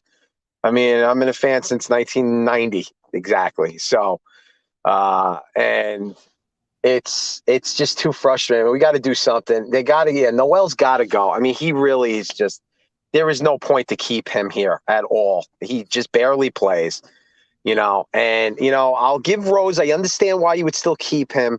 Rose, of course, Rose still benefits, but his injuries, that's what we got to deal with at his age. Taj should be cut. You should make him a coach. He should be out of here, but that Tibbs will never allow that. He needs him there as the war veteran that he is. So, I mean, but again, and we know he plays in quicksand feet, Fournier at defense, he's good for another team. He'll have those games. He'll shoot 32 points. And then the next game he'll hit 6 points and it don't give us any defense. I mean, he's got to go. They got to find another home for him. It just didn't work out. Kemba, I would waive him because nobody's going to take him with those knees. He barely plays. I don't know who's going to take him. He can't play. His knees are telling him when to play. And then that's it. You got to clean house. And then Randall, I've already spoken about Randall a million times. I don't see him fitting here in New York. He just doesn't have the makeup for it. His mindset. That's the key thing with Randall. It's his his chemical makeup up in his brain. He can't get past it. He can't get past the booze. He won't talk to the press. You're isolating yourself, and you're building more pressure on yourself. Why would you build that kind of pressure? You can't handle freaking shooting free throws. You can't handle that pressure. Making a clutch free throw. Well, then guess what? You can't handle. I mean, you're going to get booed. The best of them has gotten booed in New York. Outside of the game of basketball. Come on. You know, you're not gonna have your cake and eat it too, Randall. It's not gonna go. You can't tell the fans when not to boo. If you're not playing and you're not productive, they're just gonna boo you. That's just a part of it, and you're gonna have to accept it. That little whining, crying baby sound effect that Freezie played was beautiful, beautiful. You know. I hear you. So I mean frustrating. We all want to win. We're at the frustrating level. I know you got to be patient. I'd be probably more patient if we were just playing the kids and we had losses with the kids, because then you're going to start building around these kids and see what you got. I actually think the kids that we got are very good, but we're not going to know because he's never going to play Reddish, man. I'm sorry to cut you off, Ron, but Reddish, that's bothersome to me that he's not going to get gameplay. I mean, come on. He's not going to play this guy. I want to see what Reddish is, man. Yeah. Because we don't know. It's a possibility that we'll be able to get something out of this guy. And he's still a very young player. Yes, obviously we have to pay him. But you know what? At least we know if he's worth being paid. And he might be a steal. Like, we might get him, and he turns into a really good player for our team. We got to know. We don't know if we don't play him. So, Ron, I'm totally agreeing with you. I just take it a different route. I hear you. I'm stressing, bro. Chuck, are you there? I'm here. Hey, Freezie, how you doing, bro? What's good? Hey, so the phone in my battery died, or the battery in my phone died like 7 times, man. So I apologize. So, I mean, I know it's a speculative thing, and the source, whoever the source is, the source could be this dude, Friday Night Knicks himself. I don't know what's going on with him. He might be making it all up, putting it out. Hey, say the trade one more time. So the trade was according, and then I'm saying it like this because it's supposed to give it a little bit more teeth. Robert Randolph, Mr. Friday Night Knicks himself, Friday Night Knicks on MSG. You know where I'm going. Yeah.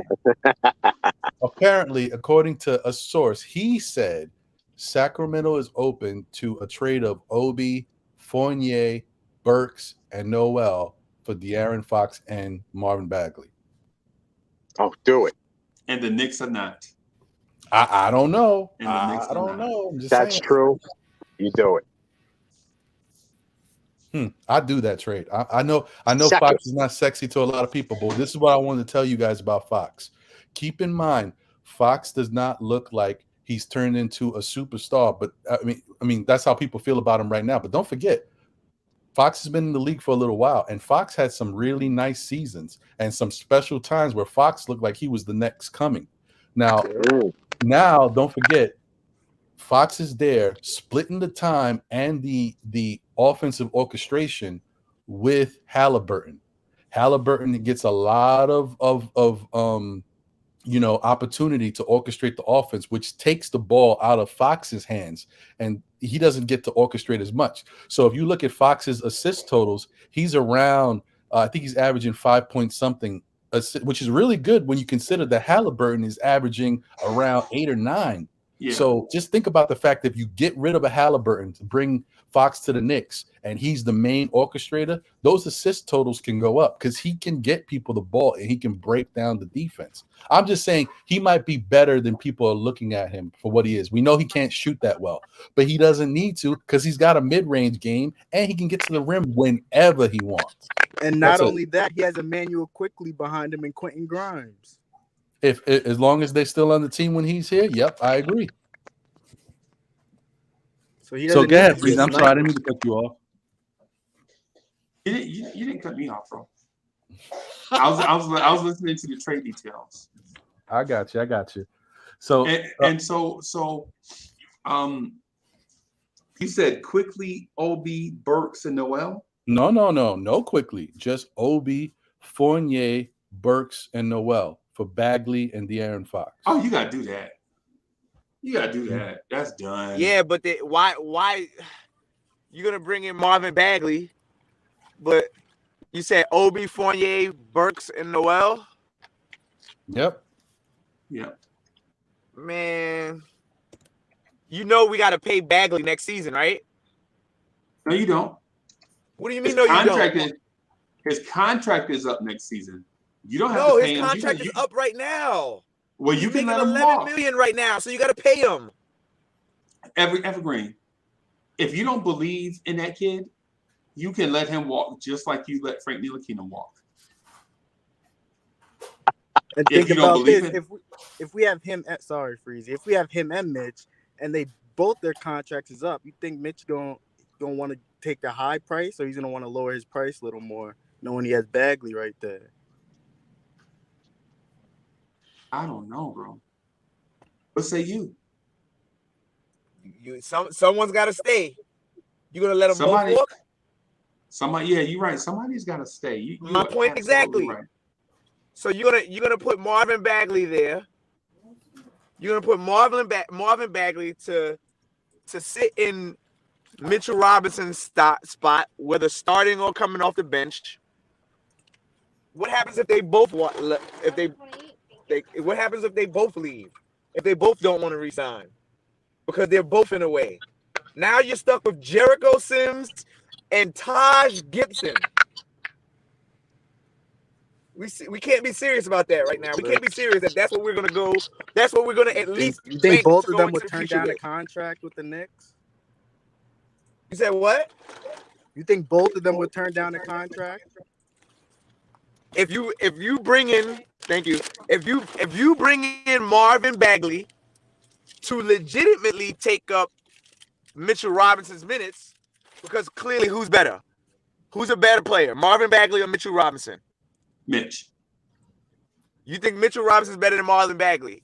So right now, Mitchell Robinson gives you more consistent production on a night-to-night basis. It's not matchup dependent. That's what I think. Who has more upside? Marvin Bagley, no doubt. So who's gonna play? That's the question. Under Thibodeau, who's gonna play? Noel's not gonna be there, so they'll both play. No, between Bagley and Robinson, if we make that trade, who's gonna play? We'll worry about that when he gets here. Thank you. Yeah, see, you gotta worry about that now, man. You got that. You gotta so worry you about want to that now, keep man. Mitch, is what you're saying. So you're saying you're trying to keep Mitch and appease him, pretty much. I want to keep Mitch, absolutely. I think right now, and I think my opinion is I think he's leaving after this season. That's just my opinion. He gone. I don't Yeah, think he's staying with New York. Yeah. Why would he stay? He's not motivated to stay. What's his motivation to be here? When he can go, when he can go. Evergreen likes him. Well, he can go to Brooklyn. He can go to Brooklyn. And get the same money and play with better backcourt play.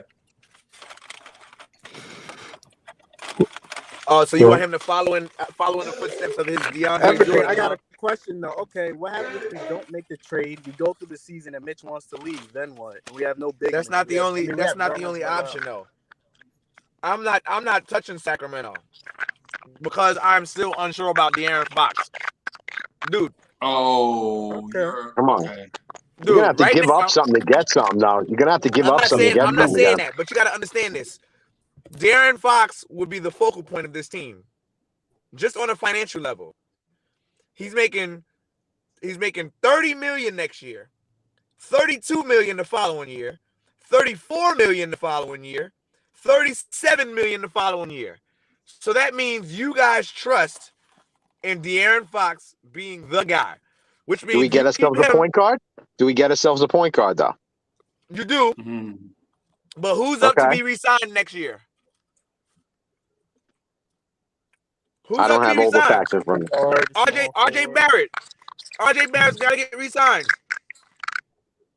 So what? You was gonna have to re-sign him regardless. Drafted him, so it's not going to go against the cap, right? Yeah, you was gonna have to sign RJ regardless, whether you did the trade or not. Right. But what I'm saying is the money is not lucrative. The money's not lucrative right now for that. It looks good on paper, but that right there will dismantle this team's fiscal responsibility. Because not only do you got to re-sign, you still got to re-sign Cam Reddish or figure out what you want to do with Cam. Right. Still got to figure out what you want to do with RJ. Yep, you had to do that regardless. Yep, I got you. So you bringing in a guy that's on contract for the next 4 years that's making more money right now than your quote number one in Julius Randle. That changes the fiscal responsibility that we have right away. Well, Fox may be the point guard after the game tonight. Who knows? We'll see. We'll see. Yeah. Let's see. And not for nothing, who remembers a few years ago, it was during RJ's rookie season. I want to say De'Aaron Fox had a mean, like nasty fast break dunk. And he taunted us real bad in the Garden. Yeah. So? He secretly wanted to be over here with us then. Yeah. He made it a point to blast us on social media. I think he secretly wanted to be on his team then. Nice. So he has an opportunity to come here. There you go. Kemba trashed us. He wouldn't come here. Kemba wouldn't come to this Knicks team. Freezie, you brought that up plenty of times. Oh, and Kemba did us dirty with it. Big time. Kemba, when he was in Boston, he was like, yeah, I was considering going there when I thought they was going to get Kevin Durant, Kyrie Irving, and Zion Williamson. I would have definitely considered it. Yeah, that's what Kemba Walker said out of his own lips. Yeah, and you don't forget, Freezie, right? It's like me. I don't forget anything. I hold a grudge on stuff me like that. Me too, brother. Yeah. Me too. Please. That's why we didn't want Dinwiddie at the time neither. He trashed the Knicks.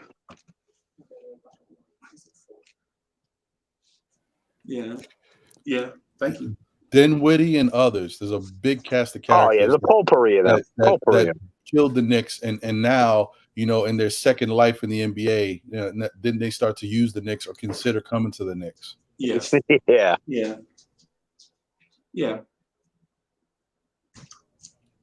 No doubt. So, no doubt. So the question I wanted to bring up that I just remembered it right now. I forgot earlier was, all right, guys are not necessarily in love. I mean, some of us are like, okay, if we can get Fox for what we just said, then it looks like a trade that we might be willing to do. People aren't in love necessarily with Fox, right?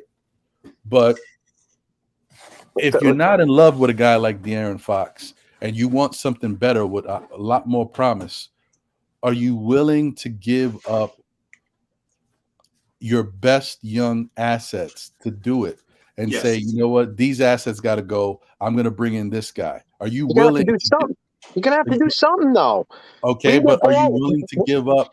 Because the thing is, a lot of these trades start with RJ. Even though RJ is not somebody the Knicks want to move, a lot of it starts with RJ. Yeah. Well, this is the conundrum we're in now because we didn't get Ball last year, Lonzo Ball. So, yep. Last season. DeMar DeRozan. There you go. Oh, we didn't want to do it. Wow. Okay. We prefer Nerlens Noel and Evan Fournier than DeMar DeRozan. And what's the Bulls' record? Gee. Right. And the other thing about the Bulls is because they're struggling a little bit. They're only struggling because they've been hurt. When their guys are playing, they doing their thing. Yeah. Things that make you go, Yep. Yeah. Give me a break. Come on now. But that's what, as Knicks fans, it's the reason why I say be careful who you listen to as a Knicks fan, because sometimes we legit, a passionate person will say a ridiculous thing, right? And you're like, what? Right? Like, for instance, I'm down on Tom Thibodeau, not because I don't think he's a quality NBA coach, but I'm down on Tibbs because right now he does not have answers and looks like he's unwilling to change or try something new. Yeah. Right. So if listen, if we lost in a variety of different ways, at this point, I would respect it more than losing the same way. Yeah. You feel me? You feel me? Yeah. And so because then you can go to the podium and say, well, I tried something.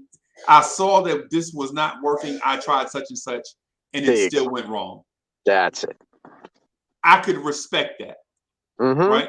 And from a Knicks fan's perspective, I feel like that's a smart thought.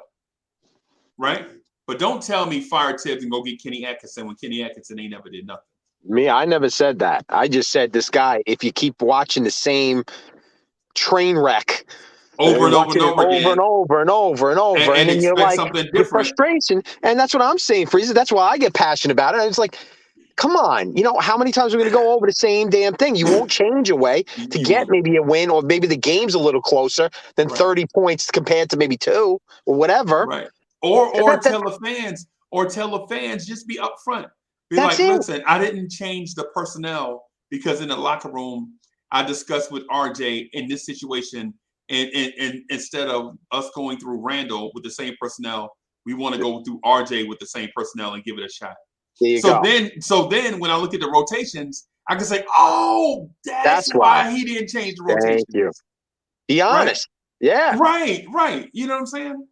Well, so what I'm getting at is Knicks fans, man, we listen to a lot of passionate people say a lot of passionate stuff, but it's really much ado about nothing. Like, don't just pound the table just so that you can hear the noise. Right. This is what I'm saying is if Tibbs did something like, okay, if Tibbs said this, listen, I'm not playing Cam Reddish yet because I really like Quentin Grimes and RJ playing side by side. Right. Then I would be like, okay, that's why he's not playing Cam Reddish yet, because he likes RJ and Grimes together. Right. And then if he said, listen, I'm trying to figure out a way to get Reddish into the lineup with Grimes and RJ, because I think the three of them can be a future thing going forward. Big time. Then I could understand what Tibbs is saying, but to say that, we already have a rotation set. Yeah, don't say that. That's the opposite of what a Knicks fan wants to hear, especially when we're losing. But damn. Yeah. That's it. But this is who Tibbs is. Like, why should he continue to say things to make us feel good when it's not the reality of the situation? Like, he feels how he feels. It's 10. He already got his 10-man rotation. It took him 45 games to figure this out, and I'm not tinkering with it. Yeah. Right. And he'd rather lose that way. He'd rather lose that's not than change it. That's let me okay, well, let me say it like this. When you say what you mean and then mean what you say, it doesn't matter how you feel. It's fact over feelings. The fact is, I, as the head coach, have the 10 guys that I'm going with regardless. No matter who they bring in here. They could bring Jesus and 3 of his disciples. I already got my 10. So all y'all thinking that he's just going to somehow crack my 10, somebody has to get injured. 2 people have to get injured. Because if it's just one person, then I'm just going with a 9-man rotation. Right. So I don't agree. You guys got to remember, though, that Tibbs took Kemba out the rotation completely. He took him out the rotation till the front office said something, and somehow after he came back from injuries, back in the starting lineup. Tibbs didn't want him on the court at all. So you got to remember that the front office has a say, apparently, on who's playing and who's getting minutes. Okay. Well, hey, this, I understand when you. What if it's not playing? What if it's not playing? It's just the front office saying, "Listen, we need to lowball this kid because we're not going to be able to pay him and RJ $20 million." I don't think they did that. You don't think they would do that? Why not? I don't think that's ridiculous. That don't make sense. No. Why would it not? Why would it not make financial sense? Why would it not make financial sense for a front office that's going to have to pay two guys that are still question marks? Why wouldn't that be? There are NFL teams that put incentives in contracts for players to get certain amount of yards, certain amount of catches, certain amount of touchdowns. They do that with basketball. That's like almost telling them to tank, though. That's almost like telling them to soft tank everything. Like if you tell them, oh, you can't play this guy because of a contract. Cam Reddish wasn't playing with his own team that he got traded. The guy Even that we traded over there is getting more playing time than him. Yeah, because our lineup was set and we traded Knox, who wasn't getting any minutes on this team to begin with. Exactly. That's all I'm saying. Has to figure out still how to put him in the lineup with the P's in the front office wanting these certain players to get in the game, and with the guys that he wants to play actually get in the game. This is what you guys want. It's not what Tibbs want, or maybe even the front office. These are the things that you all think should happen. And when Tibbs is being very clear and saying, "Yo, I got a 10-man rotation, and that's it." So, like, Chuck, why do we make that trade then? Chuck, first of all, I don't know why they made the trade, because they think there's upside with Cam. They think that having Cam on this team gives them a better shot at getting Zion Williamson. I don't know, but if you're a coach and you're gonna make that statement that, yo, this is my 10-man rotation, it don't matter. That was a dumb statement. Yeah, I know. It's crazy. It could be, but at the same time, if I'm telling you this what it is, okay. I asked for 6'8" wings. I ain't get that. Mm-hmm. Oh, okay. All right. You brought in a bunch of guys that I didn't want. Okay. Well, I'm going to play the lineup that I think is going to get us the wins. Oh, well, this lineup's not getting us the wins. Guess what? You didn't get me what I said I wanted. I'm going to keep doing this thing my way. Yeah. Keep playing these ridiculous lineups. So to say, like, Cam wasn't making that big of an impact on Atlanta due to injuries, whatever the case may be, why Cam wasn't doing what Cam is expected to do. Tom Thibodeau's like, I don't have to make room on my rotation for a guy that wasn't really in his rotation. You think Tibbs has that much clout? What does he want? That's what I'm saying, though. So why would they be worried about paying a guy who's already on the bench? This is Tibbs' final resting place. After this, he's done coaching. He'll be color commentating on ESPN with Van Gundy, because there's no way he doesn't have any leverage anymore. There's not much value to keeping Tibbs at 65 years old when you have a younger coach, and who knows that is. So don't hold me to it. Chat room, call me crazy, whatever. I don't care. I'm just saying this is his final resting place. It's not.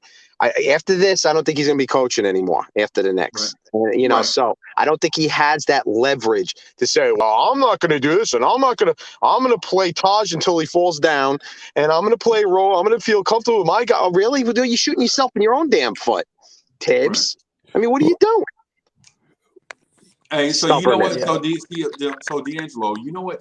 So Tibbs is in his Hubie Brown years. Y'all remember Hubie Brown? Yeah. Oh yeah. He's still doing color commentating. Yeah. Tibbs is in his Hubie Brown years, right? Yeah. But let me say this, right? Let me say this to everybody. There are more layers to this than we want to acknowledge. Ron Cleveland was good, man. What's going on, Freezie? What's going on with your partner? Salute, hey, Ron. So I was just getting ready to get into my bag about this layers. These layers, right? So I don't think it's Tibbs is reluctant to change thing with the rotations. I think Cam Reddish does deserve minutes, but I just think Tibbs is a either I like you or I don't. Oh no. Tibbs is either I love you or I don't like you. That's right. Right. And so Tibbs gets loyal to certain players. And regardless where they go, they could play on the moon. Tibbs is going to, and they could be 50 years old, and Tibbs is still going to play them. I think he's loyal to players. To a fault. Right. And so I think Quentin Grimes and Emmanuel Quickly are carving out a niche on Tibbs' good side. Yes. Right? And so you see them play through the strangest situations. Like, you've seen Quentin Grimes close games with Evan Fournier on the bench. Right? Yeah, You've seen that already. And so my deal is, I don't think Tibbs dislikes Cam Reddish. I think Tibbs has to warm up to Cam Reddish. Yeah. Right? Now, if it were me, if I'm the team president, I'm like, Tibbs, no, we ain't get ready to do no warm. No, we ain't ready to go through this. We got him here for a reason. Play him. Right? But Tibbs is the type of guy, and you've seen it with Emmanuel Quickly. You've seen Emmanuel Quickly play through some struggles, and you like, yo, if Obi was struggling like this, Obi wouldn't be getting 0 minutes. That's right. Right? So it's one of those things. I think we got to kind of look at it like that too, where it's a Tibbs is loyal to certain players. Like if you ever break the ice with Tibbs, he'll be loyal to you forever. Like Derrick Rose. Rose, no matter where Derrick Rose goes, Tibbs is gonna try to get him. That's right. Because as a young player, Tibbs used to yell at Derrick Rose, and Derrick Rose used to be like, "Yes, sir, I'll go do it." You need you need 2 points right here. Derrick Rose will go dunk on the whole crowd and come back, and it would warm up Tibbs' heart. Right? Derrick Rose became the league MVP. Derrick Rose was a really good player before Tibbs, but after Tibbs got there, after they fired Del Negro, Derrick Rose took his game to a completely higher level. Right? Derrick Rose was going to be a great player. He was the #1 pick in the draft. He was going to be a great player.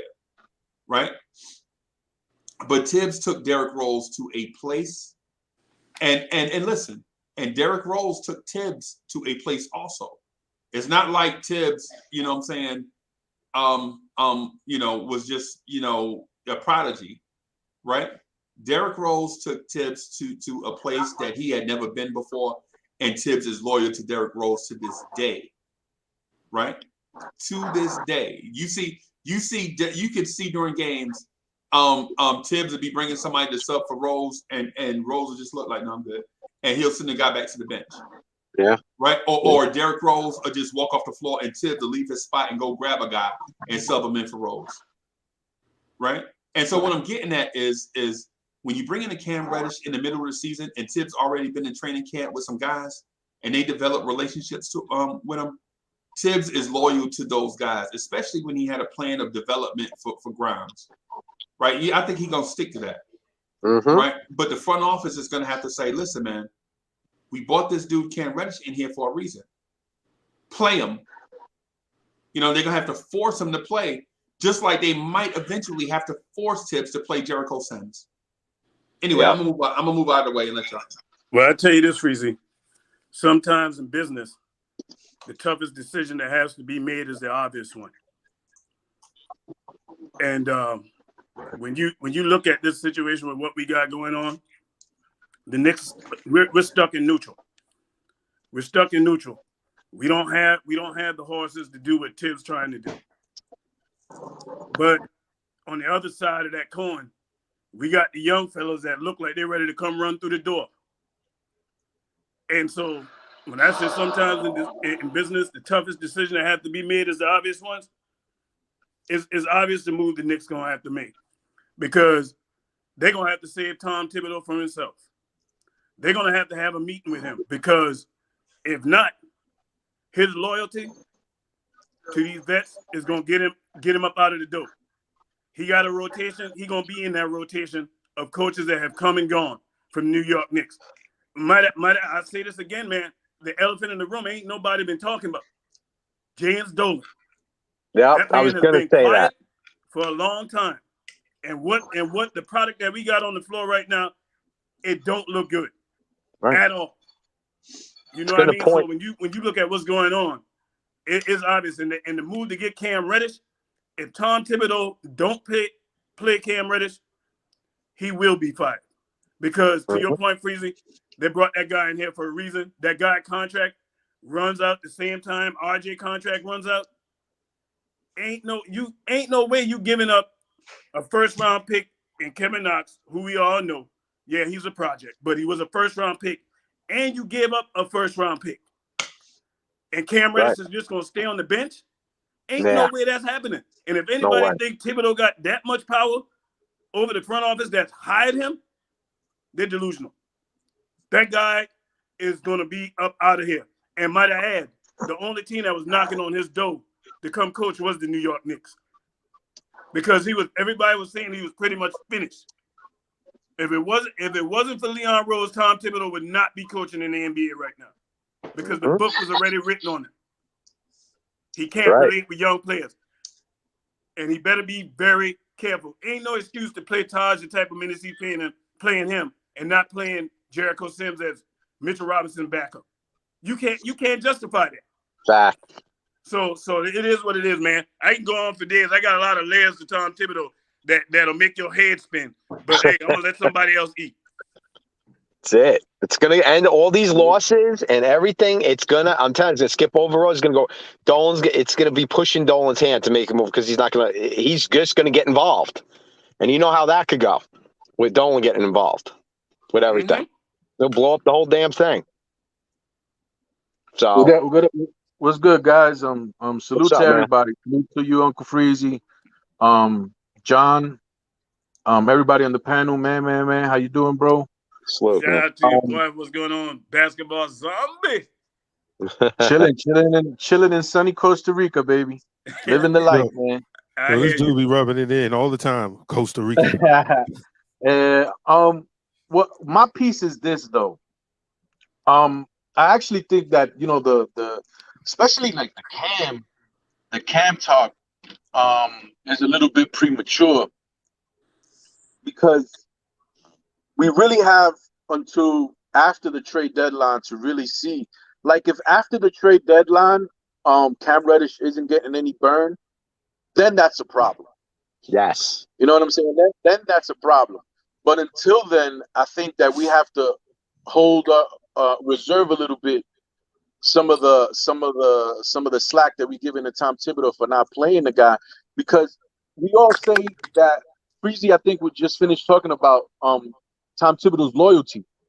And when you have somebody who's the boss of you or somebody who's in charge, to be honest, that's all you can ask. If you do what's in your power to be the best, in this case, basketball player, and to be held in high regard towards your boss, then you want loyalty from him. You don't want somebody else to just come in and then him take you off the rotation just because XYZ player came in. You know, that builds trust. That's something that New York Knicks have lacked for a long time. You know what I'm saying? That person that's not going to just give you something quick, a quick fix, a quick this, a quick that, a quick leash, you know, things of that nature. But when you're in his good graces, like Quentin Grimes built himself up to be in his rotation. And now, unless an injury happens to Quentin Grimes, he's not going anywhere. So how do you think that makes him feel as a player? You know what I'm saying? Knowing that I can have a bad game, but I ain't going nowhere. You know what I'm saying? And I think that's I think that's super important. And I think that's something that's not being pushed to the forefront, his loyalty to certain players. The thing is that we kind of like take it as loyalty to a fault. But when has loyalty ever been a fault? You know what I'm saying? Like if you're loyal to somebody, that's precious. That's something very precious. So when it comes to, I veered off topic a little bit there, but when it comes to the Cam Reddish situation, there needs to be made space. Like Cam Reddish, I think is a prototypical player that's better than Alec Burks is. You understand what I'm saying? I think he's like Alex He's Burks. definitely better than Alex Burks. On a suit, but I'm talking about his play style. Yeah, I think he's Alec Burks times 3, on an upper level. People like say this guy is LeBron light or AD light, something like that. I think that, Cam Reddish can be a more impactful Alec Burks. Concentrated. So yeah, so now it's the best time to actually trade Alec Burks because he's the one that has the most value out of everybody that we're trying to trade because he's been played the best. He has the best contract, and things happen all the time. People get frustrated during the season. And things happen all the time during the NBA season that open up doors for certain things. Like yesterday, Joe Ingles from the Utah Jazz got injured for the season. Oh. Yeah, it was ugly. That's a player. Listen, that's a player who is kind of like what Alec Burks is to us. He comes off the bench. He handles the ball from the small forward position. He probably has a little bit more vision than Alec Burks does, but they do the same things.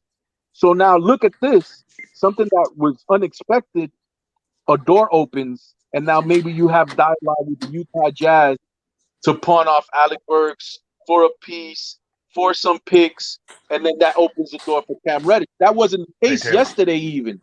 That wasn't the case last week. So I always, in my dialogues, I always preach patience. They better make trades, man. They better get a point guard. They better get a point guard. Hey, D'Angelo, how you It's doing? gonna happen. It's gonna happen. Make sure you spray. It's gonna happen, but it has to be on the New York Knicks time. It just can't be on the fans' times. You know what I'm saying? It's on their time. Well, we're running out of time. We got about a week. You ain't going nowhere, Angelo. You ain't going nowhere. Does it really matter? Hey, let me put it to you like this, bro. Does it really matter if they don't make a trade? Are you still going to be a Knicks fan this time next year? No, of course. I'm a Knicks fan, true and true. But this is getting nauseating. What's going on? We got to watch this trash out there every night. Yeah, Eddie. So that's the life. That's the life of a fan. You know what I'm saying? That's what we go through. It's the life of a fan, brother. It's the life of a fan. But the problem that a lot of Knicks fans are having is a lot of our stuff can be sponged if he would use the right players on the team right now. Because again, you were talking about Cam Reddish. There's no reason why Cam Reddish shouldn't be getting any time now. I mean, he was somewhat, good in the playoffs. That's proven. Ain't no somewhat. He was good in the playoffs. Yeah, that's what I'm saying. So that alone should be like, I got to find some minutes for this person. Not to mention, that's going to happen. But not to the expense. Point, though. So you play Cam Reddish. Who do you sit? Quentin Grimes? No, that's where I was going, Freezie. That's exactly where I was going. I'm sitting out. But we got to trade. I mean, really, if you want to get real technical, I'd sit Fournier, really. But the NBA teams not with the contract. The NBA teams that want to win don't play all kids. Well, that's what they got to do on this trade deadline. They got to clear out the people that got to go, like the Fournier. So if you So D'Angelo, what you're saying is at the trade deadline, get rid of the vets and play the kids. You're gonna have to listen. Yeah, they're gonna have to. Yeah, you know something. At this point, you're gonna have to you're gonna have to clear out the vets. I mean, Randall's got to go too. But I've been saying it for months now. That's where I'm at, Freezie. I ain't no longer trying to chase the playoff spot to get knocked out in the first round, and then have a coach that's gonna get fired, and we still ain't found out nothing with these young players. That's where we at with this thing. And then when you talk about Cam Reddish, when you look at this team, Cam Reddish is really our only legit small forward on this roster. Look at this team. Say it again. Look at this team. He's our only legit. Say that again. Say that again, as you said. So then Evan Fournier just signed a contract with us. He started all season for us, and we're going to bench him right when it's close to trade deadline time and suppress his value even more than it has been instead of keeping him in the lineup you know what, and keeping him as a starter until the deadline comes. And if you don't do anything there and the same problems proceed, then you can make a move. You're not Until gonna then, suppress his trade it's value. not smart Everybody to make that knows move. who Evan Fournier is in this league. Everybody knows he's a scorer. Everybody knows what he does. It's not like a young player that ain't got no kind of value, ain't been in the league long, and then you benching the guy. Yeah, I can hear that argument with that. But Evan Fournier, everybody knows who Evan Fournier is. Everybody know he can get it. But his Right, problem but he is on signed. that other end. And He Tom had all a about done he showed had you that. Because there's nights where he benched Evan Fournier and have him on in the the fourth bench quarter, and got the not young to guys start ahead the of him. game. He's benched them, and he's done that to other players who start too. But Evan Fournier was here at the beginning of the season. He went through camp with us. He started the season for us, and you're gonna bench him for a guy who just got here last week. I'm gonna do more than bench him. Yeah, exactly. But that's the won't even be a problem. problem. I'm flying You have to play him though to have That's when value. the stability comes in. That's when you're when the person that needs to be a rock is not being a rock. You know what I'm saying? That's when the stability comes in, and that's what we've been striving for how long? You know, And now Eddie, you know what? It's just the quick hooks, the quick get out of here's, the quick all these quick thinking is what gets to me. And I don't Guess think what, Eddie? If these guys were balling, if these Yeah, guys we brought in was balling, this would not even be a conversation. Thank you. That's what I'm getting at. Them guys are not balling. Exactly. It wouldn't And be a that's why you got to get conversation. them up out of here. It's The a record failed don't lie. experiment. The record don't lie. It's better to cut your losses early than to keep holding out hope, keeping hope alive. And then we sitting 82 games in. It's like, well, what you think was going to change? We saw the same thing all season long. Like Van Gundy said it. Van Gundy gave the ultimate indictment. I agree with y'all. The only place that I disagree with y'all at is y'all are severely overrating these young guys. Right? Y'all are severely overrating these young guys, man. I'm not about to bench Evan Fournier for no doggone Quentin Grimes. We are talking about Quentin Grimes as if he's Anthony Edwards. Quentin Grimes is not that caliber of player. He is 10 times better on the defensive end than what Evan Fournier is. Fournier played quicksand defense. Quicksand. He didn't play defense. Okay. Cornerstone, there's 48 minutes in the game. You understand? He's gonna play. What I'm saying.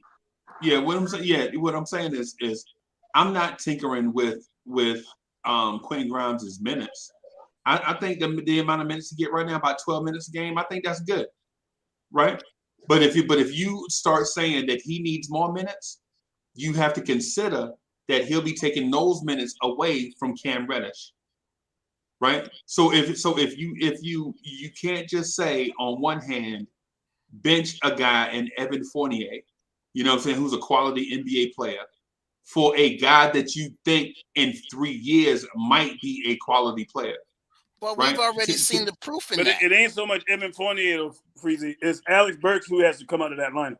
Right. It's Alex Burks, because I like the rotation. As much as I want Fournier gone, and want to see these young guys continue. Ron, but let me ask you this. It ain't. Ron, what's your direction of the team this year?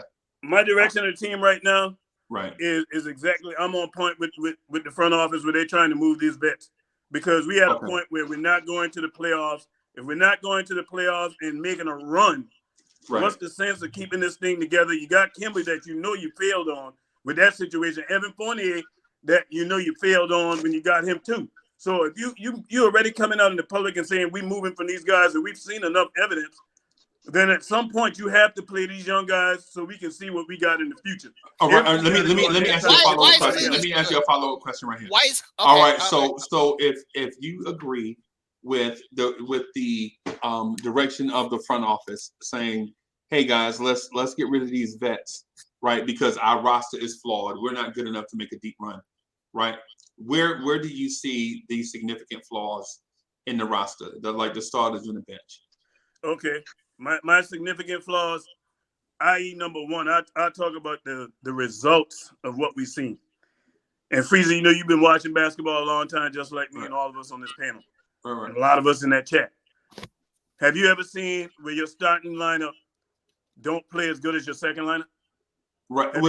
I've seen it with this team, but that's the first time I ever seen that. You know, right. typically, and the reason why is starters, they're clearly better Right, but the reason why is, though, Ron, unit. in my opinion, is that this team does not have a point guard. Absolutely, I agree that is a flaw. That's a flaw. Would you agree with that? That the team does not have we don't have a starting point guard right now.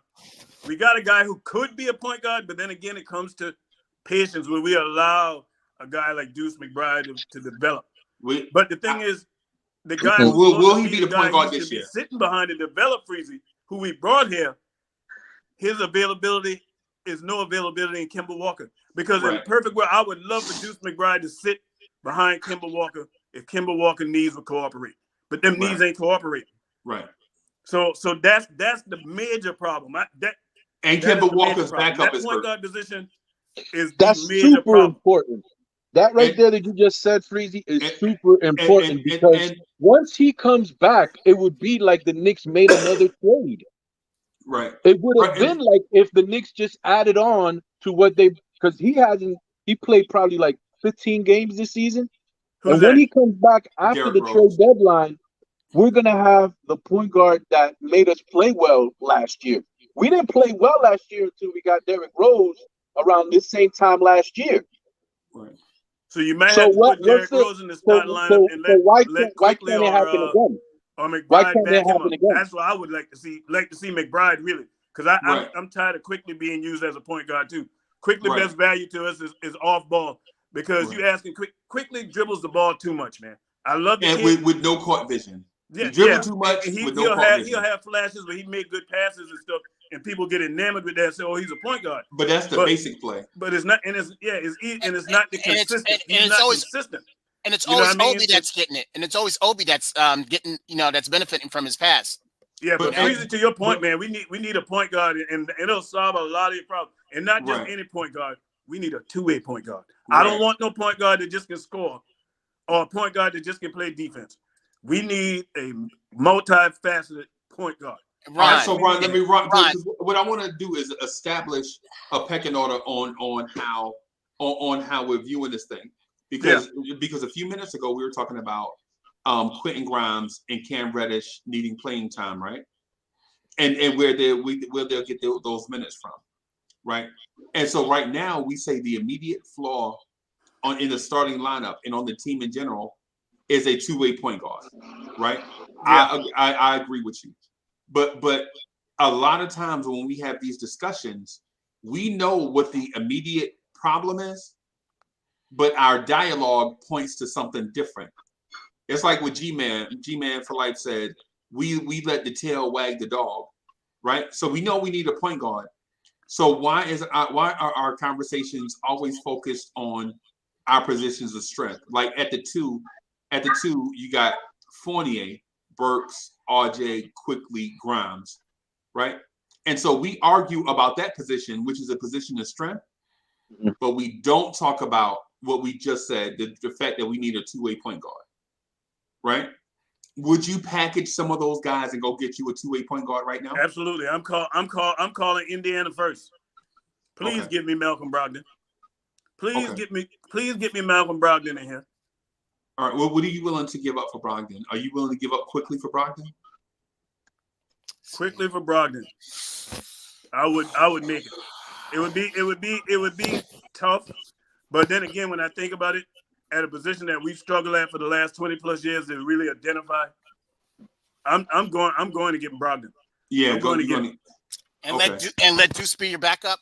You know what's the trade that I would like the Knicks to make? Yeah. And this is like going way out of character for me. But if we were to trade Julius Randle, I would love to trade him to Portland for CJ McCollum. Now you're creating even more logjam. Tit for tat. Tit for tat. CJ McCollum, put him in as our point guard and let Obi Toppin play as our power forward and try to get a backup for him. But if we need to solidify, and I'm not saying that he's a two-way guard, but he's like probably he ain't a two-way guard. That's for certain. That's feasible to us. You know what I'm saying? Because we can't always get what we want. Because Julius Randle for Darren Fox, I don't think that's happening. I think the dialogue that Sacramento is trying to have with us is Harrison Barnes for Julius Randle to better their team. But we're not bettering our team using Julius Randle to Sacramento. for Harrison Barnes. Freezie, I'm gonna tell you this, Eddie. I disagree with that. Julius Randle to Sacramento for Harrison Barnes. De'Aaron Fox. Oh, De'Aaron Fox. That is very doable, and I can see it happening because of what I Halliburton's would do doing. that. I would because do of what that Halliburton's trade. doing. I would do that trade. If I'm Sacramento, but they have to give me picks and they have to give me young players. Like I'm not doing a straight up Julius Randle and Nerlens Noel for De'Aaron Fox. That's not happening if I'm Sacramento. Because Sacramento was trying to trade him for Ben Simmons, and we can all say that Ben Simmons is another echelon above Julius Randle as a player. So I don't think that's the case. We're not getting De'Aaron Fox. Sacramento's trying to pair De'Aaron Fox with Julius Randle. That's the case that's happening. So I don't know if the thinking is misconstrued. Halliburton with Randle. Because him and Halliburton on the pick and roll would be something different. Why? Okay, but why would you do that if you can keep them both? Trading Harrison Barnes and they this have piece and Davion that Mitchell piece. behind De'Aaron Fox, and he's getting like 30 mil. So what? You can have as many players as if they're good players, you can keep them on your roster. I'm just thinking in the point of Sacramento Kings. Like, why would I trade De'Aaron Fox, a 24-year-old point guard who scores over 20-something points per game in the Western Conference? You open the door for Halliburton, man. That's what you open the door for. But if I do that, it's I'm the not same doing thing that what for Toronto Julius did, Randle. moving I'm on not doing that Kyle for Lowry Julius to allow Randle, Van man. Vliet to take over. And they had another I'm point not guard doing that that for drafted. Julius Randle, And also Cleveland. Moving on from Sexton, because I don't think they're gonna keep Sexton. Yeah, they're not gonna tie that money up in him. And you're gonna have Garland coming up on a contract too. No, that's not happening. Yeah, and that's another thing. You can't tie your money up I in one just want to position. put this. I just want to put this one point out there in the podcast verse, whatever Twitter verse, whatever you guys like to call it. Some of these trades that people think of are really so flawed, man, and it's like I can't believe that you guys think that that's feasible. Like, you guys really think that we can get X player for X player on our roster, and that would be the case. It's not the case. Our roster, our young kids are flawed. Julius Randle is flawed. That Sacramento thing is more reliable than you think. It's more reasonable because they got 3 point guards, 3, and one of them who's commanding a large contract on a team that really ain't going anywhere. So what a team would like to do? Okay, we're gonna clear up space to get Halliburton in there, and then you got Davion Mitchell too. Ben Simmons play? What position That team does is loaded. Ben Simmons play? What position does Ben Simmons play? Point guard. So then why would they try to trade De'Aaron Fox if they're so enamored with their point guards and they got such a plethora of point guards? Why would they trade? And I'm gonna be out after that. Why would I'm gonna tell you why. I got an answer for that. I got an answer for that. Because they're upgrading, bro. It's an upgrade. It's star power. Yeah. It's star power. You can sell tickets, and you shift it the way you're gonna play the game of basketball if you bring Ben Simmons over there. They're clearly gonna change their style. Yeah. It's not gonna be the same Sacramento team. Hey, Freezie. Let me ask you a question. How patient should I be as a Knicks fan, us as Knicks fan? How patient should we be? You say great question. What do you think? Question. I mean, how long do I gotta wait in my lifetime and everybody's lifetime as Knicks fan? How long do you gotta wait? Wait, so what patience level am I? When am I supposed to hit panic button or be patient?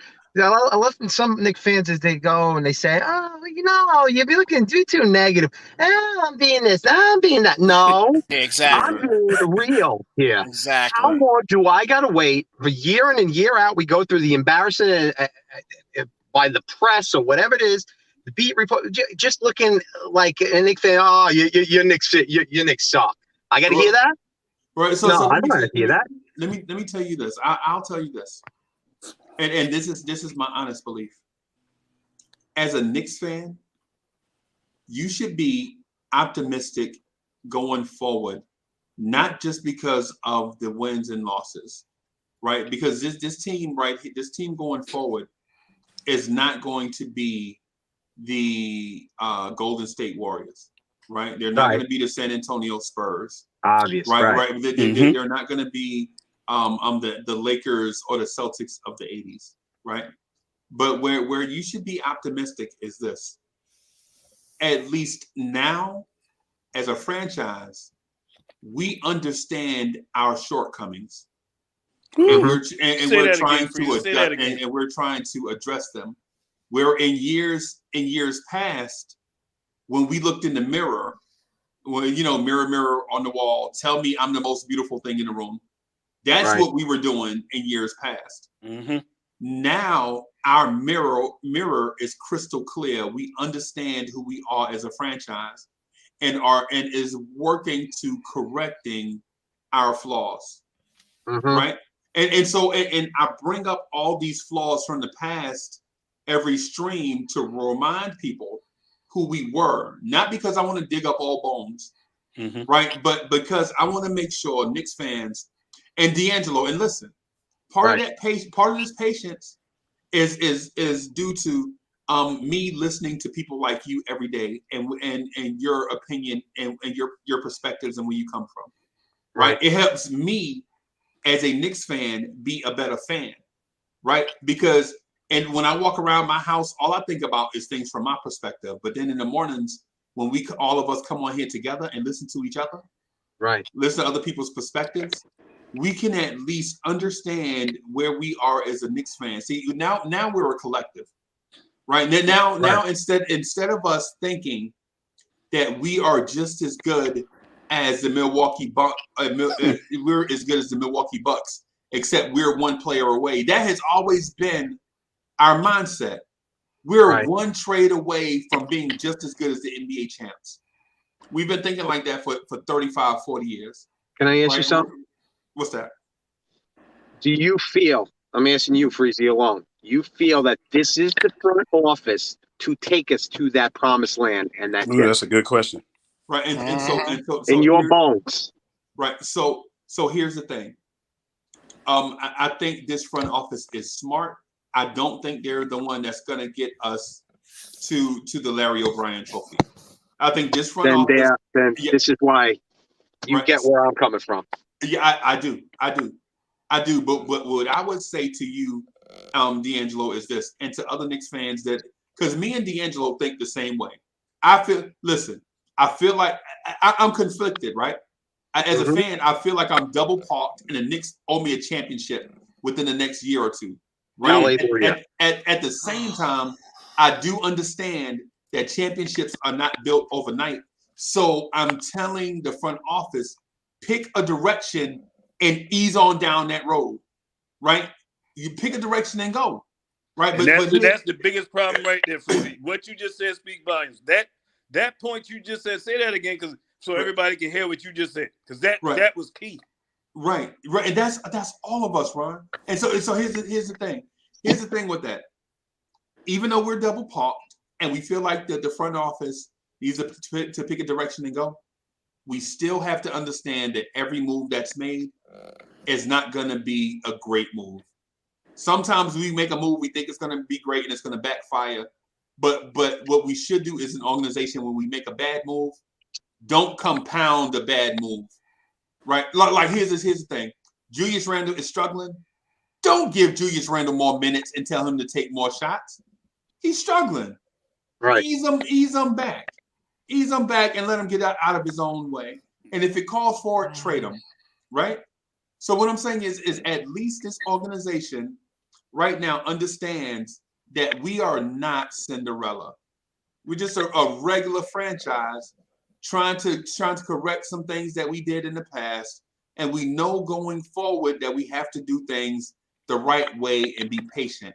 Now, Knicks fans, what Knicks fans have to do is cut out the silliness. Because there's a lot of Knicks fans in Knicks universe that are silly and do stupid things. Person have one bad game or a stretch of games, they want to trade them, right? That's unfair. I understand that. Yeah. We have to be easy. So who have we been unfair? So who have we been unfair about? Who we been unfair about? Evan Fournier. Really? The guy can't play any defense. He can't. We have the worst backcourt in the NBA.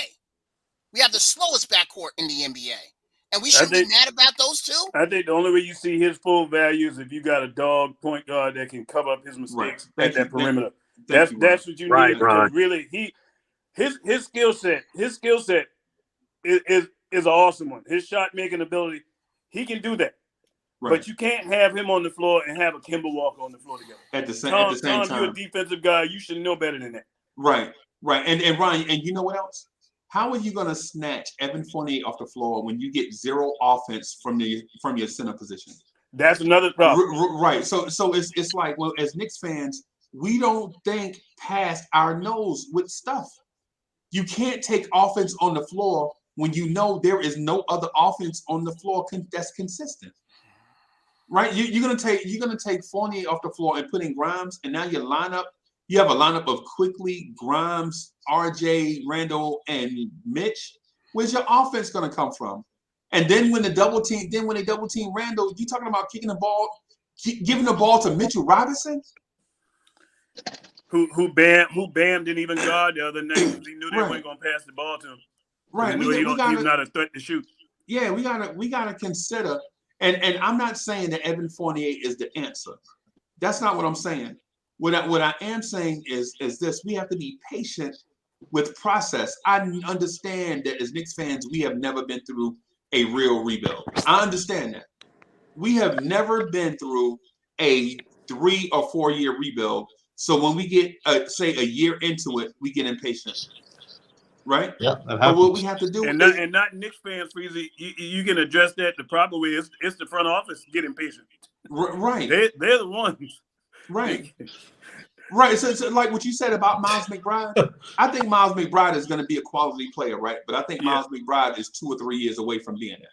Right? I don't want to put him out there halfway through his first year and then ruin him like some people would think the Knicks did Frank Ntilikina and then be mad. Or how we ruined Dennis Smith Jr. Right? Dennis Smith Jr. averaged 15 points a game with the Dallas Mavericks. He come here and all of a sudden he forget how to play basketball. Crazy. It's true. Right?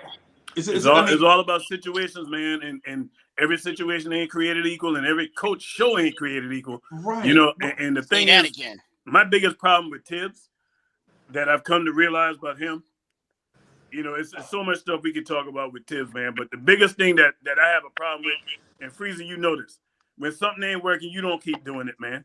You pull the plug and you go in a different direction. But to say, hey, my lineup is what it is, but that lineup that you got is ineffective, that's a bad statement that you making. It's like telling your teacher, I ain't turning in my homework because I forgot to bring it.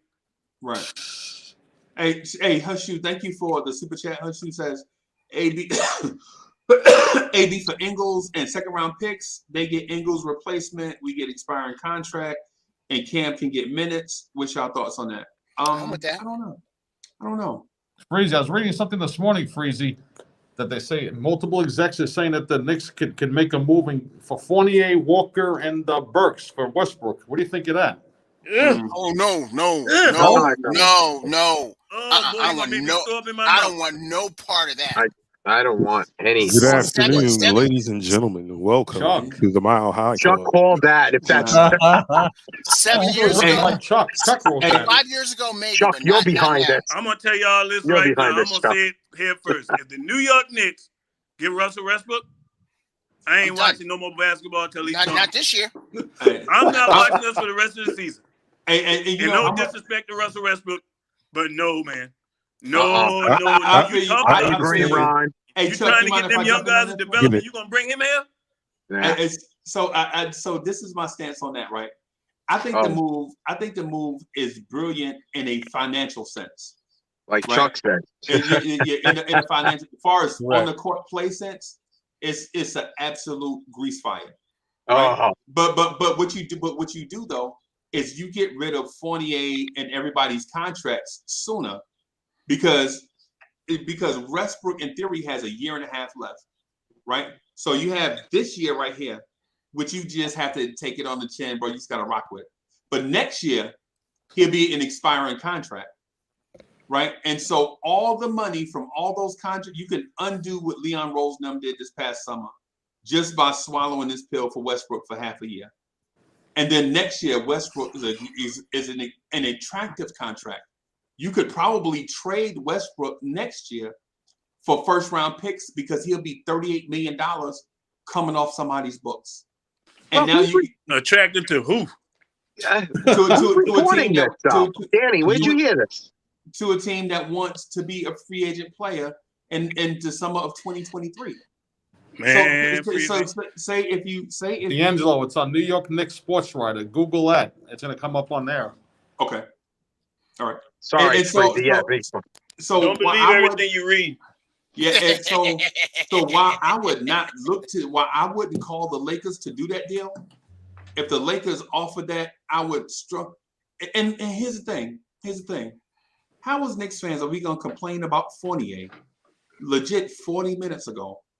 And then a trade comes up where you can get rid of Fournier, and then you complain about that too. Not for Westbrook. Give me something else other than him. That's right, Freezie. You're right, Freezie. Yeah, we just can't have it. We just can't have it both ways, man. Hey, you know something? If we just want to complain, just say we want to complain. Hey, but Freezie, you know what? It's one thing to want the player out, but you gotta want him out for who you know for a better deal, man. I want Fournier going, but I don't want him. If I got to get Westbrook to get rid, I'd rather sit on Fournier for the rest of the season. Okay. But Ron, hold on.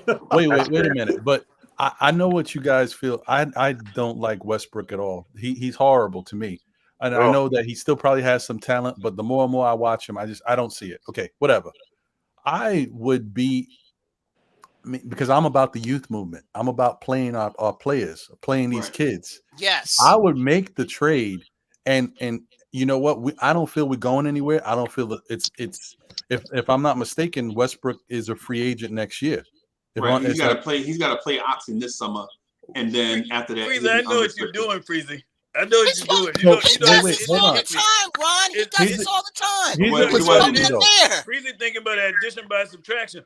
Right. Well, that's what I'm thinking too. You get rid of some of them guys we want out of here, and you go ahead and eat that. You get rid of 3 headaches for 1 headache. You eat that back. Now it's money ball. See where you're going, man, but hot dog. You get rid of 3 headaches for 1 headache. No, which one would you yo. Duke Sharon said. I think he would help Mitchell Robinson and Obi Toppin. Hey, Duke Sharon said, if you would trade for Westbrook, I can't take your take seriously. Yeah. Well, Hadouken, I don't think you're looking at the team in the right way. Yeah. If you want to play guys, you got to get rid of some of these players that are taking up space. You bring it. Look, I guess you guys don't understand me personally, how I would look at this situation, what I would do, because I don't care. I would trade for Westbrook, and then Westbrook wouldn't play for me. You know why I do that? Because I don't need Westbrook on this team. He was a means to an end. And I don't play him because I don't want him to pick up his player option. So what are you gonna do? He still wants to play basketball. I don't want him to want to be here. You gonna buy him out, Ron? No, I'm not even gonna buy him out. I'm gonna leave him on the bench, not playing.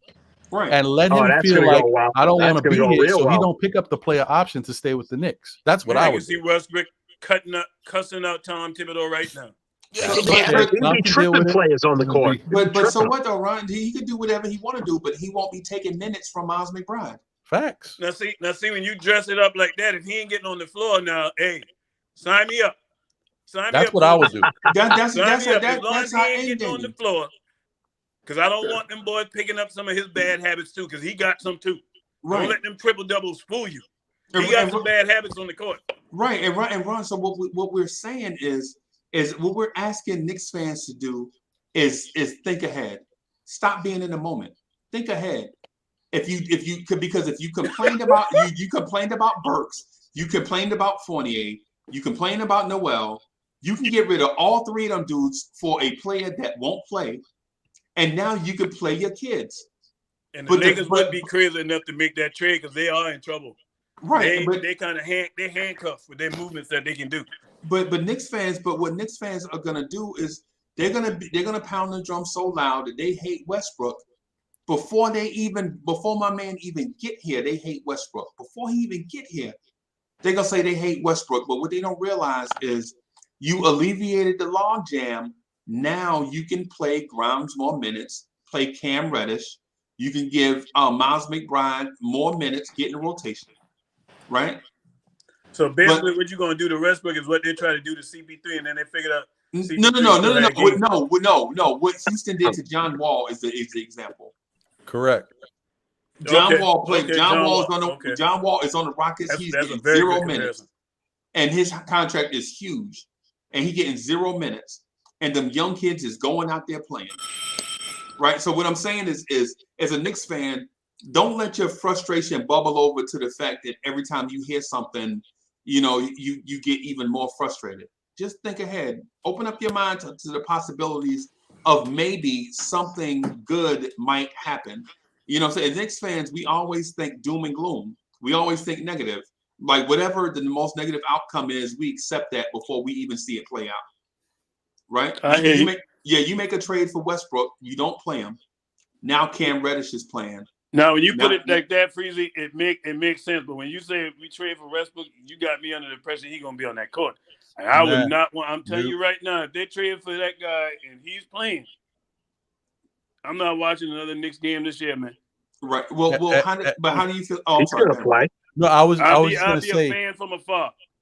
I was just gonna say real quick. Captain Slim put in the chat, which is a good point. He's the wild card. You know, you can't give Tibbs a Westbrook and expect him to play McBride. Well, this is where the front office shows who's boss. The front office tells Tibbs Westbrook is not to play. Right. If Tibbs puts Westbrook in the game, then Tibbs don't want to be here no more. Right. Right. And then Tibbs' time is the sands in the hourglass, the days of our lives. And how many games do we have? How many games we have left this season anyway? How many games we have left? 30? We played 51, didn't we? So we have 31 games left, right? All we have to do is just play out 31 games with Westbrook on the bench. That's it. Who is that gonna hurt? Who's that gonna hurt? Let me ask you, Freezie. You sound like you're a proponent of that deal. You wouldn't want to go to Sacramento if it's what being reported saying that the New York Knicks can move Randall over there for De'Aaron Fox. Which trade would you move? Which trade would you make? Do I have to turn down both? Can I do both? Yeah, because I mean, hey, we in the business season now. That's what we talking about, business trading. You know what I mean? Right. Do you want a better trade? Do you look for something different? I would say to you this. I'll say this to you, Ron. The Westbrook trade, I'm not for it. I'm just open to the possibility of it. Okay. Let me clarify that. Right? I'm open to the possibility of it. I'm not going to the Lakers trying to do this deal. But if it happened, I'd be okay with it. The Sacramento deal that you mentioned, Randall for De'Aaron Fox. Randall for De'Aaron Fox. That's that point guard you've been looking for the last. But who else is going in the deal? Who else going in the deal? You can set up some kind of 3-team trade where you send Evan Fournier someplace else.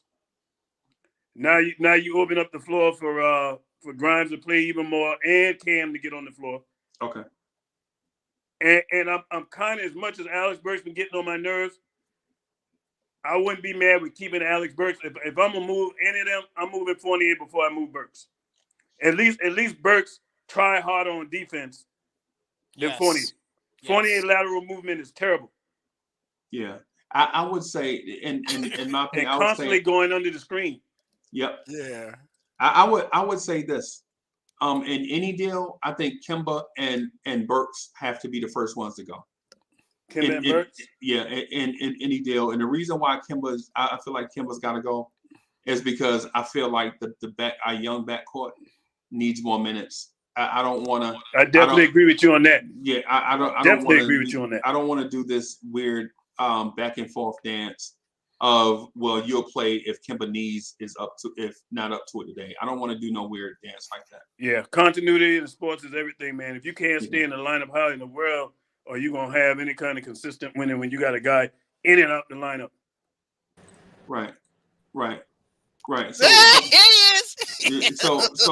and also if no deal is done by the deadline, And so if no deal is done by the deadline, it lets me know that the Knicks are going to blow this thing up in the offseason. I'm with you on that, Freezie. I'm 100% with you on that. I think we will see a mass exodus at the end of the season. Your coach might be gone too. Let me hear from Anthony D. What's up, man? Hey, Cap. Yeah, hey, my man be forgetting it's a moderator up here. The KMD is the Uncle Freezie show. It's the host with the most, the realest morning show, Sundays 11 a.m. where I let Freezie carry on with his nonsense. Ron, you see how dudes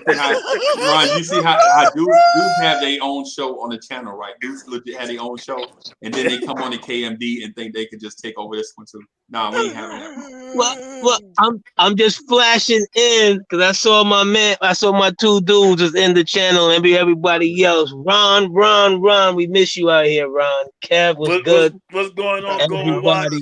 What's going on with you? Danny, what's going on with your partner? I just dusted it off a second ago. I know Kevin wanted to see it. You know, everybody. Yeah. Hey, man, I haven't seen you in like a minute, man. I always see this picture, but I haven't seen you in a minute. So there you go. This is true. This is true. I'm supposed to be working, so I keep it that way in case somebody jump on and be like, "Yo, you supposed to be working?" Yes, indeed. Nice Rolex. You know what I mean? But my take is, if they were to, because someone asked me that Westbrook question like 2 days ago, and I was like, emphatically, no. Mm-hmm.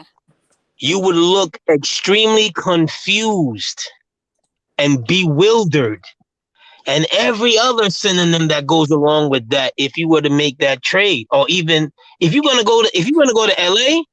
There's only two names you go after there for, and one I really don't want. But I would go get, if you're going to LA, go get AD. Oh my God. Nah. If you were gonna go there, Been there, done. Nah.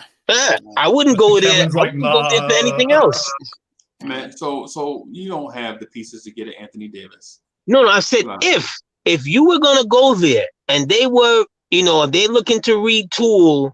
Because I believe LeBron is going to have his escape plan out of there this summer. Oh yeah, he already got playing on the tarmac. He's not gonna take the blame for that team. His fingerprints are all over that. He's not gonna take the blame for that. You're gonna see him lose like 15 pounds, come back someplace next year. So, and what about the Westbrook deal though? That's what we was talking about. The Westbrook deal.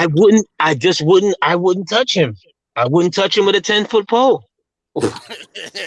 I wouldn't do it. There's no Freezie, way. I gotta ask you because somebody dropped it in the chat. I was looking in the chat. Your favorite player, the one you love to hate, Dinwiddie. Now that's someone I would investigate. Yeah, and they should have did that. And they should have did that in the off season. I don't like him either. You wanna run Freezie blood pressure up? All you gotta say is Dinwiddie. Yeah, because it's too much hype and not enough winning with Dinwiddie. It's too much hype and not enough winning for me to even mention Spencer Dinwiddie's name. Thank you.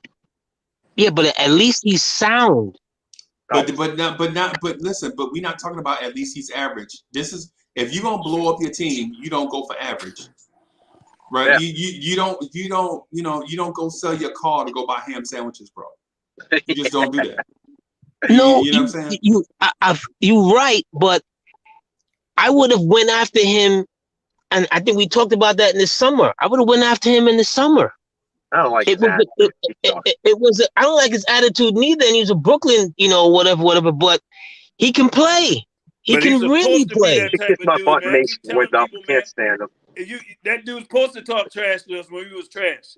Yeah. And we were talking trash to him. You know what I mean? Right. You supposed to do that.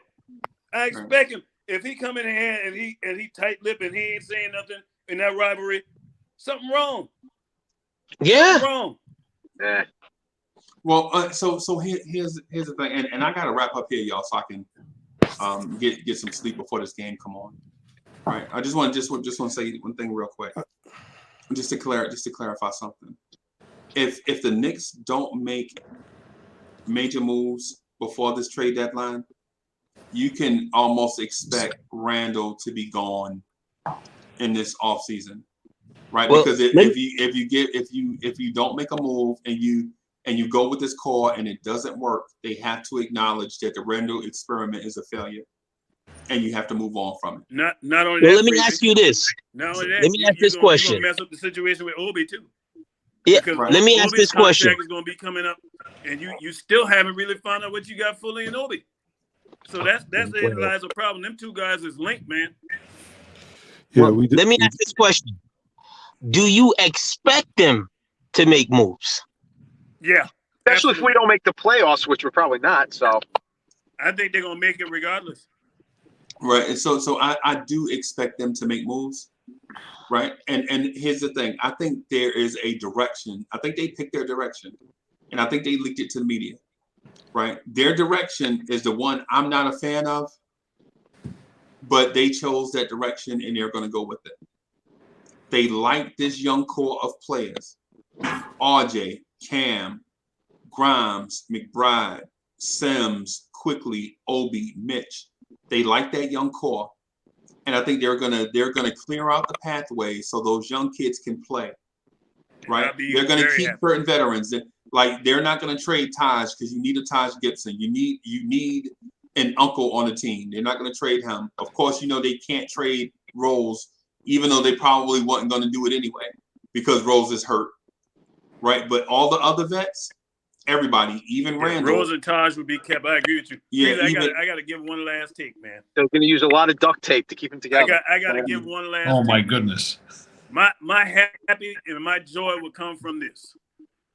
If the New York Knicks, now I ain't gonna say if, when they move this guy, when they move Julius Randle, I'm gonna be the happiest Knicks fan in the world. Because I'm gonna tell you why. Because I'm just seeing too many things that screaming to me that you ain't a leader, but you're getting paid like you the leader.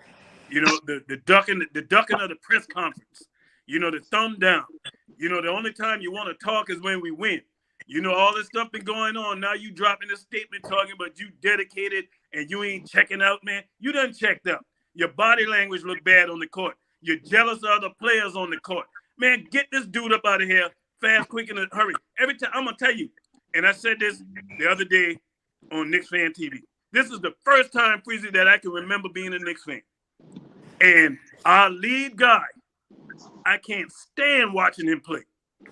I hate watching him play. I agree, Ron. And hate is a strong word. I don't hate anybody, but I hate Julius Randle's play.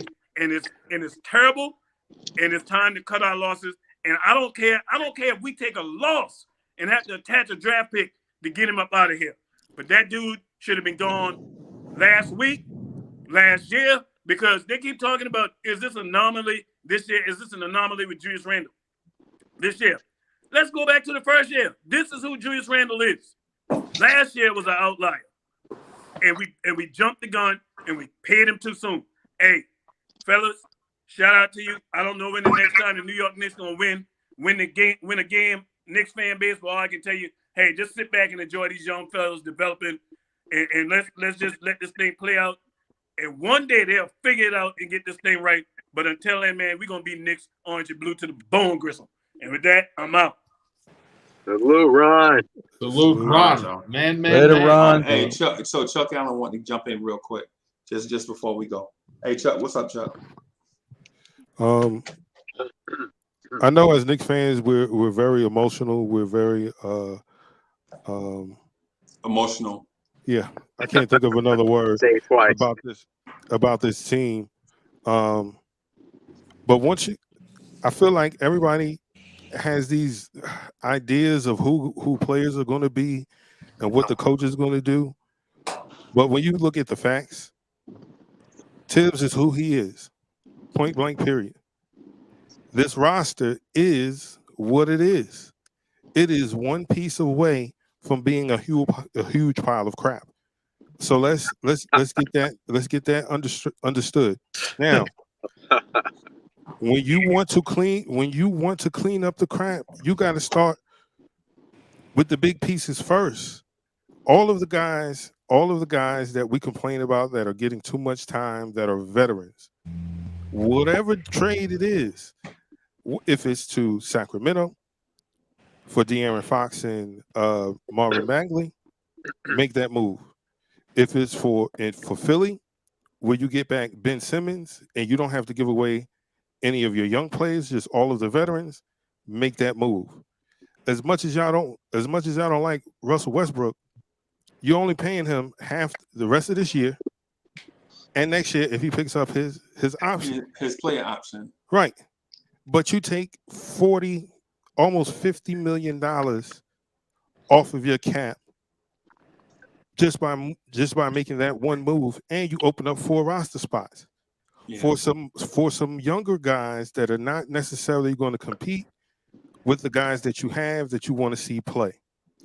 And you can develop those guys and move them along slowly, because at the end of the day, 2023, you're going to have to find out what you're going to pay Cam Reddish and what you're going to pay RJ Barrett. Right. What you're going to pay Obi Toppin. What you're going to pay Mitchell Robinson. When you have guys, good role players in winning situations, taking up most of the cap space. Yeah. So I think we have to, temper our expectations, stop getting too upset, because we don't know. The front office don't say anything. We're reading speculations from other people, or some people might come on this podcast and hear some of the nonsense that I may spew. Russell Westbrook is not the future of the New York Knicks. And that's all I want to say, because I don't. The emotions that are tied to this is ridiculous. Yeah, we are very, very emotional, bro. But anyway, let me get out of here. We've been rocking all day. All right, gentlemen. And I'll holler at y'all later, man. Y'all Anthony D.